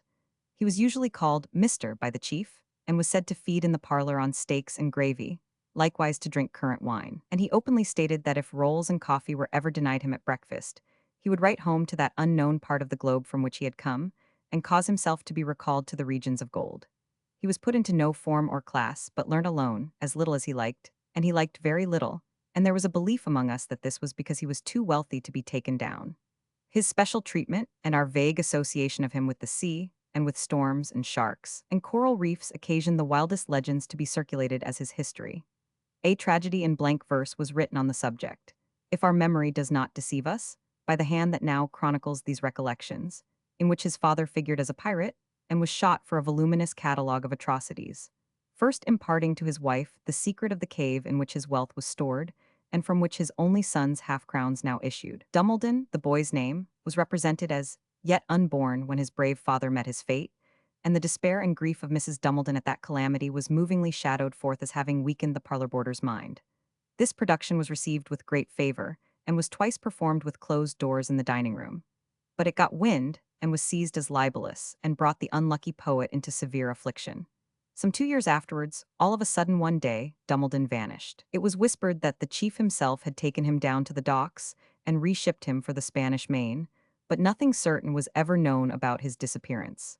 At this hour, we cannot thoroughly disconnect him from California. Our school was rather famous for mysterious pupils. There was another, a heavy young man with a large double-cased silver watch and a fat knife the handle of which was a perfect toolbox, who unaccountably appeared one day at a special desk of his own, erected close to that of the chief, with whom he held familiar converse. He lived in the parlor and went out for his walks and never took the least notice of us, even of us, the first boy, unless to give us a deprecatory kick, or grimly to take our hat off and throw it away, when he encountered us out of doors, which unpleasant ceremony he always performed as he passed, not even condescending to stop for the purpose. Some of us believed that the classical attainments of this phenomenon were terrific, but that his penmanship and arithmetic were defective, and he had come there to mend them. Others that he was going to set up a school, and had paid the chief £25 down, for leave to see our school at work. The gloomier spirits even said that he was going to buy us, against which contingency, conspiracies were set on foot for a general defection and running away. However, he never did that. After staying for a quarter, during which period, though closely observed, he was never seen to do anything but make pens out of quills, write small hand in a secret portfolio, and punch the point of the sharpest blade in his knife into his desk all over it, he too disappeared, and his place knew him no more. There was another boy, a fair, meek boy, with a delicate complexion and rich curling hair, who, we found out, or thought we found out, we have no idea now, and probably had none then on what grounds, but it was confidentially revealed from mouth to mouth, was the son of a viscount who had deserted his lovely mother. It was understood that if he had his rights, he would be worth 20,000 a year, and that if his mother ever met his father, she would shoot him with a silver pistol which she carried, always loaded to the muzzle for that purpose. He was a very suggestive topic. So was a young mulatto, who was always believed, though very amiable, to have a dagger about him somewhere. But we think they were both outshone, upon the whole, by another boy who claimed to have been born on the 29th of February, and to have only one birthday in 5 years. We suspect this to have been a fiction, but he lived upon it all the time he was at our school. The principal currency of our school was slate pencil. It had some inexplicable value, that was never ascertained, never reduced to a standard. To have a great hoard of it was somehow to be rich. We used to bestow it in charity, and confer it as a precious boon upon our chosen friends. When the holidays were coming, contributions were solicited for certain boys whose relatives were in India, and who were appealed for under the generic name of holiday stoppers, appropriate marks of remembrance that should enliven and cheer them in their homeless state. Personally, we always contributed these tokens of sympathy in the form of slate pencil, and always felt that it would be a comfort and a treasure to them. Our school was remarkable for white mice. Red poles, linnets, and even canaries were kept in desks, drawers, hat boxes, and other strange refuges for birds, but white mice were the favorite stock. The boys trained the mice much better than the masters trained the boys. We recall one white mouse who lived in the cover of a Latin dictionary, who ran up ladders, drew Roman chariots, shouldered muskets, turned wheels, and even made a very creditable appearance on the stage as the dog of Montargis. He might have achieved greater things, but for having the misfortune to mistake his way in a triumphal procession to the Capitol, when he fell into a deep inkstand, and was dyed black and drowned. The mice were the occasion of some most ingenious engineering, in the construction of their houses and instruments of performance. The famous one belonged to a company of proprietors, some of whom have since made railroads, engines, and telegraphs. The chairman has erected mills and bridges in New Zealand. The usher at our school, who was considered to know everything as opposed to the chief, who was considered to know nothing, was a bony, gentle-faced, clerical-looking young man in rusty black. It was whispered that he was sweet upon one of Maxby's sisters. Maxby lived close by and was a day pupil, and further that he favored Maxby. As we remember, he taught Italian to Maxby's sisters on half-holidays. He once went to the play with them and wore a white waistcoat and a rose, which was considered among us equivalent to a declaration. We were of opinion on that occasion that to the last moment he expected Maxby's father to ask him to dinner at 5 o'clock, and therefore neglected his own dinner at 1:30, and finally got none. We exaggerated in our imaginations the extent to which he punished Maxby's father's cold meat at supper, and we agreed to believe that he was elevated with wine and water when he came home. But we all liked him, for he had a good knowledge of boys, and would have made it a much better school if he had had more power. He was writing master, mathematical master, English master, made out the bills, mended the pens, and did all sorts of things. He divided the little boys with the Latin master. They were smuggled through their rudimentary books at odd times when there was nothing else to do, and he always called at parents' houses to inquire after sick boys because he had gentlemanly manners. He was rather musical, and on some remote quarter day had bought an old trombone, but a bit of it was lost, and it made the most extraordinary sounds when he sometimes tried to play it of an evening. His holidays never began, on account of the bills, until long after hours, but in the summer vacations he used to take pedestrian excursions with a knapsack. And at Christmas time, he went to see his father at Chipping Norton, who we all said, on no authority, was a dairy-fed pork butcher. Poor fellow, he was very low all day on Maxby's sister's wedding day, and afterwards was thought to favor Maxby more than ever, though he had been expected to spite him. He has been dead these 20 years, poor fellow. Our remembrance of our school presents the Latin master as a colorless, doubled-up, nearsighted man with a crutch, who was always cold, and always putting onions into his ears for deafness, and always disclosing ends of flannel under all his garments, and almost always applying a ball of pocket handkerchief to some part of his face with a screwing action round and round. He was a very good scholar, and took great pains where he saw intelligence and a desire to learn. Otherwise, perhaps not. Memory presents him, unless teased into a passion with as little energy as color, as having been worried and tormented into monotonous feebleness, as having had the best part of his life ground out of him in a mill of boys. We remember with terror how he fell asleep one sultry afternoon with the little smuggled class before him, and awoke not when the footstep of the chief fell heavy on the floor. How the chief aroused him, in the midst of a dread silence, and said, "Mr. Blinkins, are you ill, sir?" How he blushingly replied, "Sir, rather so." How the chief retorted with severity, "Mr. Blinkins, this is no place to be ill in," which was very, very true, and walked back solemn as the ghost in Hamlet, until, catching a wandering eye, he called that boy for inattention, and happily expressed his feelings towards the Latin master through the medium of a substitute. There was a fat little dancing master who used to come in a gig, and taught the more advanced among us hornpipes, as an accomplishment in great social demand in after life. And there was a brisk little French master who used to come in the sunniest weather with a handleless umbrella, and to whom the chief was always polite because, as we believed, if the chief offended him, he would instantly address the chief in French, and forever confound him before the boys with his inability to understand or reply. There was besides a serving man whose name was Phil. Our retrospective glance presents Phil as a shipwrecked carpenter, cast away upon the desert island of a school, and carrying into practice an ingenious inkling of many trades. He mended whatever was broken, and made whatever was wanted. He was general glazier, among other things, and mended all the broken windows, at the prime cost, as was darkly rumored among us, of ninepence, for every square charged 3 and 6 to parents. We had a high opinion of his mechanical genius, and generally held that the chief knew something bad of him, and on pain of divulgence enforced Phil to be his bondsman. We particularly remember that Phil had a sovereign contempt for learning, which engenders in us a respect for his sagacity, as it implies his accurate observation of the relative positions of the chief and the ushers. He was an impenetrable man, who waited at table between whiles, and throughout the half kept the boxes in severe custody. He was morose, even to the chief, and never smiled except at breaking up, when in acknowledgment of the toast, "Success to Phil, hooray!" He would slowly carve a grin out of his wooden face where it would remain until we were all gone. Nevertheless, one time when we had the scarlet fever in the school, Phil nursed all the sick boys of his own accord and was like a mother to them. There was another school not far off, and of course our school could have nothing to say to that school. It is mostly the way with schools, whether of boys or men. Well, The railway has swallowed up ours, and the locomotives now run smoothly over its ashes. So fades and languishes, grows dim and dies. All that this world is proud of, and is not proud of too. It had little reason to be proud of our school, and has done much better since in that way, and will do far better yet. Our vestry. We have the glorious privilege of being always in hot water if we like. We are a shareholder in a great parochial British joint stock bank of Balderdash. We have a vestry in our borough, and can vote for a vestryman, might even be a vestryman mayhap, if we were inspired by a lofty and noble ambition. Which we are not. Our vestry is a deliberative assembly of the utmost dignity and importance. Like the Senate of ancient Rome, its awful gravity overpowers, or ought to overpower, barbarian visitors. It sits in the Capitol, we mean in the Capitol building erected for it, chiefly on Saturdays, and shakes the earth to its center with the echoes of its thundering eloquence in a Sunday paper. To get into this vestry in the eminent capacity of vestryman, gigantic efforts are made, and Herculean exertions used.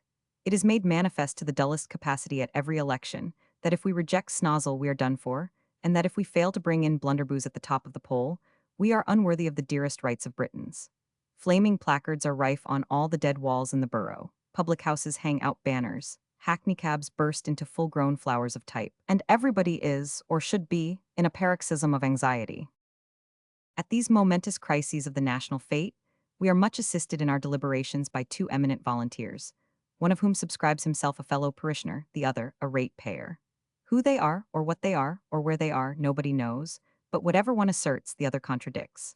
They are both voluminous writers, inditing more epistles than Lord Chesterfield in a single week, and the greater part of their feelings are too big for utterance in anything less than capital letters. They require the additional aid of whole rows of notes of admiration, like balloons, to point their generous indignation, and they sometimes communicate a crushing severity to stars, as thus. Men of MONUMENT. Your consideration of these questions is recommended to you by a fellow parishioner. It was to this important public document that one of our first orators, Mr. Mag, of Little Winkling Street, adverted when he opened the great debate of the 14th of November by saying, "Sir, I hold in my hand an anonymous slander," and when the interruption with which he was at that point assailed by the opposite faction gave rise to that memorable discussion on a point of order, which will ever be remembered with interest by constitutional assemblies. In the animated debate to which we refer, no fewer than 37 gentlemen, many of them of great eminence, including Mr. Wigsby of Chumbledon Square, were seen upon their legs at one time, and it was on the same great occasion that Dogginson, regarded in our vestry as a regular John Bull, we believe, in consequence of his having always made up his mind on every subject without knowing anything about it, informed another gentleman of similar principles on the opposite side, that if he cheeked him, he would resort to the extreme measure of knocking his blessed head off. This was a great occasion, but our vestry shines habitually. In asserting its own preeminence, for instance, it is very strong. On the least provocation or on none, it will be clamorous to know whether it is to be dictated to, or trampled on, or ridden over roughshod. Its great watchword is self-government. That is to say, supposing our vestry to favor any little harmless disorder like typhus fever, and supposing the government of the country to be, by any accident, in such ridiculous hands, as that any of its authorities should consider it a duty to object to typhus fever, obviously an unconstitutional objection. Then, our vestry cuts in with a terrible manifesto about self-government, and claims its independent right to have as much typhus fever as pleases itself. Some absurd and dangerous persons have represented, on the other hand, that though our vestry may be able to beat the bounds of its own parish, it may not be able to beat the bounds of its own diseases, which say they spread over the whole land in an ever-expanding circle of waste, and misery, and death, and widowhood, and orphanage, and desolation. But our vestry makes short work of any such fellows as these. Was our vestry, pink of vestries as it is, that in support of its favorite principle took the celebrated ground of denying the existence of the last pestilence that raged in England, when the pestilence was raging at the vestry doors. Dogginson said it was plums, Mr. Wigsby of Chumbledon Square said it was oysters, Mr. Mag of Little Winkling Street said, amid great cheering, it was the newspapers. The noble indignation of our vestry with that un-English institution, the Board of Health, under those circumstances, yields one of the finest passages in its history. It wouldn't hear of rescue. Like Mr. Joseph Miller's Frenchman, it would be drowned and nobody should save it. transported beyond grammar by its kindled ire, it spoke in unknown tongues and vented unintelligible bellowings, more like an ancient oracle than the modern oracle it is admitted on all hands to be. Rare exigencies produce rare things, and even our vestry, new hatched to the woeful time, came forth a greater goose than ever. But this, again, was a special occasion. Our vestry, at more ordinary periods, demands its meed of praise. Our vestry is eminently parliamentary. Playing at Parliament is its favorite game. It is even regarded by some of its members as a chapel of ease to the House of Commons, a little go to be passed first. It has its strangers' gallery and its reported debates, see the Sunday paper before mentioned, and our vestrymen are in and out of order, and on and off their legs, and above all are transcendently quarrelsome, after the pattern of the real original. Our vestry being assembled, Mr. Mag never begs to trouble Mr. Wigsby with a simple inquiry. He knows better than that. Seeing the honorable gentleman, associated in their minds with Chumbledon Square, in his place, he wishes to ask that honorable gentleman what the intentions of himself, and those with whom he acts, may be, on the subject of the paving of the district known as Piglum Buildings. Mr. Wigsby replies, with his eye on next Sunday's paper, that in reference to the question which has been put to him by the honorable gentleman opposite, he must take leave to say, that if that honorable gentleman had had the courtesy to give him notice of that question, he, Mr. Wigsby, would have consulted with his colleagues in reference to the advisability, in the present state of the discussions on the new paving rate, of answering that question. But, as the honorable gentleman has not had the courtesy to give him notice of that question, great cheering from the Wigsby interest, he must decline to give the honorable gentleman the satisfaction he requires. Mr. Mag, instantly rising to retort, is received with loud cries of spoke from the Wigsby interest and with cheers from the Mag side of the house. Moreover, 5 gentlemen rise to order, and one of them, in revenge for being taken no notice of, petrifies the assembly by moving that this vestry do now adjourn, but is persuaded to withdraw that awful proposal, in consideration of its tremendous consequences if persevered in. Mr.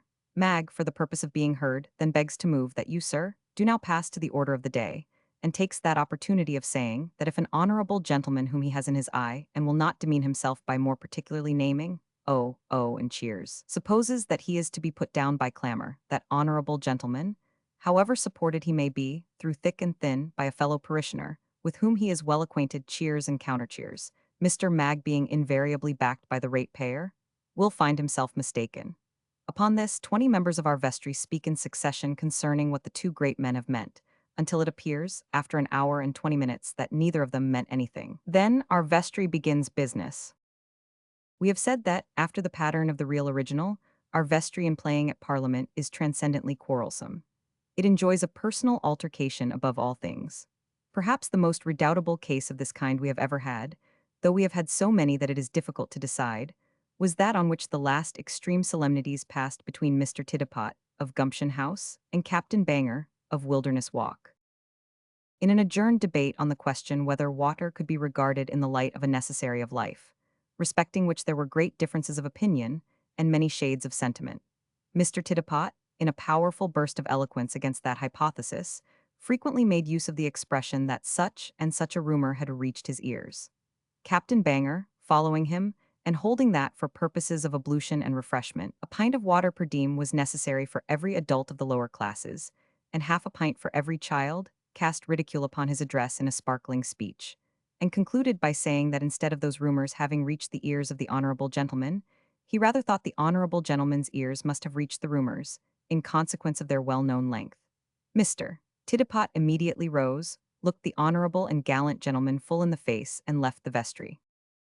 The excitement, at this moment painfully intense, was heightened to an acute degree when Captain Banger rose and also left the vestry. After a few moments of profound silence, one of those breathless pauses never to be forgot, Mr. Chibb of Tuckett's Terrace and the father of the vestry rose. He said that words and looks had passed in that assembly, replete with consequences which every feeling mind must deplore. Time pressed. The sword was drawn, and while he spoke the scabbard might be thrown away. He moved that those honorable gentlemen who had left the vestry be recalled, and required to pledge themselves upon their honor that this affair should go no farther. The motion being by a general union of parties unanimously agreed to, for everybody wanted to have the belligerents there, instead of out of sight. Which was no fun at all. Mr. Mag was deputed to recover Captain Banger, and Mr. Chibb himself to go in search of Mr. Tittipot.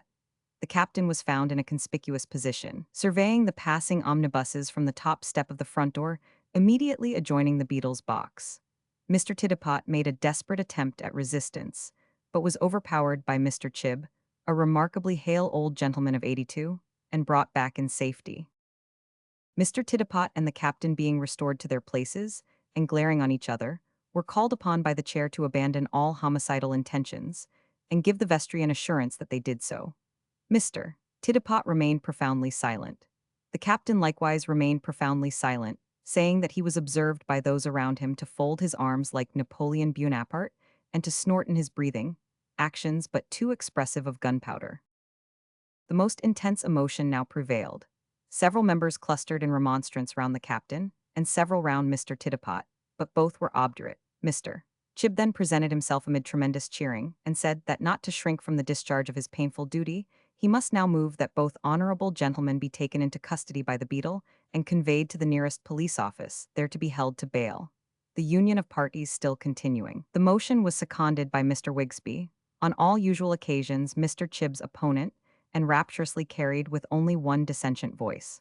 This was Dogginson's, who said from his place, "Let 'em fight it out with fists," but whose coarse remark was received as it merited. The beadle now advanced along the floor of the vestry, and beckoned with his cocked hat to both members. Every breath was suspended. To say that a pin might have been heard to fall would be feebly to express the all-absorbing interest and silence. Suddenly, enthusiastic cheering broke out from every side of the vestry. Captain Banger had risen, being, in fact, pulled up by a friend on either side, and poked up by a friend behind. The captain said, in a deep determined voice, that he had every respect for that vestry and every respect for that chair, that he also respected the honorable gentleman of Gumpton House, but that he respected his honor more. Hereupon the captain sat down, leaving the whole vestry much affected. Mr. Titipot instantly rose, and was received with the same encouragement. He likewise said, and the exquisite art of this orator communicated to the observation an air of freshness and novelty, that he too had every respect for that vestry, that he too had every respect for that chair, that he too respected the honorable and gallant gentleman of Wilderness Walk, but that he too respected his honor more. Howsoever, added the distinguished vestryman, if the honorable and gallant gentleman's honor is never more doubted and damaged than it is by me, he's all right. Captain Banger immediately started up again, and said that after those observations, involving as they did ample concession to his honor without compromising the honor of the honorable gentleman, he would be wanting in honor as well as in generosity, if he did not at once repudiate all intention of wounding the honor of the honorable gentleman, or saying anything dishonorable to his honorable feelings. These observations were repeatedly interrupted by bursts of cheers. Mr. Titipot retorted that he well knew the spirit of honor by which the honorable and gallant gentleman was so honorably animated, and that he accepted an honorable explanation, offered in a way that did him honor.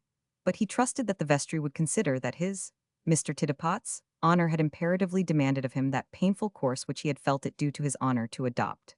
The captain and Mr. Titipot then touched their hats to one another across the vestry, a great many times, and it is thought that these proceedings, reported to the extent of several columns in next Sunday's paper, will bring them in as churchwardens next year. All this was strictly after the pattern of the real original, and so are the whole of our vestry's proceedings. In all their debates, they are laudably imitative of the windy and wordy slang of the real original, and of nothing that is better in it. They have headstrong party animosities, without any reference to the merits of questions. They tack a surprising amount of debate to a very little business. They set more store by forms than they do by substances, all very like the real original. It has been doubted in our borough whether our vestry is of any utility, but our own conclusion is that it is of the use to the borough that a diminishing mirror is to a painter, as enabling it to perceive in a small focus of absurdity all the surface defects of the real original. Sour bore. It is unnecessary to say that we keep a bore. Everybody does. But the bore whom we have the pleasure and honor of enumerating among our particular friends is such a generic bore, and has so many traits, as it appears to us, in common with the great bore family, that we are tempted to make him the subject of the present notes. May he be generally accepted. Our bore is admitted on all hands to be a good-hearted man. He may put 50 people out of temper, but he keeps his own. He preserves a sickly solid smile upon his face, when other faces are ruffled by the perfection he has attained in his art, and has an equable voice which never travels out of one key or rises above one pitch. His manner is a manner of tranquil interest. None of his opinions are startling.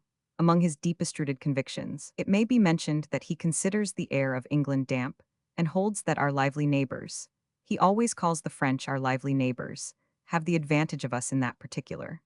Nevertheless, he is unable to forget that John Bull is John Bull all the world over, and that England with all her faults is England still. Our bore has traveled. He could not possibly be a complete bore without having traveled. He rarely speaks of his travels without introducing, sometimes on his own plan of construction, morsels of the language of the country, which he always translates. You cannot name to him any little remote town in France, Italy, Germany, or Switzerland, but he knows it well, stayed there a fortnight under peculiar circumstances. And talking of that little place, perhaps you know a statue over an old fountain, up a little court which is the second, no, the third stay. Yes, the third turning on the right after you come out of the post house, going up the hill towards the market. You don't know that statue, nor that fountain? You surprise him. They are not usually seen by travelers, most extraordinary. He has never yet met with a single traveler who knew them, except one German, the most intelligent man he ever met in his life. But he thought that you would have been the man to find them out. And then he describes them, in a circumstantial lecture half an hour long, generally delivered behind a door which is constantly being opened from the other side, and implores you, if you ever revisit that place, now do go and look at that statue and fountain. Our bore, in a similar manner, being in Italy, made a discovery of a dreadful picture, which has been the terror of a large portion of the civilized world ever since. We have seen the liveliest men paralyzed by it, across a broad dining table. He was lounging among the mountains, sir, basking in the mellow influences of the climate, when he came to una piccola chiesa, a little church, or perhaps it would be more correct to say una piccolissima capella, the smallest chapel you can possibly imagine, and walked in. There was nobody inside but a psycho, a blind man saying his prayers, and a vecchio padre, old friar rattling a money box. But above the head of that friar, and immediately to the right of the altar as you enter, to the right of the altar? No, to the left of the altar as you enter, or say near the center, there hung a painting subject, Virgin and Child, so divine in its expression, so pure and yet so warm and rich in its tone, so fresh in its touch, at once so glowing in its color and so statuesque in its repose that our bore cried out in ecstasy, "That's the finest picture in Italy." And so it is, sir. There is no doubt of it. It is astonishing that that picture is so little known. Even the painter is uncertain. He afterwards took Blum, of the Royal Academy. It is to be observed that our bore takes none but eminent people to see sights, and that none but eminent people take our bore, and you never saw a man so affected in your life as Blum was. He cried like a child, and then our bore begins his description in detail, for all this is introductory, and strangles his hearers with the folds of the purple drapery. By an equally fortunate conjunction of accidental circumstances, it happened that when our bore was in Switzerland, he discovered a valley of that superb character that Chamonix is not to be mentioned in the same breath with it. This is how it was, sir. He was traveling on a mule, had been in the saddle some days, when, as he and the guide, Pierre Blanquo, whom you may know perhaps, our bore is sorry you don't, because he's the only guide deserving of the name, as he and Pierre were descending, towards evening, among those everlasting snows to the little village of La Croix, our bore observed a mountain track turning off sharply to the right. At first he was uncertain whether it was a track at all, and in fact he said to Pierre, "Qu'est-ce que c'est donc, mon ami? What is that, my friend?" "Oh, monsieur," said Pierre, "where, sir?" There," said our bore. "Monsieur, si en est rien de tout, sir, it's nothing at all," said Pierre. "Allons, make haste, il va neiger, it's going to snow." But our bore was not to be done in that way, and he firmly replied, "I wish to go in that direction, je veux y aller. I am bent upon it, je suis determined. And avant, go ahead." In consequence of which firmness on our bore's part, they proceeded, sir, during 2 hours of evening and 3 of moonlight. They waited in a cavern till the moon was up, along the slenderest track, overhanging perpendicularly the most awful gulfs, until they arrived, by a winding descent, in a valley that possibly, and he may say probably, was never visited by any stranger before. What a valley! Mountains piled on mountains, avalanches stemmed by pine forests, waterfalls, chalets, mountain torrents, wooden bridges, every conceivable picture of Swiss scenery. The whole village turned out to receive our bore. The peasant girls kissed him, the men shook hands with him, one old lady of benevolent appearance wept upon his breast. He was conducted, in a primitive triumph, to the little inn, where he was taken ill next morning, and lay for 6 weeks, attended by the amiable hostess, the same benevolent old lady who had wept overnight, and her charming daughter, Fanchette. It is nothing to say that they were attentive to him, they doted on him. They called him in their simple way, L'Ange Anglais, the English angel. When our bore left the valley, there was not a dry eye in the place. Some of the people attended him for miles. He begs and entreats of you as a personal favor, that if you ever go to Switzerland again, you have mentioned that your last visit was your 23rd, you will go to that valley and see Swiss scenery for the first time. And if you want really to know the pastoral people of Switzerland and to understand them, mention in that valley Arbor's name.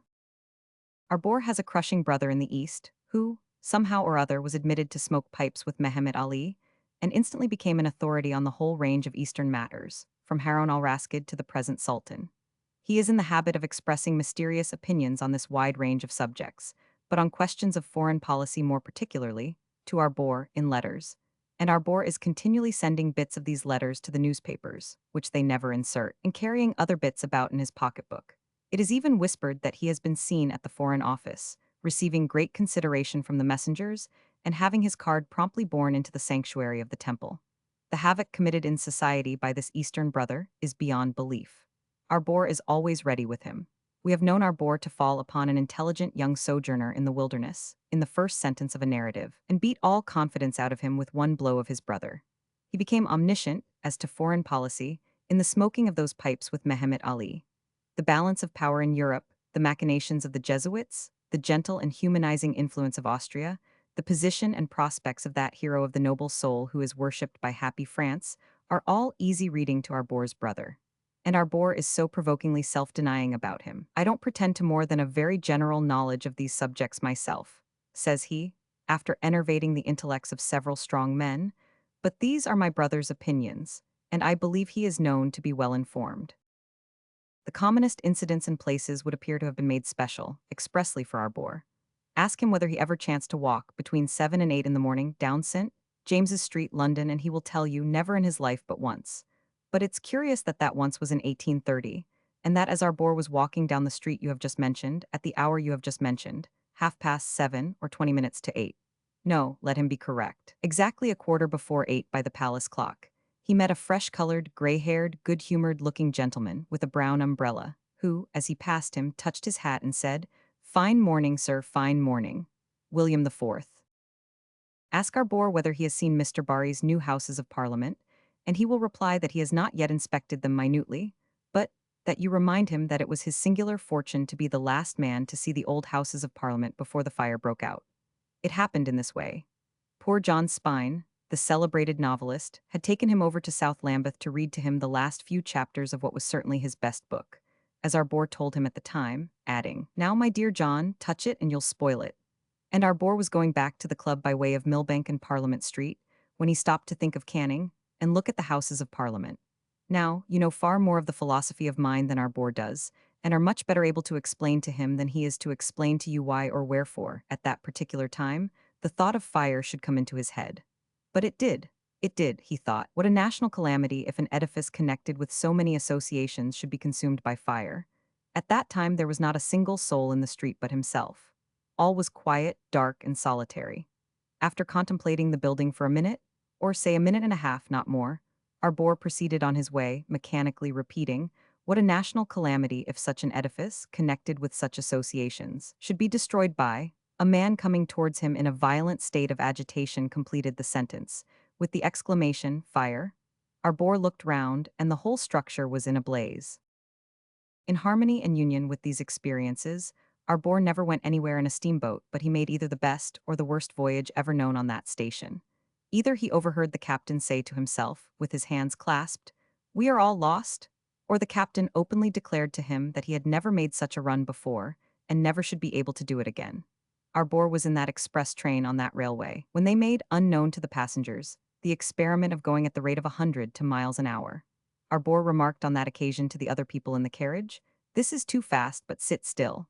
He was at the Norwich Musical Festival when the extraordinary echo for which science has been wholly unable to account was heard for the first and last time. He and the bishop heard it at the same moment and caught each other's eye. He was present at that illumination of St. Peter's, of which the Pope is known to have remarked, as he looked at it out of his window in the Vatican, "O cielo, questa cosa non sarà fatta mai ancora come questa? O heaven, this thing will never be done again like this." He has seen every lion he ever saw under some remarkably propitious circumstances.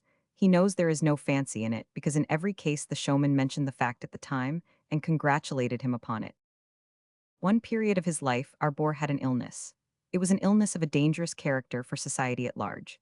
Innocently remarked that you are very well or that somebody else is very well, and Arbor, with a preface that one never knows what a blessing health is until one has lost it, is reminded of that illness, and drags you through the whole of its symptoms, progress, and treatment. Innocently remark that you are not well, or that somebody else is not well, and the same inevitable result ensues. You will learn how our bore felt a tightness about here, sir, for which he couldn't account, accompanied with a constant sensation as if he were being stabbed. Or rather, jobbed, that expresses it more correctly, jobbed with a blunt knife. Well, sir, this went on until sparks began to flit before his eyes, water wheels to turn round in his head, and hammers to beat incessantly, thump, thump, thump, all down his back, along the whole of the spinal vertebra. Our bore, when his sensations had come to this, thought it a duty he owed to himself to take advice, and he said, now, whom shall I consult? He naturally thought of Callow, at that time one of the most eminent physicians in London, and he went to Callow. Callow said liver, and prescribed rhubarb and calomel, low diet and moderate exercise. Our bore went on with this treatment, getting worse every day until he lost confidence in Callow and went to Moon, whom half the town was then mad about.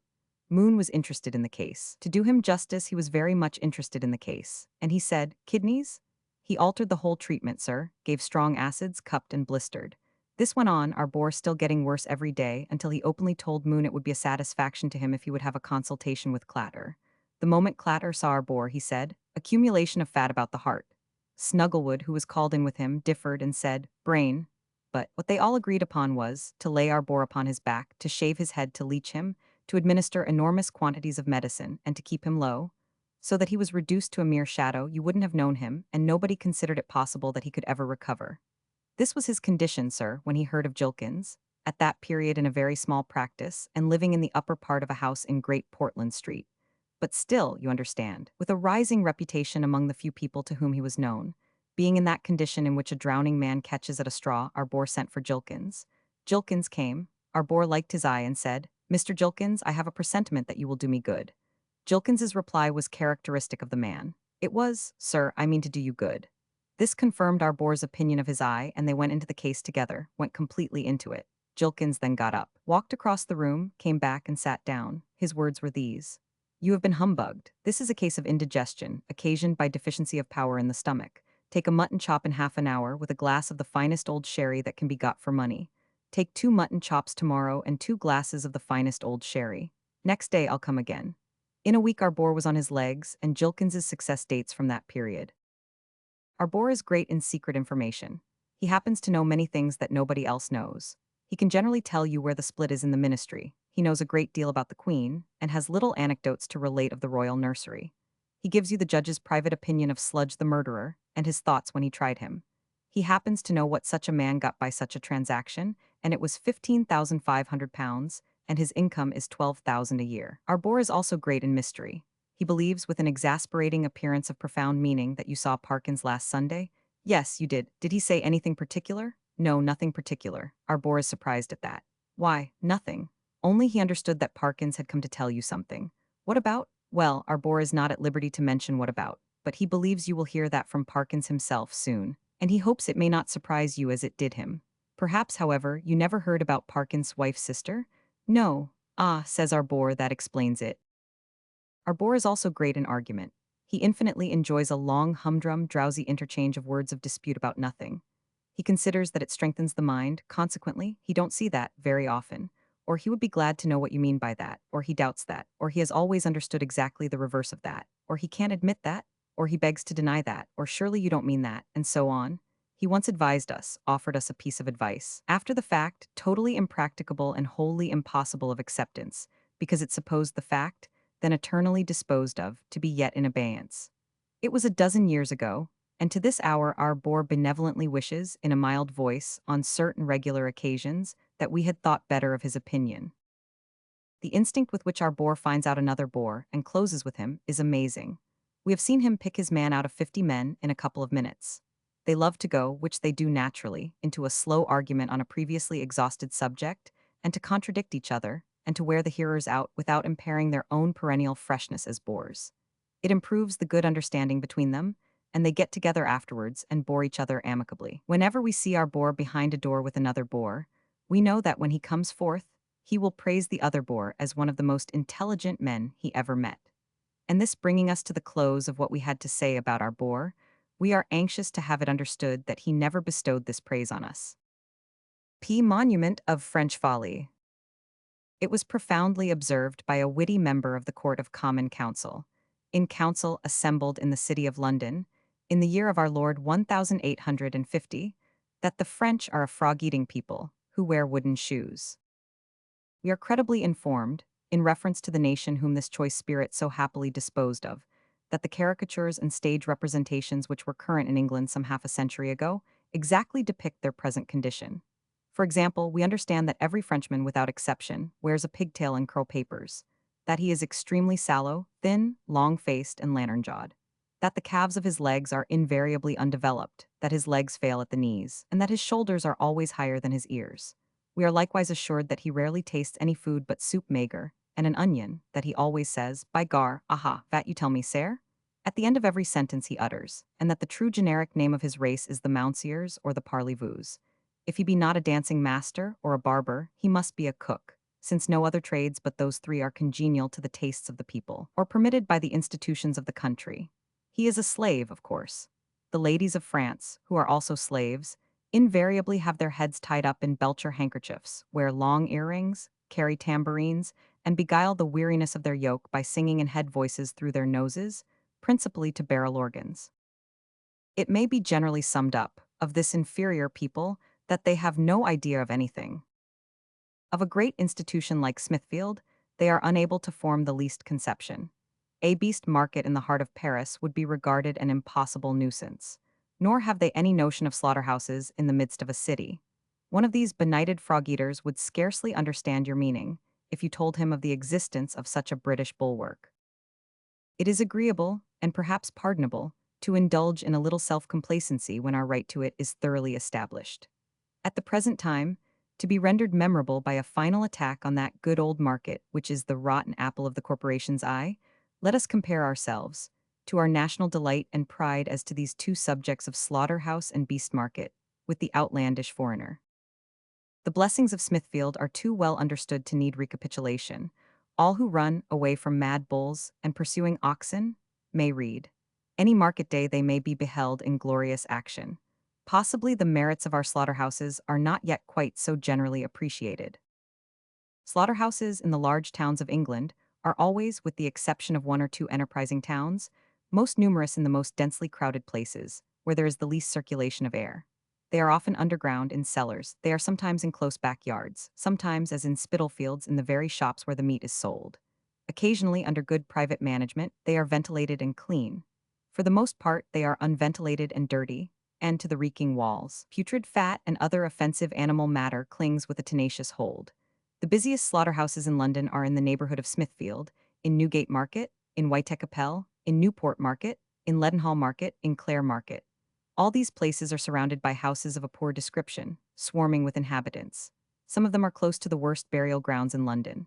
When the slaughterhouse is below the ground, it is a common practice to throw the sheep down areas, neck and crop, which is exciting but not at all cruel.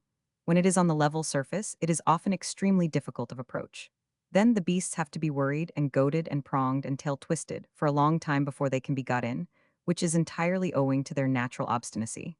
When it is not difficult of approach but is in a foul condition, what they see and scent makes them still more reluctant to enter, which is their natural obstinacy again. When they do get in at last, after no trouble and suffering to speak of, for there is nothing in the previous journey into the heart of London, the night's endurance in Smithfield, the struggle out again, among the crowded multitude, the coaches, carts, wagons, omnibuses, gigs, chaises, phaetons, cabs, trucks, dogs, boys, whoopings, roarings, and 10,000 other distractions. They are represented to be in a most unfit state to be killed, according to microscopic examinations made of their fevered blood by one of the most distinguished physiologists in the world, Professor Owen, but that's humbug. When they are killed at last, their reeking carcasses are hung in impure air to become, as the same professor will explain to you, less nutritious and more unwholesome. But he is only an uncommon counselor, so don't mind him. In half a quarter of a mile's length of Whitechapel at one time, there shall be 600 newly slaughtered oxen hanging up and 700 sheep, but the more the merrier, proof of prosperity. Hard by Snow Hill and Warwick Lane, you shall see the little children, inured to sights of brutality from their birth, trotting along the alleys, mingled with troops of horribly busy pigs up to their ankles in blood, but it makes the young rascals hardy. Into the imperfect sewers of this overgrown city, you shall have the immense mass of corruption, engendered by these practices, lazily thrown out of sight to rise, in poisonous gases, into your house at night, when your sleeping children will most readily absorb them, and to find its languid way, at last, into the river that you drink. But the French are a frog-eating people who wear wooden shoes, and it's the roast beef of England, my boy, the jolly old English roast beef. It is quite a mistake, a newfangled notion altogether, to suppose that there is any natural antagonism between putrefaction and health. They know better than that in the Common Council. You may talk about nature, in her wisdom, always warning man through his sense of smell when he draws near to something dangerous, but that won't go down in the city. Nature very often don't mean anything. Mrs. quickly says that prunes are ill for a green wound, but whosoever says that putrid animal substances are ill for a green wound, or for robust vigor, or for anything or for anybody, is a humanity monger and a humbug. Britons never, never, never see, therefore. And prosperity to cattle driving, cattle slaughtering, bone crushing, blood boiling, trotter scraping, tripe dressing, paunch cleaning, gut spinning, hide preparing, tallow melting, and other salubrious proceedings. In the midst of hospitals, churchyards, workhouses, schools, infirmaries, refuges, dwellings, provision shops, nurseries, sick beds, every stage and baiting place in the journey from birth to death. These uncommon counselors, your Professor Owens and fellows, will contend that to tolerate these things in a civilized city is to reduce it to a worse condition than Bruce found to prevail in Abyssinia. For there, say they, the jackals and wild dogs came at night to devour the offal, whereas here there are no such natural scavengers and quite as savage customs. Further, they will demonstrate that nothing in nature is intended to be wasted, and that besides the waste which such abuses occasion in the articles of health and life, main sources of the riches of any community, they lead to a prodigious waste of changing matters, which might, with proper preparation and under scientific direction, be safely applied to the increase of the fertility of the land. Thus, they argue, does nature ever avenge infractions of her beneficent laws, and so surely as man is determined to warp any of her blessings into curses, shall they become curses, and shall he suffer heavily. But this is cant. Just as it is cant of the worst description to say to the London Corporation, how can you exhibit to the people so plain a spectacle of dishonest equivocation, as to claim the right of holding a market in the midst of the great city, for one of your vested privileges, when you know that when your last market-holding charter was granted to you by King Charles I, Smithfield stood in the suburbs of London, and is in that very charter so described in those 5 words, which is certainly true, but has nothing to do with the question. Now to the comparison, in these particulars of civilization, between the capital of England and the capital of that frog-eating and wooden-shoe-wearing country, which the illustrious common councilman so sarcastically settled. In Paris there is no cattle market. Cows and calves are sold within the city, but the cattle markets are at Poissy, about 13 miles off on a line of railway, and at Sceaux, about 5 miles off. The Poissy market is held every Thursday, the Sceaux market every Monday. In Paris there are no slaughterhouses in our acceptation of the term. There are 5 public abattoirs within the walls, though in the suburbs, and in these all the slaughtering for the city must be performed. They are managed by a syndicate or guild of butchers, who confer with the Minister of the Interior on all matters affecting the trade, and who are consulted when any new regulations are contemplated for its government. They are likewise under the vigilant superintendence of the police. Every butcher must be licensed, which proves him at once to be a slave, for we don't license butchers in England. We only license apothecaries, attorneys, postmasters, publicans, hawkers, retailers of tobacco, snuff, pepper, and vinegar, and 1 or 2 other little trades, not worth mentioning. Every arrangement in connection with the slaughtering and sale of meat is matter of strict police regulation. Slavery again, though we certainly have a general sort of police act here. But, in order that the reader may understand what a monument of folly these frog-eaters have raised in their abattoirs and cattle markets, and may compare it with what common counseling has done for us all these years, and would still do, but for the innovating spirit of the times, here follows a short account of a recent visit to these places. Was as sharp a February morning as you would desire to feel at your fingers' ends when I turned out, tumbling over a chiffonier with his little basket and rake, who was picking up the bits of colored paper that had been swept out overnight from a bonbon shop to take the butcher's train to Poissy. A cold, dim light just touched the high roofs of the Tuileries which have seen such changes, such distracted crowds, such riot and bloodshed, and they looked as calm and as old, all covered with white frost, as the very pyramids. There was not light enough yet to strike upon the towers of Notre Dame across the water, but I thought of the dark pavement of the old cathedral as just beginning to be streaked with gray, and of the lamps in the house of God, the hospital close to it, burning low and being quenched, and of the keeper of the morgue going about with a fading lantern, busy in the arrangement of his terrible waxwork for another sunny day. The sun was up and shining merrily when the butchers and I, announcing our departure with an engine shriek to sleepy Paris, rattled away for the cattle market. Across the country over the Seine, among a forest of scrubby trees, the hoar frost lying cold in shady places, and glittering in the light, and here we are at Poissy. Out leap the butchers, who have been chattering all the way like madmen, and off they straggle for the cattle market, still chattering, of course, incessantly, in hats and caps of all shapes, in coats and blouses, in calf skins, cow skins, horse skins, furs, shaggy mantles, hairy coats, sacking, baize, oilskin, anything you please that will keep a man and a butcher warm, upon a frosty morning. Many a French town have I seen, between this spot of ground and Strasbourg or Marseille, that might sit for your picture, little Poissy. Barring the details of your old church, I know you well, albeit we make acquaintance now for the first time. I know your narrow, straggling, winding streets with a kennel in the midst and lamps slung across. I know your picturesque street corners, winding uphill heaven knows why or where. I know your tradesmen's inscriptions, in letters not quite fat enough. Your barbers' brazen basins dangling over little shops. Your calves in estaminets, with cloudy bottles of stale syrup in the windows, and pictures of crossed billiard cues outside. I know this identical gray horse with his tail rolled up in a knot like the back hair of an untidy woman, who won't be shod, and who makes himself heraldic by clattering across the street on his hind legs, while 20 voices shriek and growl at him as a brigand, an accursed robber, and an everlastingly doomed pig. I know your sparkling town fountain, too, my Poissy, and am glad to see it near a cattle market, gushing so freshly, under the auspices of a gallant little sublimated Frenchman wrought in metal, perched upon the top.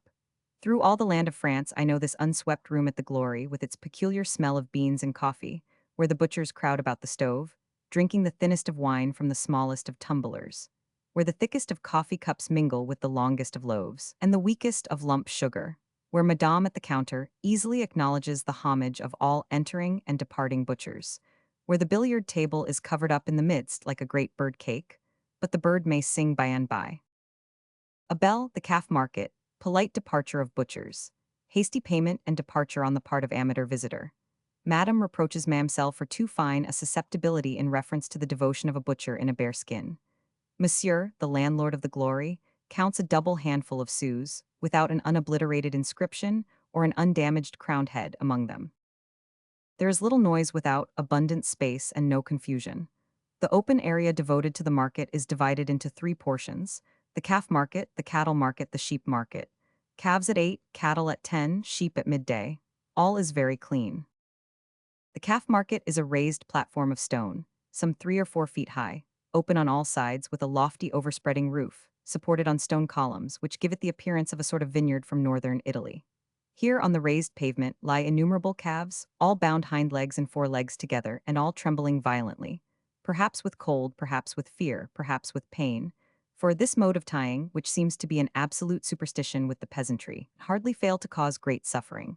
Here they lie patiently in rows among the straw with their stolid faces and inexpressive eyes, superintended by men and women, boys and girls. Here they are inspected by our friends, the butchers, bargained for and bought. Plenty of time, plenty of room, plenty of good humor. Monsieur Francois in the bearskin, how do you do, my friend? You come from Paris by the train? The fresh air does you good. If you are in want of 3 or 4 fine calves this market morning, my angel, I, Madame Dot, shall be happy to deal with you. Behold these calves, Monsieur Francois. Great heaven, you are doubtful. Well, sir, walk round and look about you. If you find better for the money, buy them. If not, come to me. Monsieur Francois goes his way leisurely and keeps a wary eye upon the stock. No other butcher jostles Monsieur Francois. Monsieur Francois jostles no other butcher. Nobody is flustered and aggravated. Nobody is savage. In the midst of the country, blue frocks and red handkerchiefs, and the butcher's coats, shaggy, furry, and hairy, of calf skin, cow skin, horse skin, and bear skin, towers a cocked hat and a blue cloak. Slavery, for our police wear great coats and glazed hats. But now the bartering is over and the calves are sold. Ho, Gregoire, Aunt and Jean Louis, bring up the carts, my children, quick, brave infants, hola, hi. The carts, well littered with straw, are backed up to the edge of the raised pavement, and various hot infants carry calves upon their heads and dexterously pitch them in, while other hot infants, standing in the carts, arrange the calves and pack them carefully in straw. Here is a promising young calf not sold, whom Madame Dotch unbinds. Pardon me, Madame Dotch, but I fear this mode of tying the 4 legs of a quadruped together, though strictly la mode, is not quite right. You observe, Madame Dotch, that the cord leaves deep indentations in the skin, and that the animal is so cramped at first as not to know, or even remotely suspect that he is unbound, until you are so obliging as to kick him, in your delicate little way, and pull his tail like a bell rope. Then he staggers to his knees, not being able to stand, and stumbles about like a drunken calf or the horse at Franconi's, whom you may have seen, Madame Dotch, who is supposed to have been mortally wounded in battle. But what is this rubbing against me as I apostrophize Madame Dotch? It is another heated infant with a calf upon his head. Pardon, monsieur, but will you have the politeness to allow me to pass? Ah, sir, willingly. I am vexed to obstruct the way. On he staggers, calf and all, and makes no allusion whatever either to my eyes or limbs. Now the carts are all full. More straw, my Anton, to shake over these top rows. Then off we will clatter, rumble, jolt, and rattle, a long row of us out of the first town gate and out at the second town gate, and past the empty sentry box and the little thin square bandbox of a guardhouse where nobody seems to live, and away for Paris by the paved road, lying a straight line in the long, long avenue of trees. We can neither choose our road nor our pace, for that is all prescribed to us. The public convenience demands that our carts should get to Paris by such a route, and no other. Napoleon had leisure to find that out, while he had a little war with the world upon his hands, and woe betide us if we infringe orders. Drovers of oxen stand in the cattle market, tied to iron bars fixed into posts of granite. Other droves advance slowly down the long avenue, past the second town gate, and the first town gate, and the sentry box and the bandbox, thawing the morning with their smoky breath as they come along. Plenty of room, plenty of time. Neither man nor beast is driven out of his wits by coaches, carts, wagons, omnibuses, gigs, chaises, phaetons, cabs, trucks, boys, whoopings, roarings, and multitudes. No tail twisting is necessary. No iron pronging is necessary. There are no iron prongs here. The market for cattle is held as quietly as the market for calves. In due time, off the cattle go to Paris. The drovers can no more choose their road, nor their time, nor the numbers they shall drive, than they can choose their hour for dying in the course of nature. Sheep next. The sheep pens are up here, past the branch bank of Paris established for the convenience of the butchers, and behind the two pretty fountains they are making in the market. My name is Bull, yet I think I should like to see as good twin fountains, not to say in Smithfield, but in England anywhere. Plenty of room, plenty of time. And here are sheep dogs, sensible as ever, but with a certain French air about them. Not without a suspicion of dominoes, with a kind of flavor of mustache and beard, demonstrative dogs, shaggy and loose where an English dog would be tight and close, not so troubled with business calculations as our English drovers' dogs, who have always got their sheep upon their minds, and think about their work even resting, as you may see by their faces. But dashing, showy, rather unreliable dogs, who might worry me instead of their legitimate charges if they saw occasion, and might see it somewhat suddenly. The market for sheep passes off like the other two, and away they go by their allotted road to Paris. My way being the railway, I make the best of it at 20 miles an hour, whirling through the now highlighted landscape, thinking that the inexperienced green buds will be wishing, before long, they had not been tempted to come out so soon, and wondering who lives in this or that ch-dough, all window and lattice, and what the family may have for breakfast this sharp morning. After the market comes the abattoir. What abattoir shall I visit first? Montmartre is the largest, so I will go there. The abattoirs are all within the walls of Paris, with an eye to the receipt of the octroi duty, but they stand in open places in the suburbs, removed from the press and bustle of the city. They are managed by the syndicate or guild of butchers, under the inspection of the police. Certain smaller items of the revenue derived from them are in part retained by the guild for the payment of their expenses, and in part devoted by it to charitable purposes in connection with the trade. They cost £680,000, and they return to the city of Paris an interest on that outlay, amounting to nearly 6.5%. Here, in a sufficiently dismantled space, is the abattoir of Montmartre, covering nearly 9 acres of ground, surrounded by a high wall, and looking from the outside like a cavalry barrack. At the iron gates is a small functionary in a large cocked hat. Monsieur desires to see the abattoir? Most certainly. State being inconvenient in private transactions, and Monsieur being already aware of the cocked hat, the functionary puts it into a little official bureau which it almost fills, and accompanies me in the modest attire, as to his head, of ordinary life. Many of the animals from Poissy have come here. On the arrival of each drove, it was turned into yonder ample space, where each butcher who had bought selected his own purchases. Some we see now, in these long perspectives of stalls with a high overhanging roof of wood and open tiles rising above the walls. While they rest here, before being slaughtered, they are required to be fed and watered, and the stalls must be kept clean. A stated amount of fodder must always be ready in the loft above, and the supervision is of the strictest kind. The same regulations apply to sheep and calves, for which portions of these perspectives are strongly railed off. All the buildings are of the strongest and most solid description.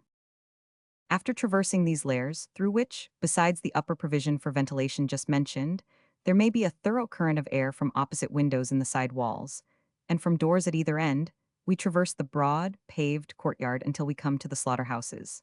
They are all exactly alike and adjoin each other to the number of 8 or 9 together in blocks of solid building. Let us walk into the first. It is firmly built and paved with stone. It is well lighted, thoroughly aired, and lavishly provided with fresh water. It has two doors opposite each other. The first, the door by which I entered from the main yard. The second, which is opposite, opening on another smaller yard, where the sheep and calves are killed on benches. The pavement of that yard, I see, slopes downward to a gutter for its being more easily cleansed. The slaughterhouse is 15 feet high, 16 feet and a half wide, and 33 feet long.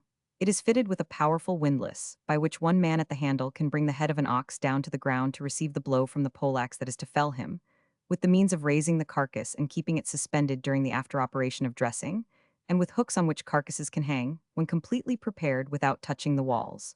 Upon the pavement of this first stone chamber lies an ox scarcely dead. If I accept the blood draining from him into a little stone well in a corner of the pavement, the place is free from offense as the Place de la Concorde. It is infinitely purer and cleaner, I know, my friend the functionary, than the Cathedral of Notre Dame. Ha, ha, monsieur is pleasant, but truly there is reason too in what he says. I look into another of these slaughterhouses. Pray enter, says a gentleman in bloody boots. This is a calf I have killed this morning. Having a little time upon my hands, I have cut and punctured this lace pattern in the coats of his stomach. It is pretty enough. I did it to divert myself. It is beautiful, monsieur the slaughterer. He tells me I have the gentility to say so. I look into rows of slaughterhouses. In many, retail dealers who have come here for the purpose are making bargains for meat. There is killing enough, certainly, to satiate an unused eye, and there are steaming carcasses enough to suggest the expediency of a fowl and salad for dinner. But everywhere there is an orderly, clean, well-systematized routine of work in progress. Horrible work at the best, if you please, but so much the greater reason why it should be made the best of. I don't know, I think I have observed, my name is Bull, that a Parisian of the lowest order is particularly delicate, or that his nature is remarkable for an infinitesimal infusion of ferocity. But I do know, my potent, grave, and common counseling signors, that he is forced, when at this work, to submit himself to a thoroughly good system, and to make an Englishman very heartily ashamed of you.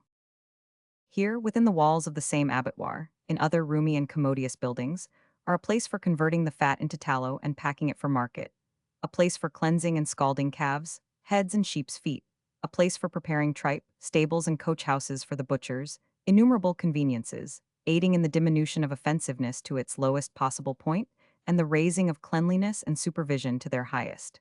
Hence, all the meat that goes out of the gate is sent away in clean-covered carts.